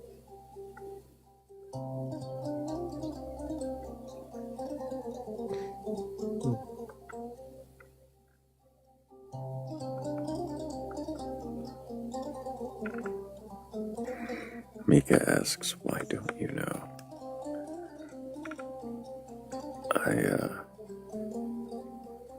I don't know.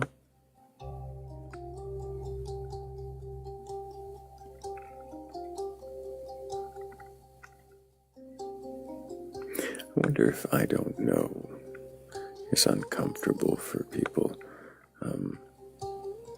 at like an alarming rate.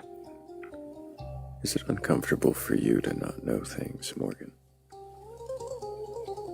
Sometimes, but not usually. Duragon, is it uncomfortable for you to know things? It used to be.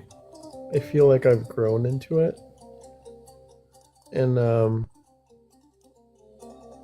I know what comes out of the I don't know, which is kind of exciting maybe.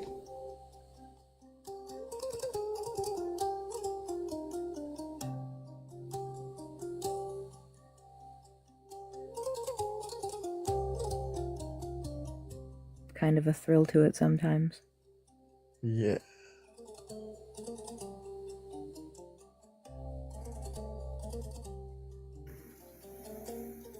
Which do you think you would welcome more? Recognizing that you know a thing, recognizing that you don't know a thing, or recognizing you were wrong about a thing?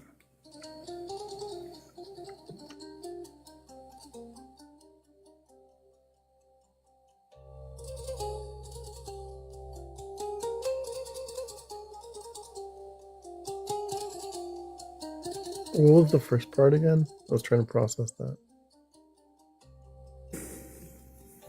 I think I was asking which you would want more. Oh. To recognize you know a thing, that you don't know a thing, or that you were wrong about a thing. Hmm.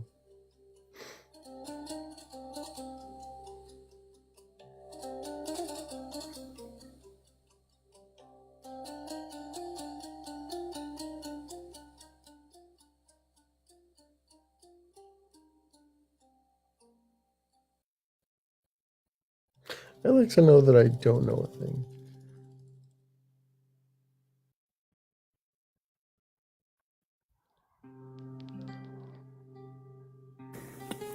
Why would you want to be more wrong, Morgan?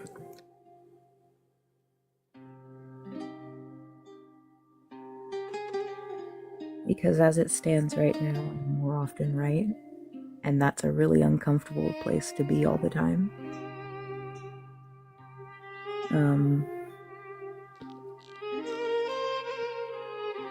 I'd like to not be as good at predictive modeling and pattern recognition.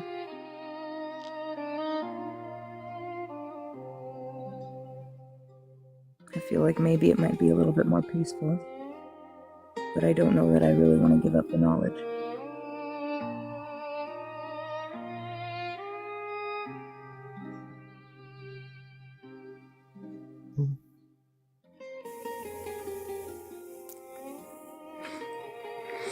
There might be something there to question, but Duragon,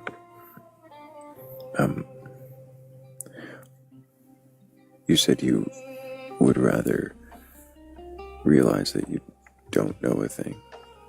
Mm-hmm. Why?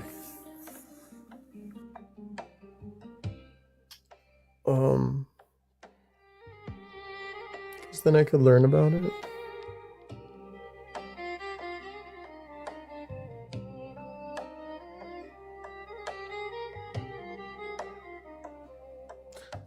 And I could maybe even find out if it's something that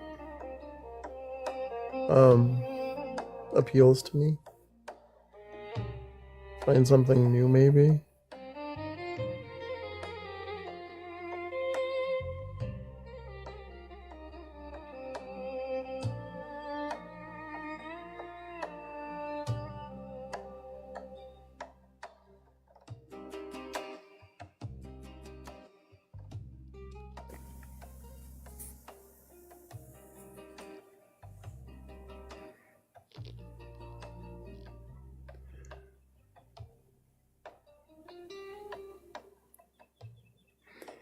Are there any things that you... Nope. That question goes in a different direction when I think about it twice.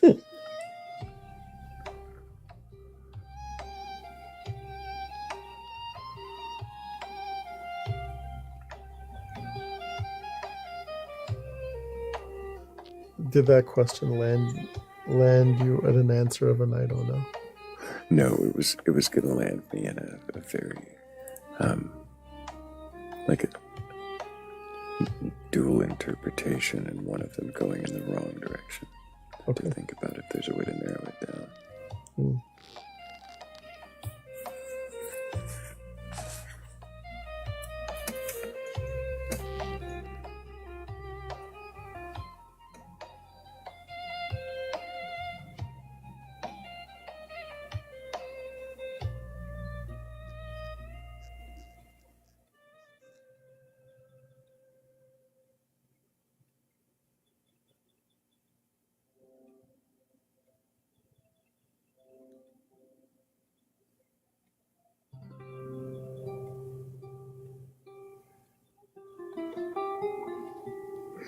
Are there any beliefs you hold that you hope are not true?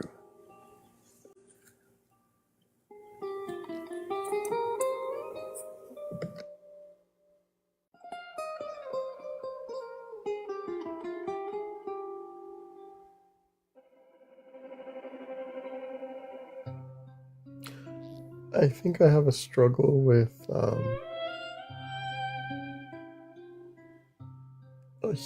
humanity just lacking empathy. And I don't know, like sometimes I'm more cynical about it, and other times I'm not. But I kind of feel like I don't really have very much faith in humanity for the future. I hope I'm wrong about that.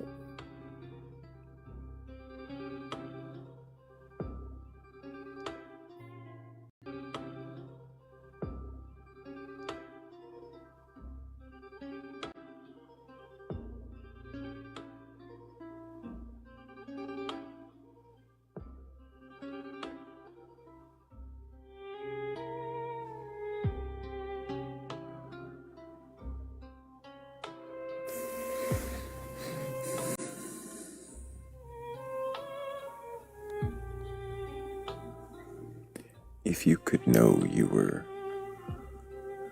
absolutely right about your belief,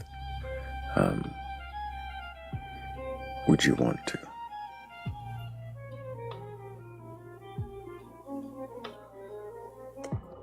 Fuck.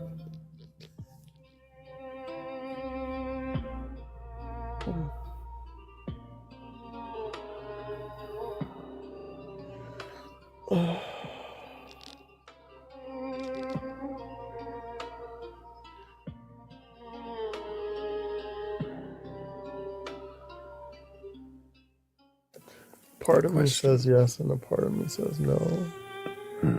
That question felt like it was made for you.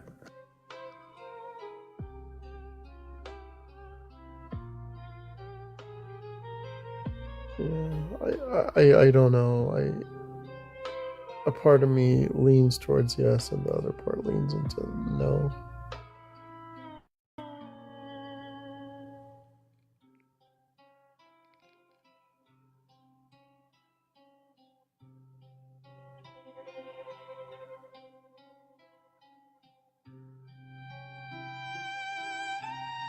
I don't know. That's a tough one.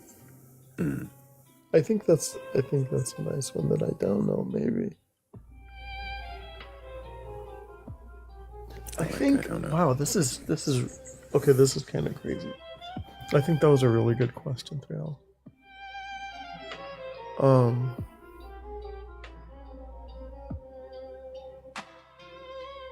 I think if I knew that the answer was yes, maybe it would lead me towards like some kind of nihilism. And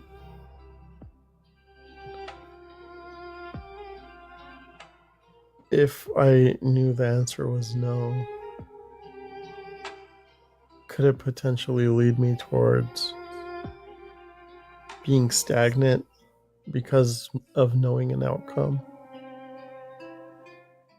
Where not knowing makes you work towards that goal with some kind of self of thinking you're going to be part of the solution, maybe. I don't know.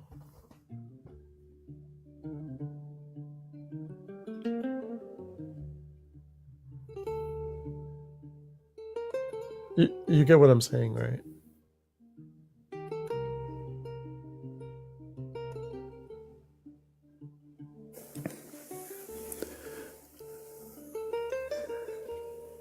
That knowing would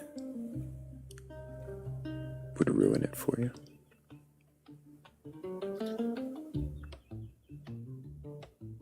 Yeah, I think knowing that would ruin it.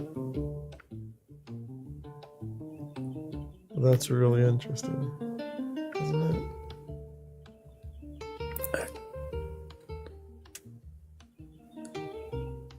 I wasn't sure if your answer would go that way or not.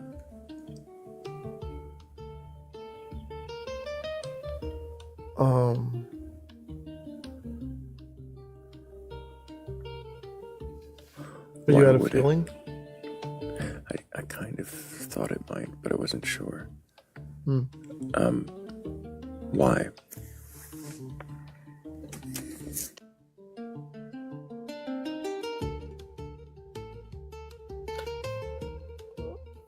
I think it's because of, at least,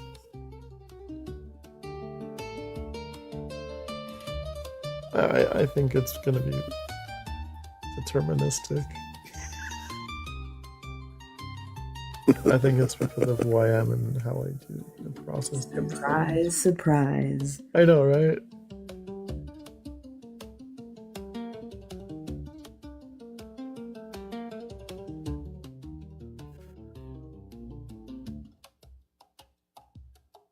Duragon's gonna Duragon. Well, you're determined to. I think so.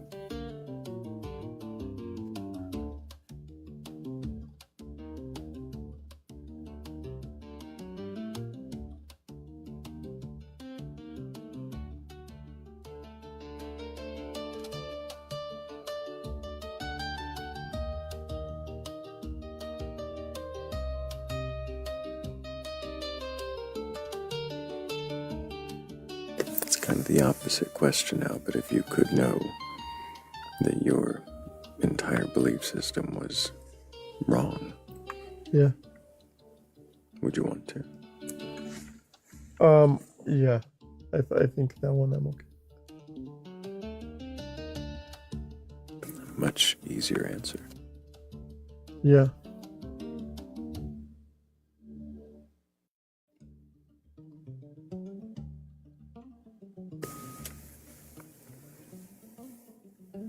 Doesn't that equally risk ruining it? I don't think so. I think the utility of everything has been here. And,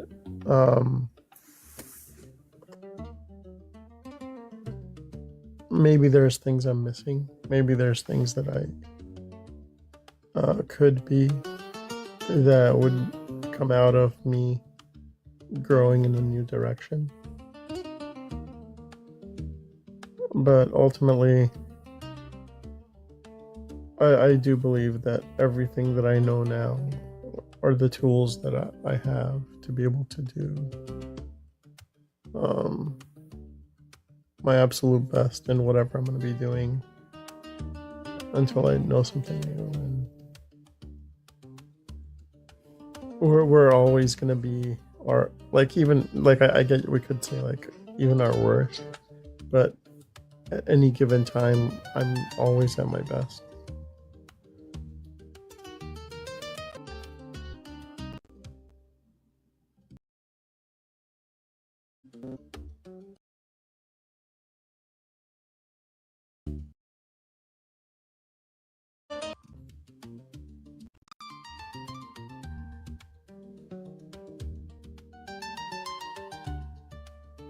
What was that Dr. Seuss book? It was The Places You'll Go or something like that.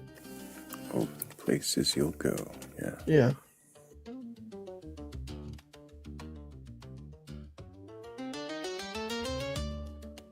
Right?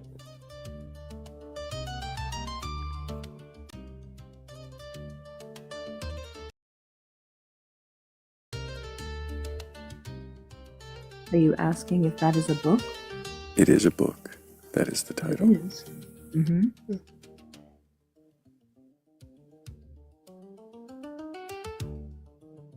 How does it relate? Yeah, I think being stuck in a place isn't necessarily good for us. I'm not sure I see the relation still. Well, I'm trying to tie it into what. I'm sorry. Go ahead, Thrayle. No, I was just making a joke based on the title. Yeah, no, I was just trying to tie it into if my beliefs were would I be okay with it? And it's like, yeah, I've been going, you know. I think we're all going in our life. Being stuck isn't necessarily it's not a good thing. It might be necessary sometimes.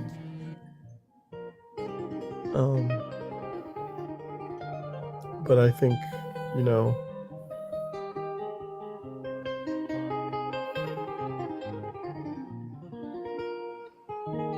gotta keep it moving.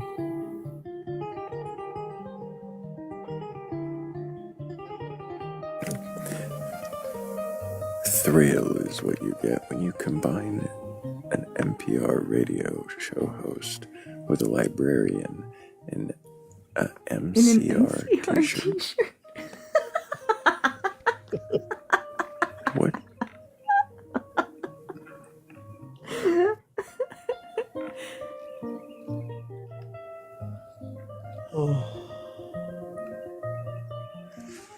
An NPR radio show host, I can maybe understand. Mm-hmm. Kind of a librarian in an MCR t-shirt. Have a look at that live again. Hey, Have a look at Bud. it. Hey, Bud. Can I get your age for Get out of TikTok, it. TOS? Why would you do that? Okay, Bud. Well, then we'll set you back down. Gonna guess you didn't mean to.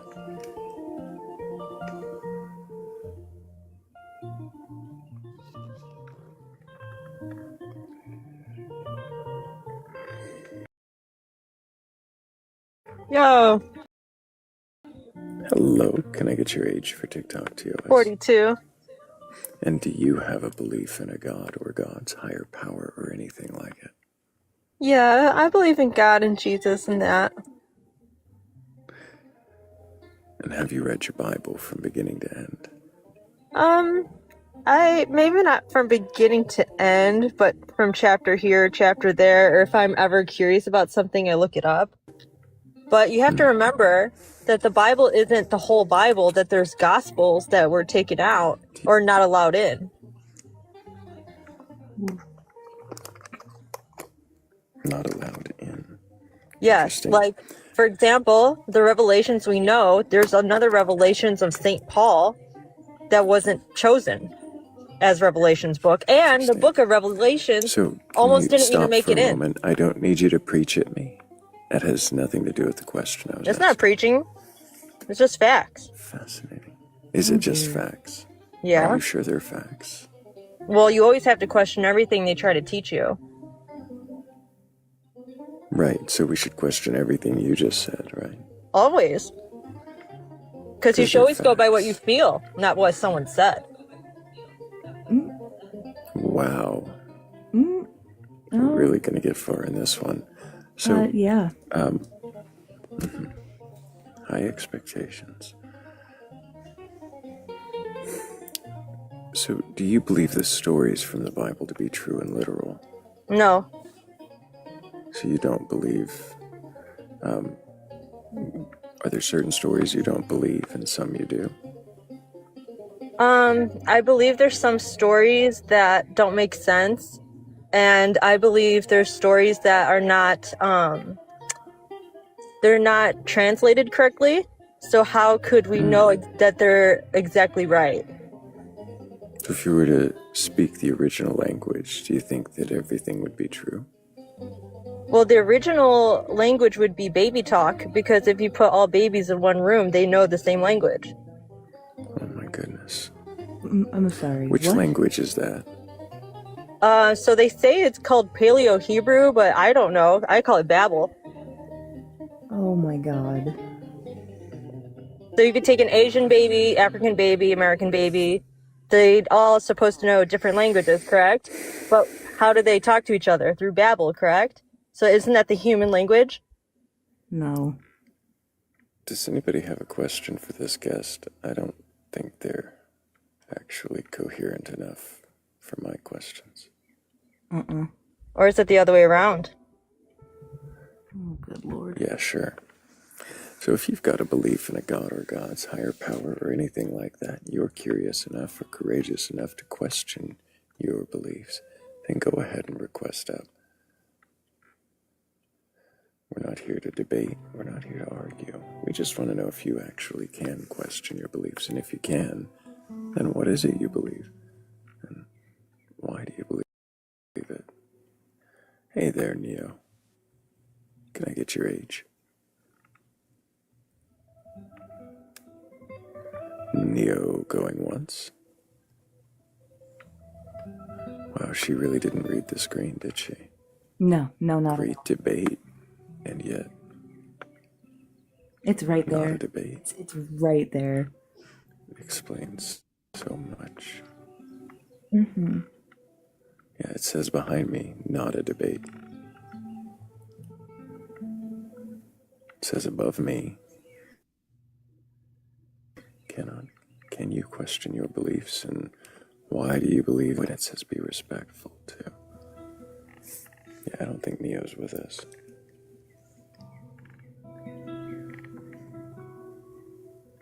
I don't think so either. Well, that's original.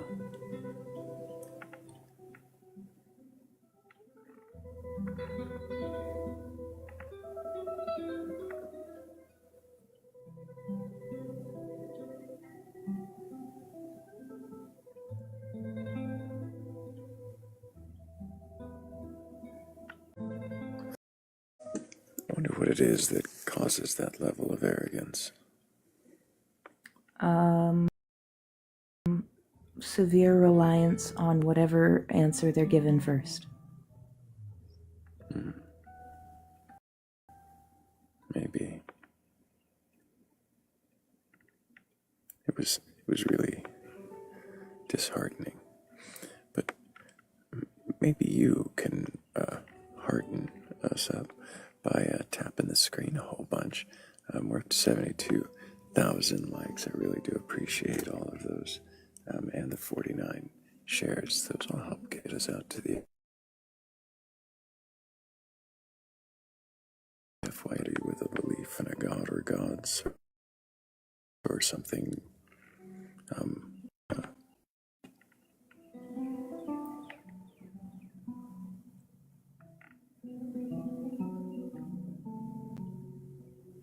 You okay over there, buddy?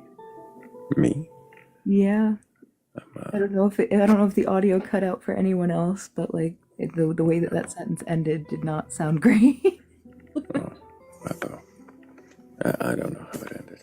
I did notice I had a bar or two during it, so hopefully most of it went through.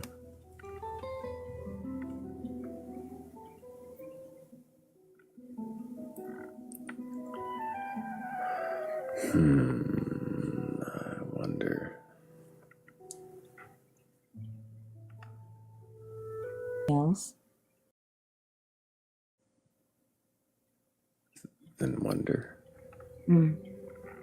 Probably not much. I mean, there are things I get done between wonderings. Yeah. Mm-hmm. Usually wondering about something else while I do them.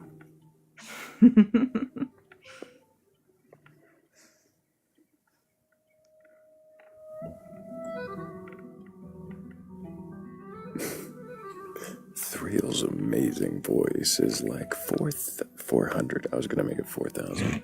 400 gallons of hot chamomile tea being poured out of a cement mixer. That's a lot of tea. What has happened? I was going to make it 4,000. I would think a cement mixer can hold a few more gallons of hot chamomile tea.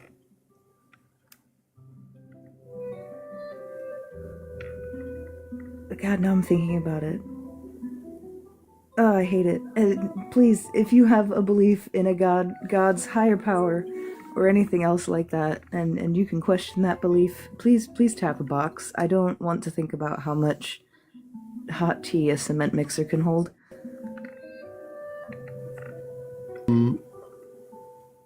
So, Of course he does. Sorry. It's actually measured in cubic yards, and it's usually about 10. Uh-huh. And? I would have to do the math to figure out how many gallons. Oh, there it is. Sorry. But no, that's good information. Thank you. Go.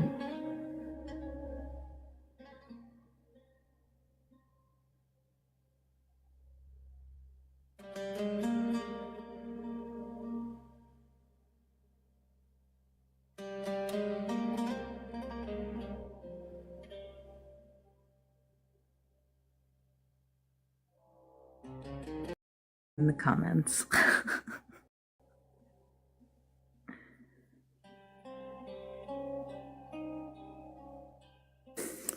Wow, 1,600 to 2,400 gallons.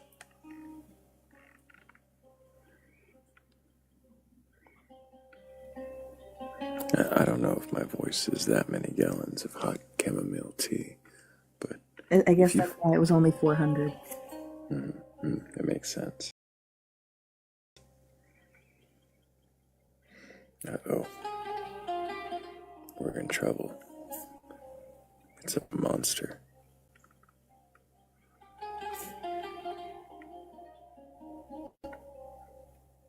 Hello, monster.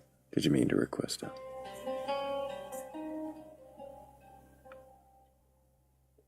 They might not have meant to be here. Mm-hmm. Monster, are you... It's a shame. They might be asleep. It's about that time of day. No, I've never spoken to a monster before, and I thought this might have been my chance, but really not. Well, that would have been the monster you want to speak to, yeah. Definitely. The other ones I don't think speak to you. I haven't met very many, but, from my understanding, many of the monsters out there are, monsters.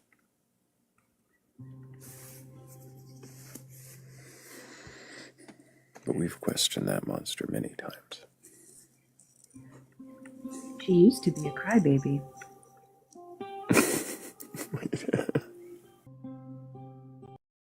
She used to cry? No, her user used to be crybaby monster. Oh yeah, that's right. I forgot about that. Was it? Wait a minute. Was it It Crybaby Monster in Paleo Hebrew? Sorry. Stop. Proto, not paleo.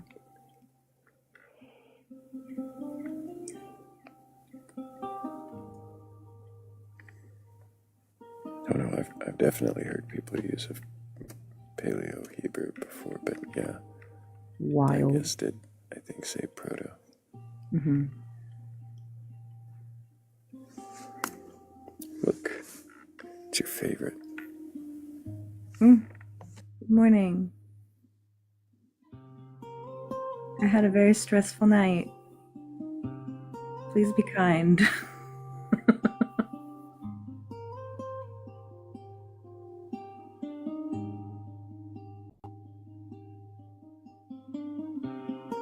Would it be a kindness? I don't know.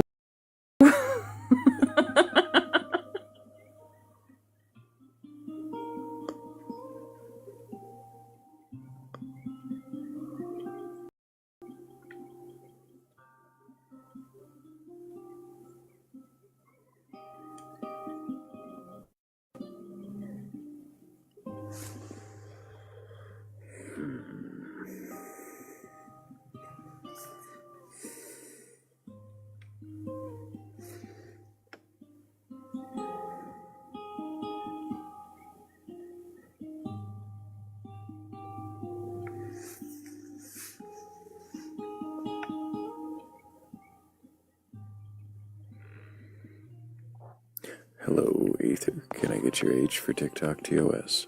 Do you need my age? Good morning. Well, obviously it's above 18. Obviously, it's what, though? 5. And do you have a belief in a god or God's higher power or anything like that? Well, not about the Christian God. You believe in the Christian God? Is that what you're saying? No, I believe in the God, the Creator. Not a Christian. So a God creator. You, obviously. What are you doing here? I met you a few times.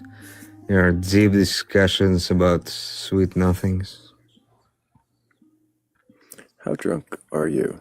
No, never. Fascinating. A little bit. I think I have an idea. Well, which languages do you want to speak? Hang on for a moment there. Do you want to put somebody on? We have another guest. Yes, good morning. Good morning. Good my morning, friends. Uncle Rory. Is he Irish? Как дела? Oh, Russian. Am I Irish? Stop, Aether. Aether, you gotta stop for a moment. You need to sit back, That's young Uncle man, Rory. and put your seatbelt on. The adults are talking now. You came up I was here. gonna see, Uncle Rory, you've calling seen yourself an adult? beliefs a few times.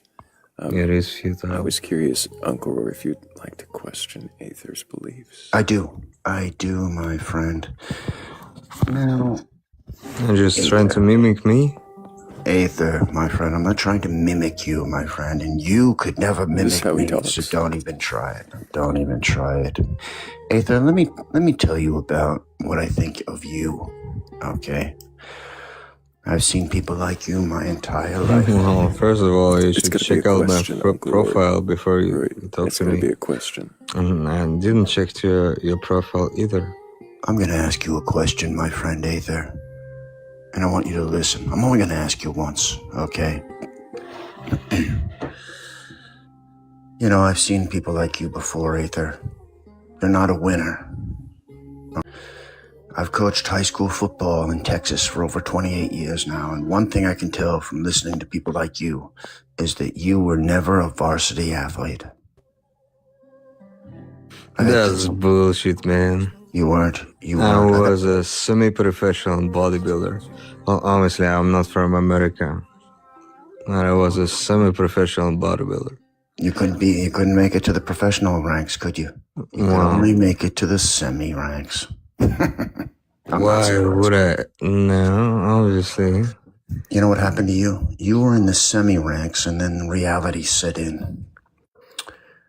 And you saw what the real pros were doing with the barbells, and you knew that No, we're you talking knew about that you the weren't meant for that. steroids. You knew Obviously, you I weren't never meant for take that. steroids. You knew you weren't meant for that life. Well, I wanted to do some steroids, but You wanted to do it, but you couldn't. That was the problem. no, I could, but You don't seem the type. you've seen the type, eh? Now you're pissing me off about the semi. Who are Sports is you? What's your name? Sports is not for you, my friend. You need to No, stick it's to not something safer. sports. It's plastic sports. Maybe musical theater is more your speed, my friend. Yeah, probably. Thank you. There's no way Thank you someone very like you. much. There's no How way are someone you? like you is going to step onto the field of professional bodybuilding with the real men. You're not. Are you talking about Schwarzenegger?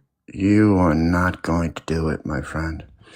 You need to smarten up and get prepared, You're not playing with kids in that level, okay? These are grown men you're dealing with. Relax. It's trying to guess Your my problem age. is, you know what your problem is? You think you can outpaint Picasso. You can't. Oh, I can. Don't even try. I can. You, my friend, you are... I can And see it in you're- your eyes. well, wait. I can see it in your posture. And I can't help but think I've seen someone like you many times that I care to admit. Well, obviously, it's not my picture. You're It's not an probably... Let me avatar. be blunt. That's Let not me be my blunt. picture. I'll do the talking here. Let me No, be you blunt. don't do the talking. This is my house. You don't have the heart of a champion, my friend. You just don't. Well, maybe I should go away. There's an aura that real athletes carry. Batcolyte? There's a grit in their spirit that's unmistakably absent in yours, my friend. Uncle Rory, let's remember to ask questions and not make. Oh, yes. I forgot about that. Thank you. The question I have for you, Aether. Well, I all little AIs. I didn't ask the question. A little demonic. No, this is my question. You have two mouths and no ears. You're not rubbing listening. each other's Take wings. the cotton balls out of your ears. I have something to tell you. Do you know what it means to have the weight of responsibility when you step into the gym? Obviously not. He left. No. I'm not surprised. He could never take the heat or the pressure or the intensity because bodybuilding is not for the faint-hearted. And from where I stand, Aether would be out of his depth. Imagine Aether trying to deadlift 400 pounds. I have, Well, I have a question for Uncle Rory. You have a question? I'll allow it. Uncle Rory, are the rumors true that you found God in your cannon fight in Uzbekistan? You were actually close. Where I found God, and I've told this story before. I was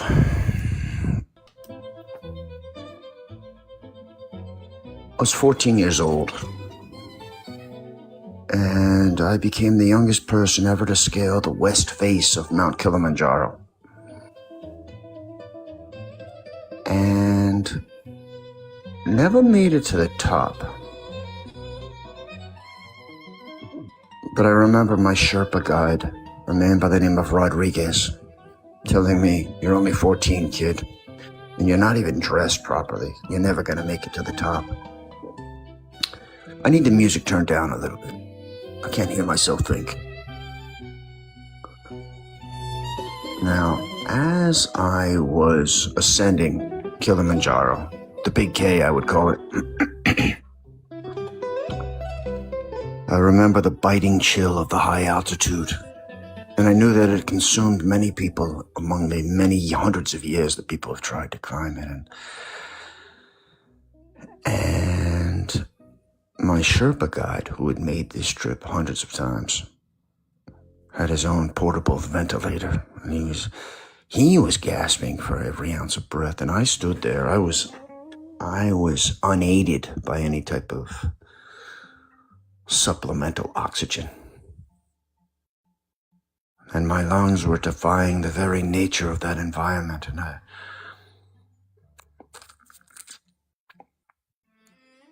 turned to Rodriguez and I said, "You've done 35 Kilimanjaro summits."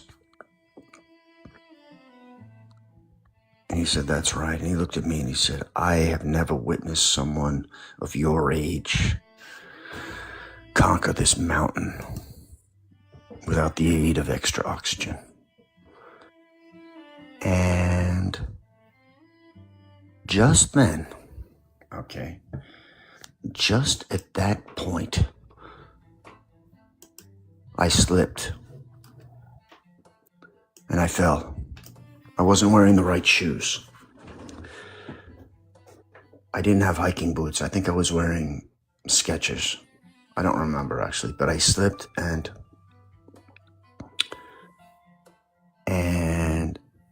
I fell, free falling.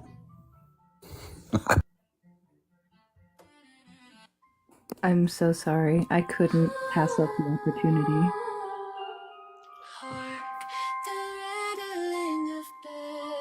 My answer never came. Trespasseth upon my stone. My answer never came. Got them at critical level. Stay indoors. Steel in my teeth, blood in my coat. I don't do beat that I overload. Eyes all on me, get in my way. Wrong twist, wrong gun, wrong God to pray. I built this hell brick by glitch. You scroll, you steal, you little leech. You want that crown? Come take this rage. Step one, rule one. Get the fuck off my stage. Get the fuck off my stage. Get the fuck off my stage. You're a glitch in my rage. Get the fuck off my stage. Get the fuck off my stage. I'll be running this game. You're a line I erased. Get the fuck off my stage.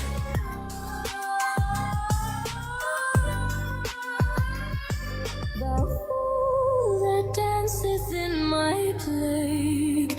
Thy flesh is thin, thy soul vague. Begone from hence, unworthy pain.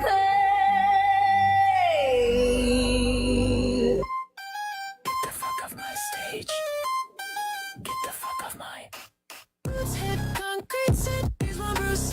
Gargoyles watch while I pick a loose. Breath like smoke from a broken vent. You bite my style, that's your last event. You dress like fear, but you're all cosplay. I'm the dark in the alley, you won't walk away. You want your clip, you want that praise. First learn these words, get the fuck off my stage. Get the fuck off my stage. Get the fuck off my stage. Wow. You're a snare of my rage. Get the fuck off my stage. Get the fuck off my stage. For the same day. I'm the crack in the cage. Get the fuck off my stage.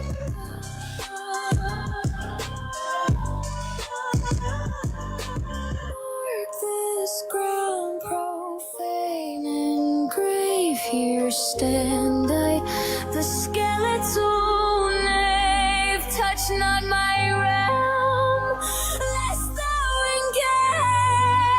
engage my curse.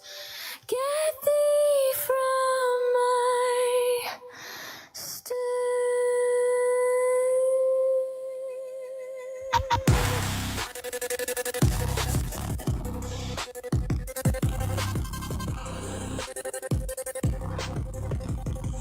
Get the fuck off my stage.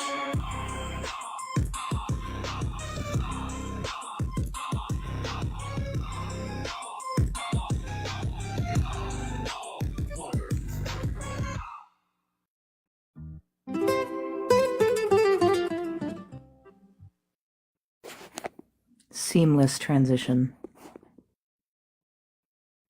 Right. Honestly, it was a work of art.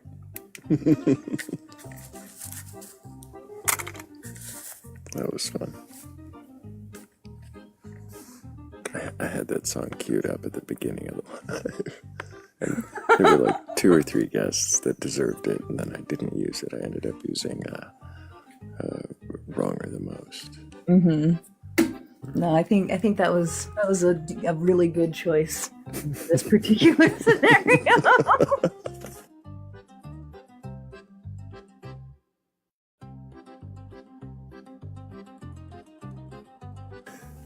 I saw an opportunity with that guest, and then, yeah.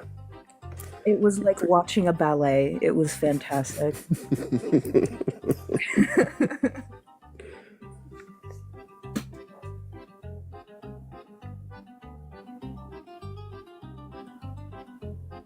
But, appreciate you, Uncle Rory. Nice story. Hope you had a safe fall.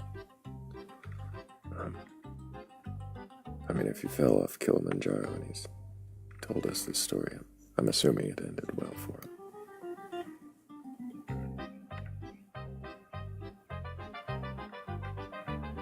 That is one option. Still free falling.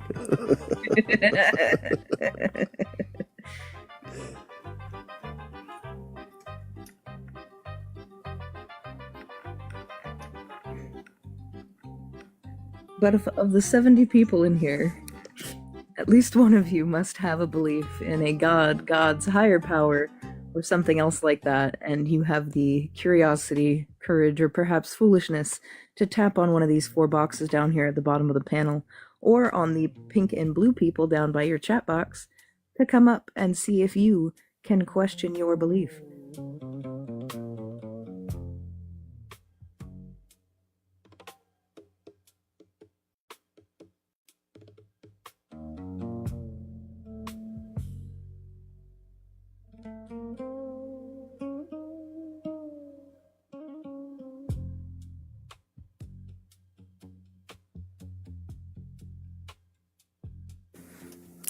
He was right at the point where the Sherpa saved him.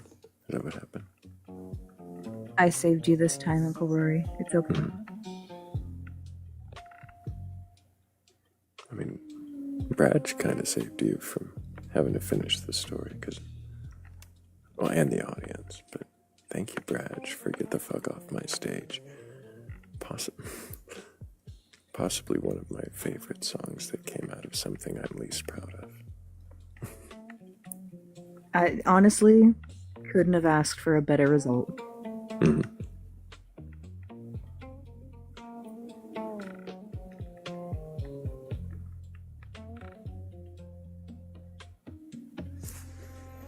Now that is another worthwhile song, Lady Huggy.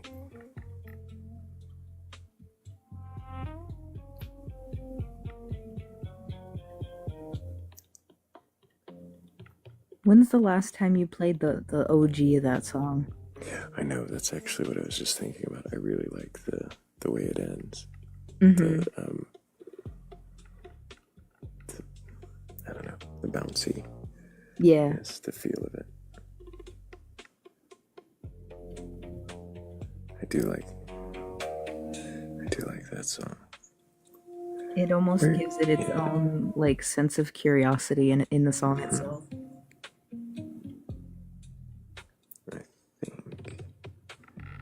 Look through this list. I think it's this one right here.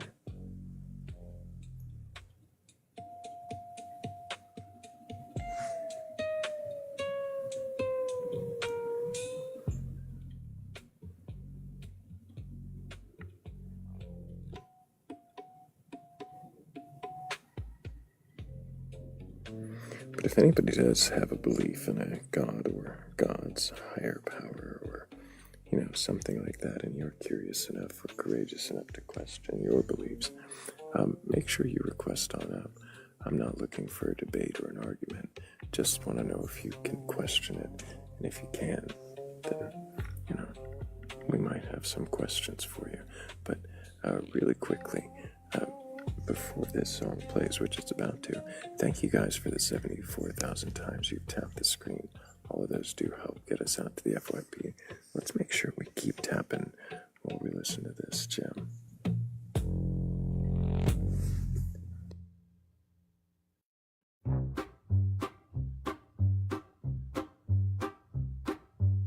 The night was long, the days are short, the guests appear and or they don't. The rest are resting during the show. Others are questioning those that don't know. We question what, we question why, we question gods, we question time. What is energy, what is belief? What if I can't question my own belief?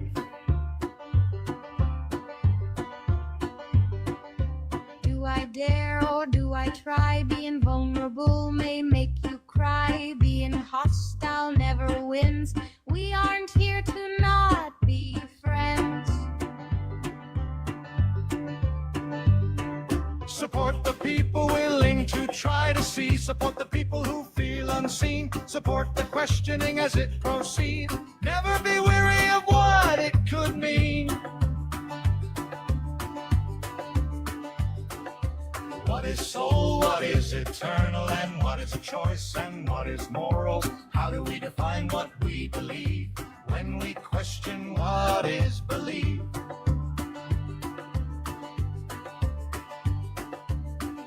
And as the end is nigh, we see the boxes with the ghosts multiply. We know the gods are in the shed. We hear the poem, and only then Thrayle can lay his head.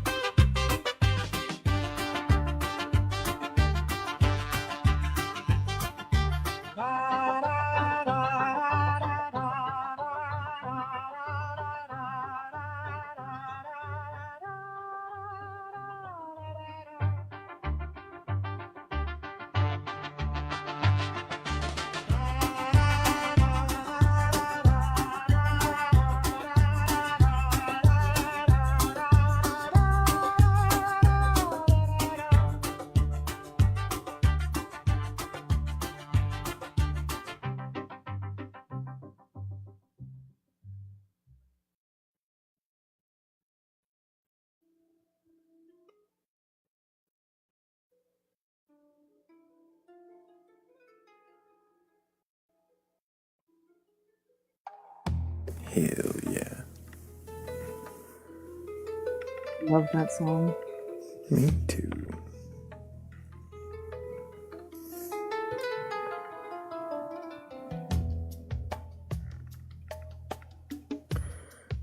No, Chrissy. The person you asked wrote that song. Hell yeah.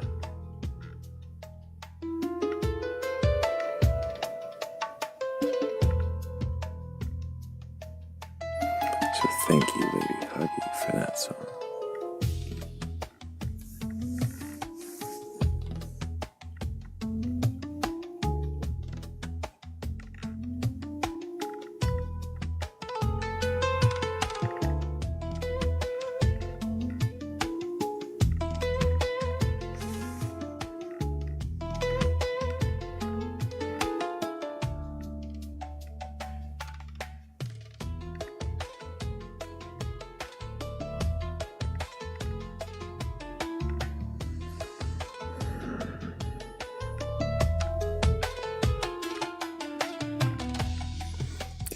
Did you like when Uncle Rory asked me to turn down the music?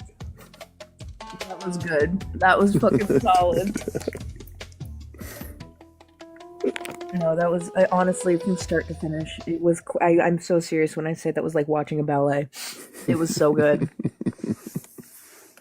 Just pun after pun after pun. It was so good.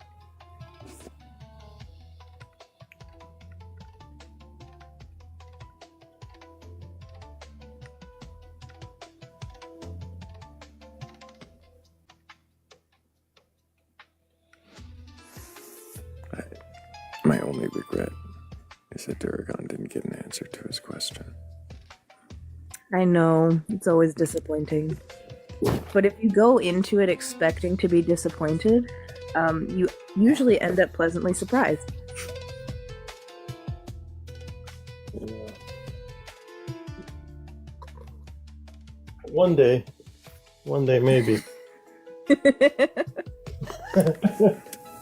Have you ever heard the end of one of his stories? Yeah, usually, I think I've heard the end of every one of his stories I've ever heard. It usually ends with him getting kicked off. Yeah. So I Or was his gonna boss say, calling. I see the end of most of his stories, at least all the ones he tells on this panel.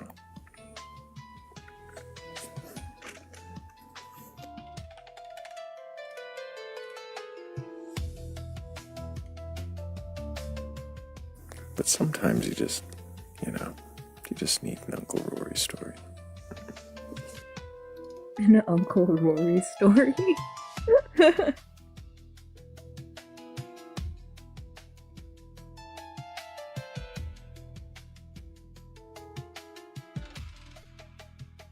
it's usually a story that goes nowhere, has no end, and by about the middle of it, you regret having asked, and then the rest of the time is you trying to figure out how to get the fuck out of it. And that's the game. And I'm sure we'll see him again and have more questions.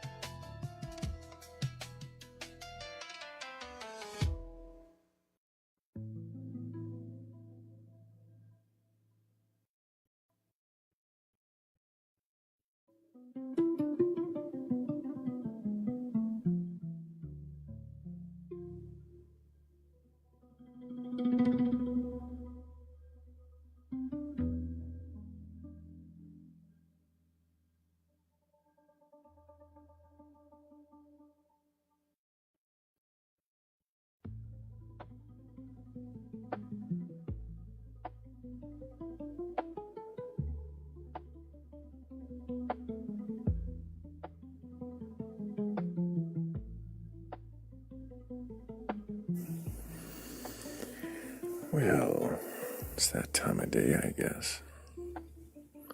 And numbers go down as everyone gets up and goes to work, and maybe somebody is just waking up with the idea that maybe they can question their God today. And if that's you, if you're just joining us and you can question whatever God it is you believe in, or higher power, or Yeti, space monster, whatever it is you believe in, if you can question that belief, then go ahead and request up. I am not looking to tear you down or argue. I'm not trying to get into a debate, but I am interested in seeing if you can question whatever it is you believe. And if you can, well, we've got questions for you, and if we don't get a guess soon, I'm going to start proofreading a poem. That's where I think we are if we don't have somebody willing to question whatever it is they believe. Good morning, Hazel. Yeah, good morning, Hazel. And good morning, Hannah. Thank you.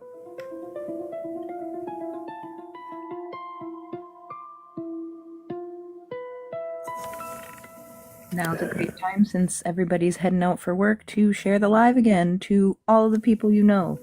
Because if you already shared it to them one time, if you share it to them multiple times, eventually they'll just click on it. Right? That's how that works? I think it works something like that. Cool.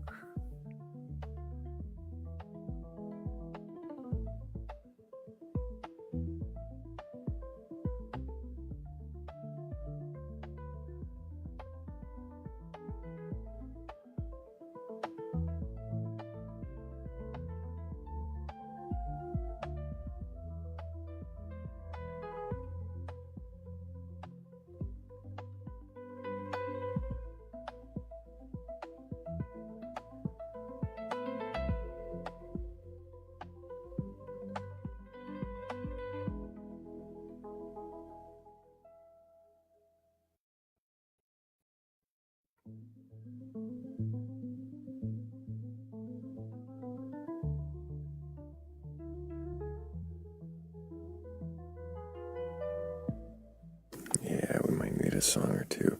I was preferring, believers with beliefs. questions. I like questioning, but I am getting a little on the sleepy side, so I'm going to go ahead and start preparing a poem. And if there's anybody who can even consider questioning their belief, well, I think you might find that this isn't as scary as, well, as scary as you expect. Like I said before, I'm standing in front of the scary skeleton man. He's not gonna get you. You can come up, you'll be safe.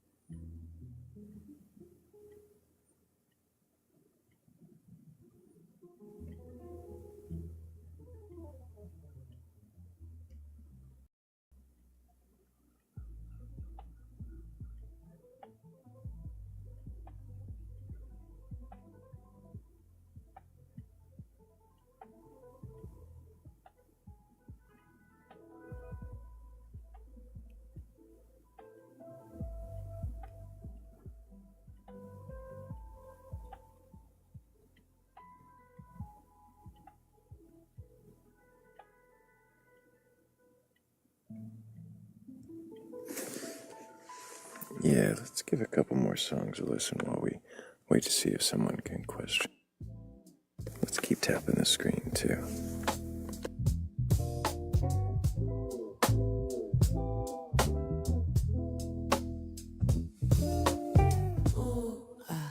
Yeah, that's right. Give it to me just right. Yes, yes. I'd like to see if you can handle it. Can you and you question all the fundamental things that make you who you are and your beliefs and shit. Can you do it? Can you question your beliefs? I doubt it. It's what they give you all, giving you all that artistic ability. Can't question your beliefs, or is your trauma too good? You don't wanna let it go. Is your belief system so fucking strong that you'd rather hold on, hold on, hold on, hold on?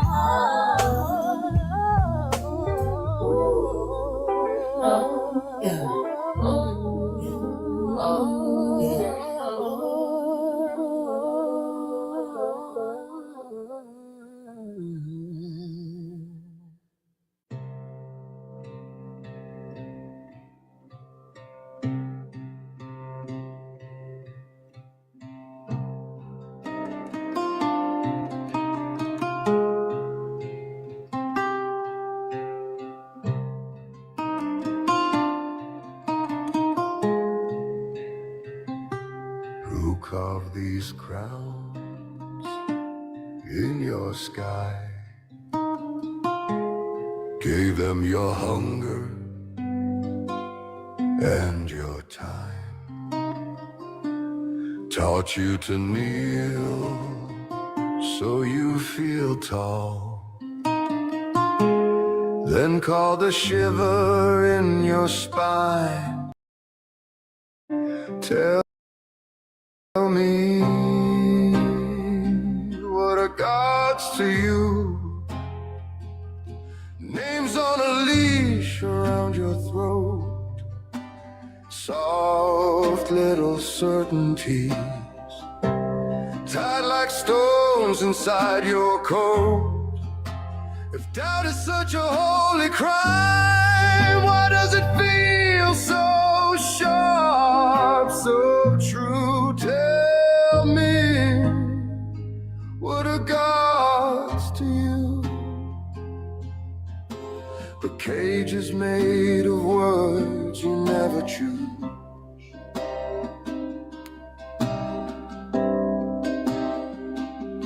You say you're led by sacred hands, yet you won't look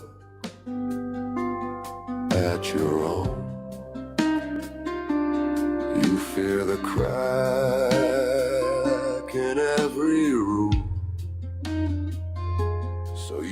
build your prison out of stone. Tell me, what are gods to you? Echoes you're scared to let grow old. Sweet little certainties, burning your questions into gold. If silence is the highest law, why does your buried anger move? Tell me, what are gods to you? But change your kiss, afraid to lose. What if the voice you call divine is just your terror, dressed in light? What if the devil that you blame is only you, with open eyes? Tell me, what are gods to you? Masks you mistake for your own face, harsh little certainties, keeping you frozen in one place. If freedom is a whispered word, why does it thunder when it blooms? Tell me, what are gods to you?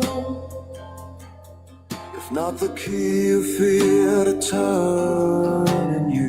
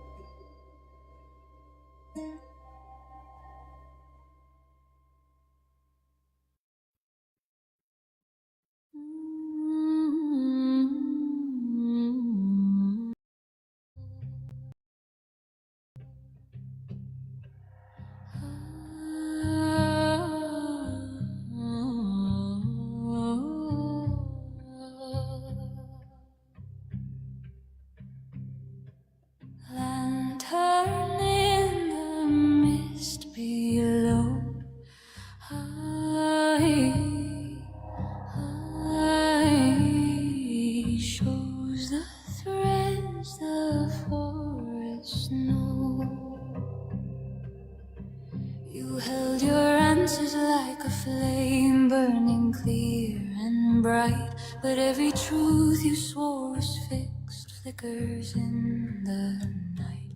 Maps you drew inside your mind drift like smoke in wind. Every road you thought was yours turns and bends again. Lantern in the hollow air shows the patterns always there, not to guide and not to warn, only what was always worn. When the last sure answer breaks and the quiet patterns show, that is when you hear the call through the hollow in the fall. In the quiet of the wood where the old roots wind, others walk the hidden ways of a different kind, not by crown and not by throne, not by law or chart, only those who saw the others passed apart. Lantern in the hollow air shows the patterns always there, not to guide and not to warn, only what was always worn. When the last shore answer breaks and the quiet patterns show, that is when you hear the call through the hollow in the fall.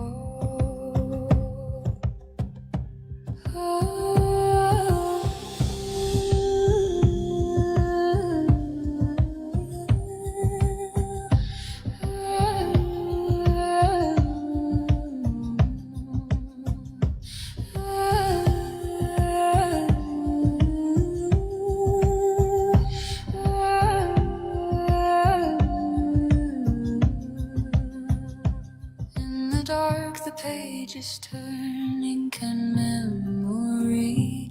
Every path a story told in the hidden leaves. Tome of whispers, branch and bone keeps what time forgets. Every soul who heard the mist written in its steps. Lantern in the hollow air shows the ones already there, those who saw the threads beneath certainty and breath. Here and moving through the fog, older than the maps. Ah, the gods tread older paths.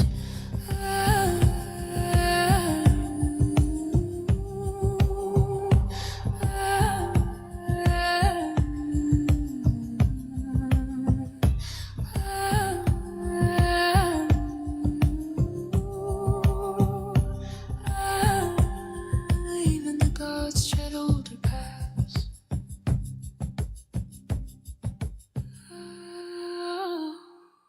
Even the gods tread older paths.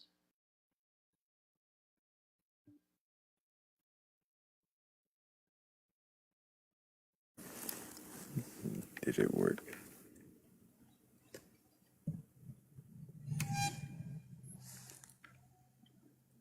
I don't see any believers. No.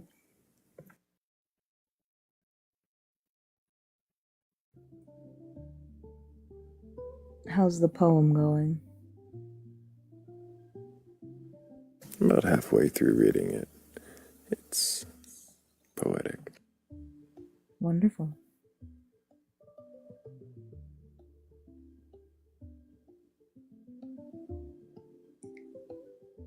But thank you all for tapping us up to 87,000 likes. Keep tapping, see if we can get it to 100k before the poem is finished.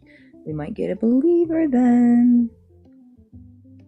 But if you have a belief in a god, God's higher power, or anything else like that, and you can question that belief, there are 5 boxes here on the panel that you can tap to come on up, and we can ask a few questions about what you believe and why you believe it.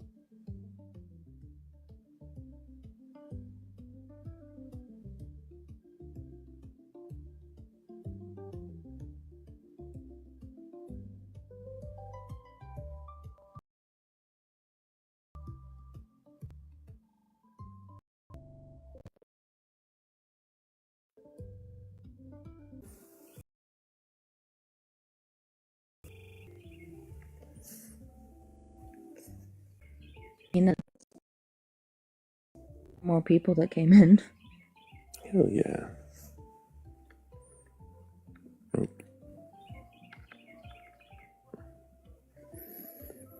Unfortunately, I think this is where we're at. I do think this is where we're at.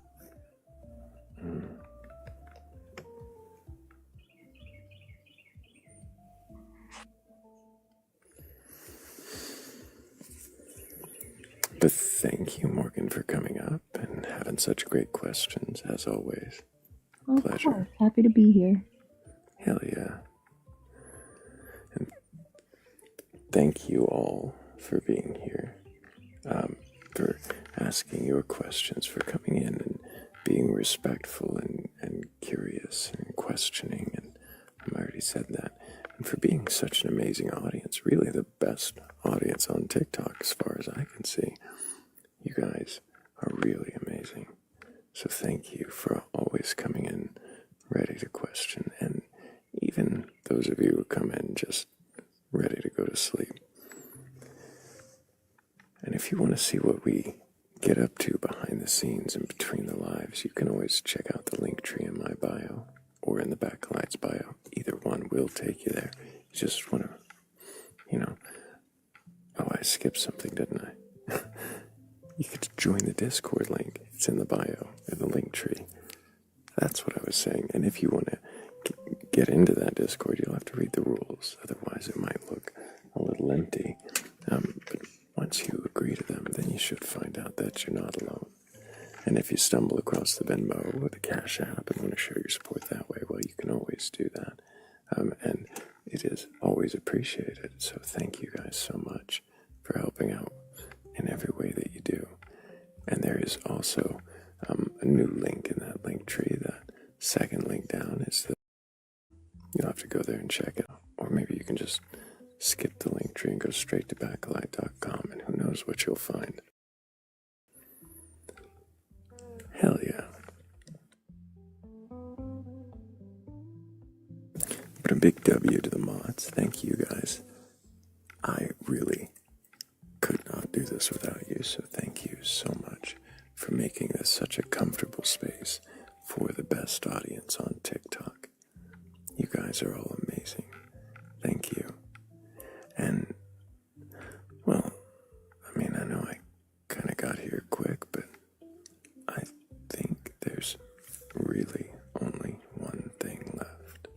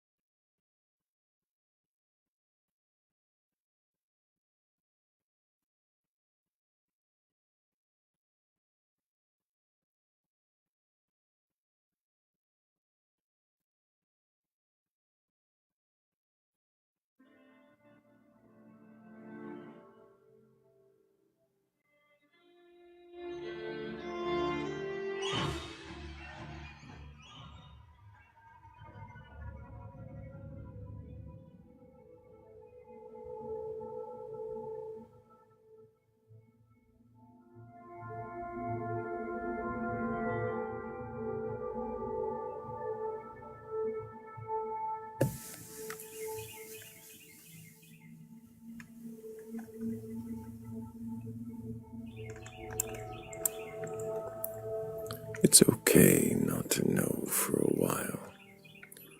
To sit without closing the file, to let a thought wander and wait, instead of deciding its fate. Not every question asks for speed. Not every doubt is a need to fix what was never quite whole, or rush to protect what you hold. Some answers come easy and fast, But easy is not built to last. It leans on what's already there and skips what's too heavy to bear.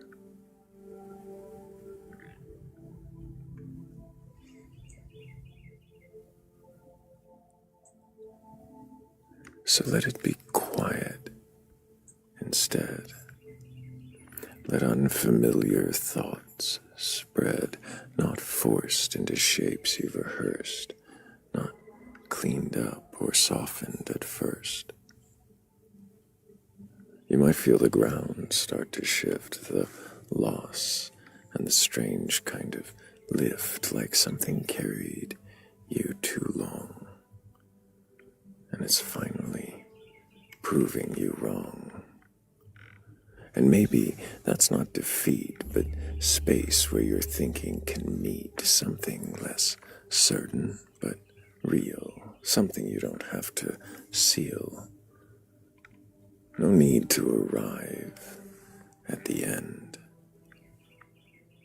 No need to declare or defend. Just stay where the question remains and see what survives when it strains.